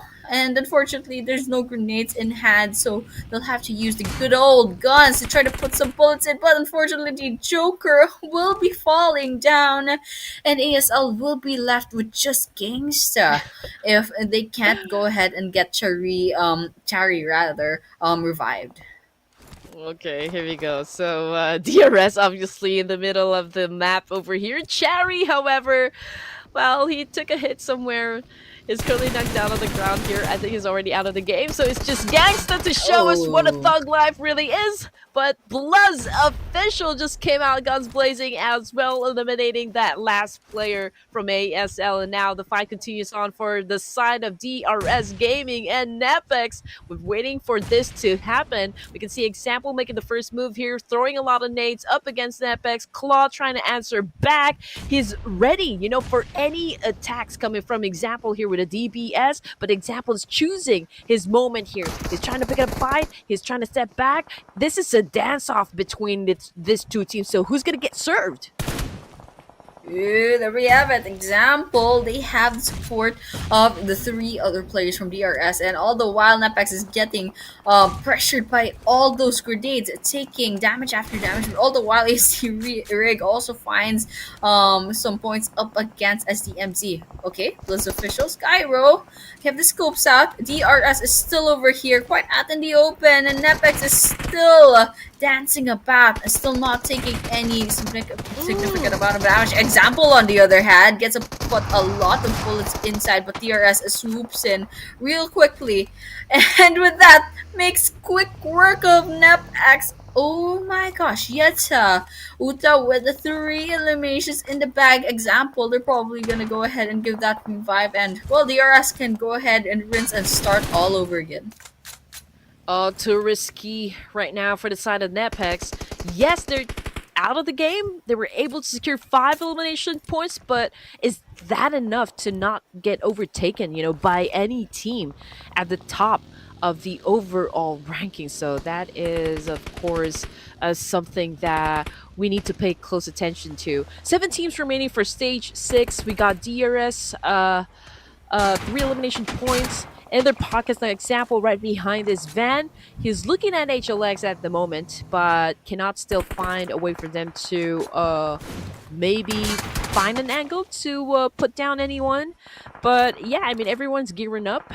They're outside of the zone here, so there's a need for them to really do a little cleanup, even up against T2K. I mean, obviously they're having an exchange up against HLX over to the northern side, but this is actually exposing their overall location. So can this be a good idea for DRS? Well, that's a question. We're going to be finding out the answer depending on how effective their strategy is. Rots all alone with T2K, but still going on the aggressive instead of just staying about trying to get some replacement points. And while they're getting the consequences of their actions, T2K Rots is still alive with a sliver of health, holding on and trying to hold on for their team. I mean, they're the last hope, but we're here. DRS, quite out in the open. Not a big fan of where they're positioned right now, but they kind of don't really have much choice. There's T2K at the distance. They can't make any rush moves because, I mean, we're talking about a one-man squad over here. DRS, they could potentially take this fight up against Hidden Leaf if ever they want to, but they'll be giving away their location as well. Real Savages trying to scout out the area. Ooh, those were some potential bullets, but BLUZZ officials will not be able to get any damage done. Hi T! Oh my gosh, a great distraction now. Biambi will be falling down on the hands of the other team, but yeah, SDMZ will be the first to fall, and now we're down to 5 teams. Woohoo, here we go, stage 7. Are you guys not entertained? A Tribe AEROMACY DRS, 2 giants right now in the PMNC Fall South Asia, joined by BLUZZ, HLX, and RS for the final 5 teams here in this round. A DRS not looking too hot at the moment. 2 of them already down on the ground here, and they might be losing 2 players, so already at a deficit here up against Tribe AEROMACY. But we're looking at Real Savages at the moment going up against BLUZZ officials.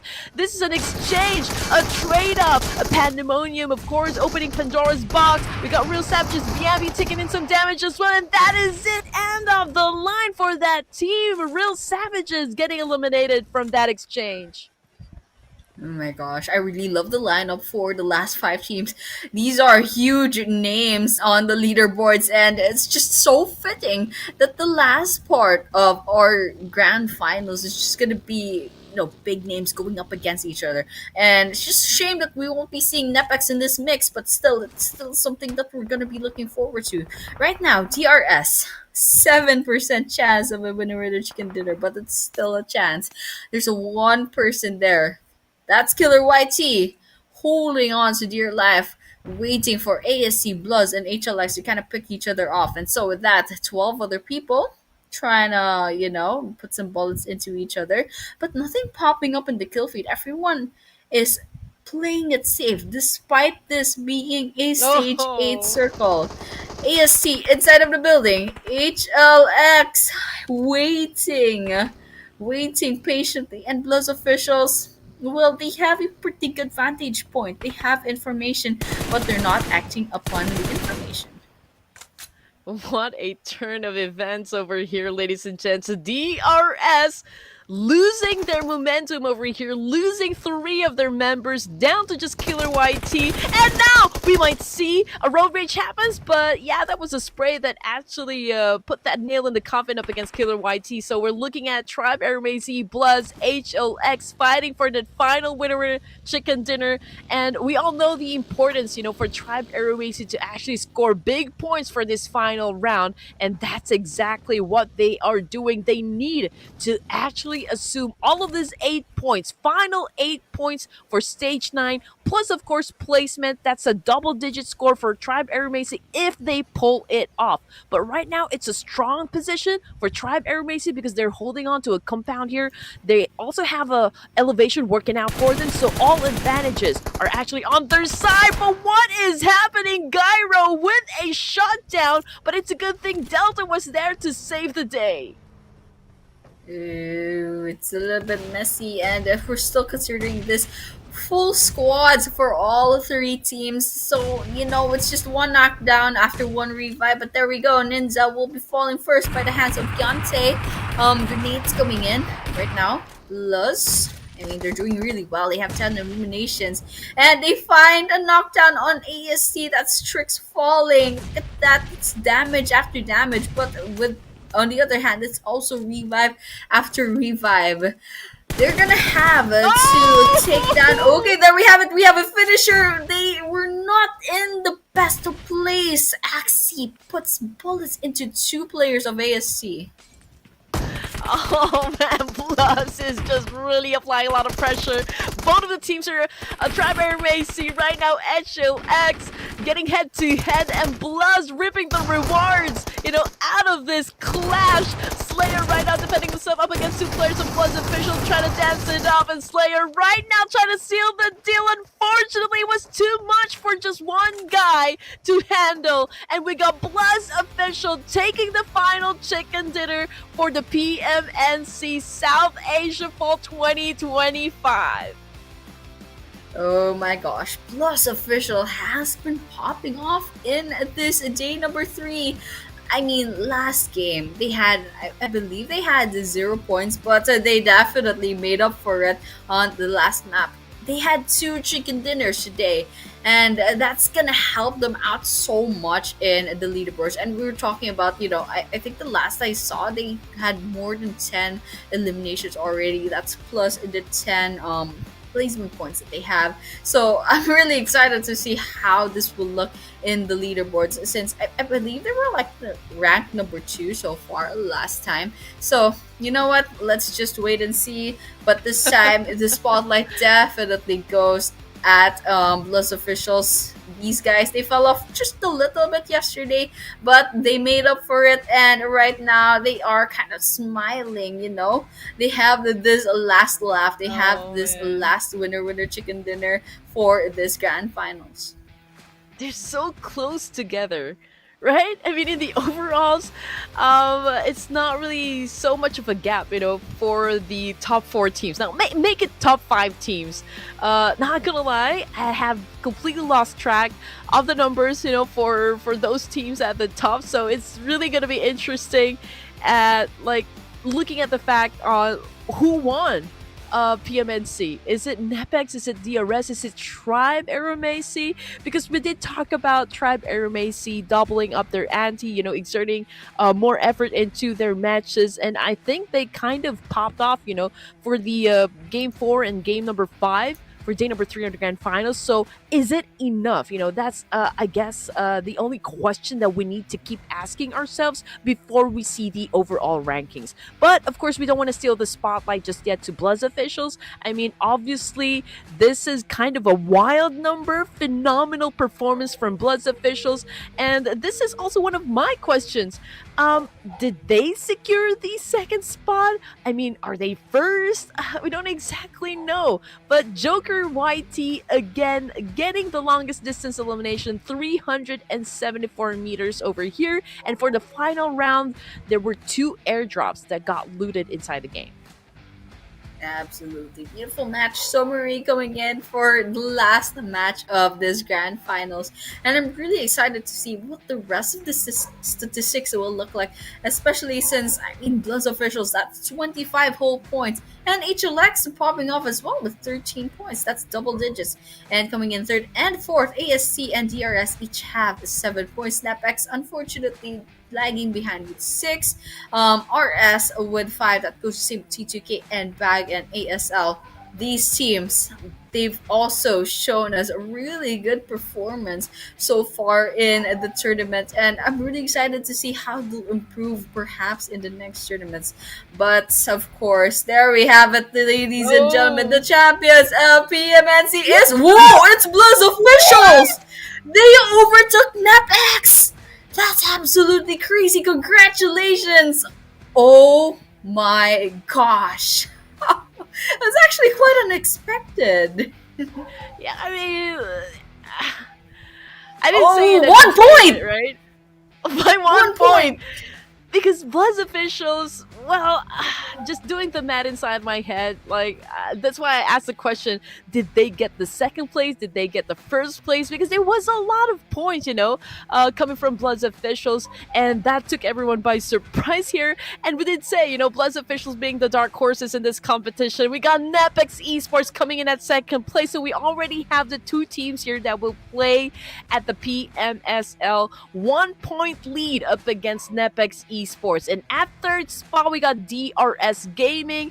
HLX coming in at 4th place with 124. And unfortunately for Tribe AEROMACY, after being so dominant of a force, even during the playoffs, they got pushed further down the ranks, landing at the top number 5. And I guess this wasn't the outcome that everyone was kind of expecting. Yeah, absolutely. I mean, I was shocked as well, especially with the top 5. I mean, talking about Tribe AEROMACY, they have a very consistent performance in the playoffs, and they ended up in number 5. All the while, BLUZZ officials, yes, they did finish number 2 in the playoffs, but only actually, I don't quite remember if they kept number 2, but they were still pretty consistent, and it paid off in the grand finals. They were they kind of dropped off in terms of rankings yesterday on day number 2. That's BLUZZ officials. They kind of dropped like maybe a rank 5 or rank 6, and we almost forgot about them. But on the other hand, they surprised us completely in day number 3 with back-to-back really good games. Even though they kind of fell off sometimes, the consistency was there. But yeah, MVP will be going to DRS Killer YT. This guy keeps popping up on the kill feed, so it's no joke. It's absolutely no question why they're the MVP. And with that, eliminations of 26 and everyone else. Actually, Axie from BLUZZ almost gets in, but unfortunately there's like a 1.2k difference in the damage dealt. So number 3, T2K Igneous, number 4, NEPX Claw, and number 5 will be NEPX's Precious. Well, at least I can see Igneous over here coming from T2K, repping up T2K. Numbers working out for him as well. At least, this is a statement coming from T2K that Igneous is still a formidable player, an asset player for Trained to Kill. Now we're looking at Claw versus Killer YT of DRS. When it comes to head-to-head, total elimination points in favor of Killer YT. Knockouts still with Killer YT. Average damage, well, the gap is not too wide. It's pretty close to one another. Even with the survival time, this is like a fair number of points here for Killer YT and Claw. It's just that when it comes to the throwables used, I think Claw depends more on like being precise, when it comes to nade elimination points, making sure that perhaps they weaken the defense first before they actually charge and get into those gunfights. Now, when it comes to the BLUZZ officials and NEPX Esports, average elimination points in favor of NEPX. But again, we're talking about just a 1 point lead here up against BLUZZ officials. So the only difference I can see a substantial amount would be the average damage. Over here, it's 1,187 for NEPX Esports. So maybe they just had a problem, actually trying to transition that knockdown into a full-blown elimination point. But I guess, with the way that we ended things for this tournament, everyone was just like surprised at all. I mean, we called out DRS, we called out Tribe AEROMACY, even NEPX actually finishing the entirety of this tournament at the top. But at the end, it was another team. It was BLUZZ official, the dark horse in this competition. Absolutely, yeah. I mean, we were making guesses as to who will get the champions, and not one of them was BLUZZ officials, and we should have seen it coming. I mean, these guys were so absolutely consistent. It's just that NEPX kind of overshadowed them in day number 2 and day number 3. They just popped off and clinched that number 1 spot for quite a while. And also Tribe AEROMACY, we really had faith in them. They had such a great playoffs, but on the other hand, DRS Gaming, we really thought, there's going to be a storyline over here trying to overtake Tribe AEROMACY, but the real opponent, the real enemy was actually BLUZZ officials. And with that, it was such a surprise for the championships. And with that, that's actually a victory of just 1 point. That 1 point made all the difference. And I mean, there's a huge gap between the prize pool of champions and first runner-up. So, you know what?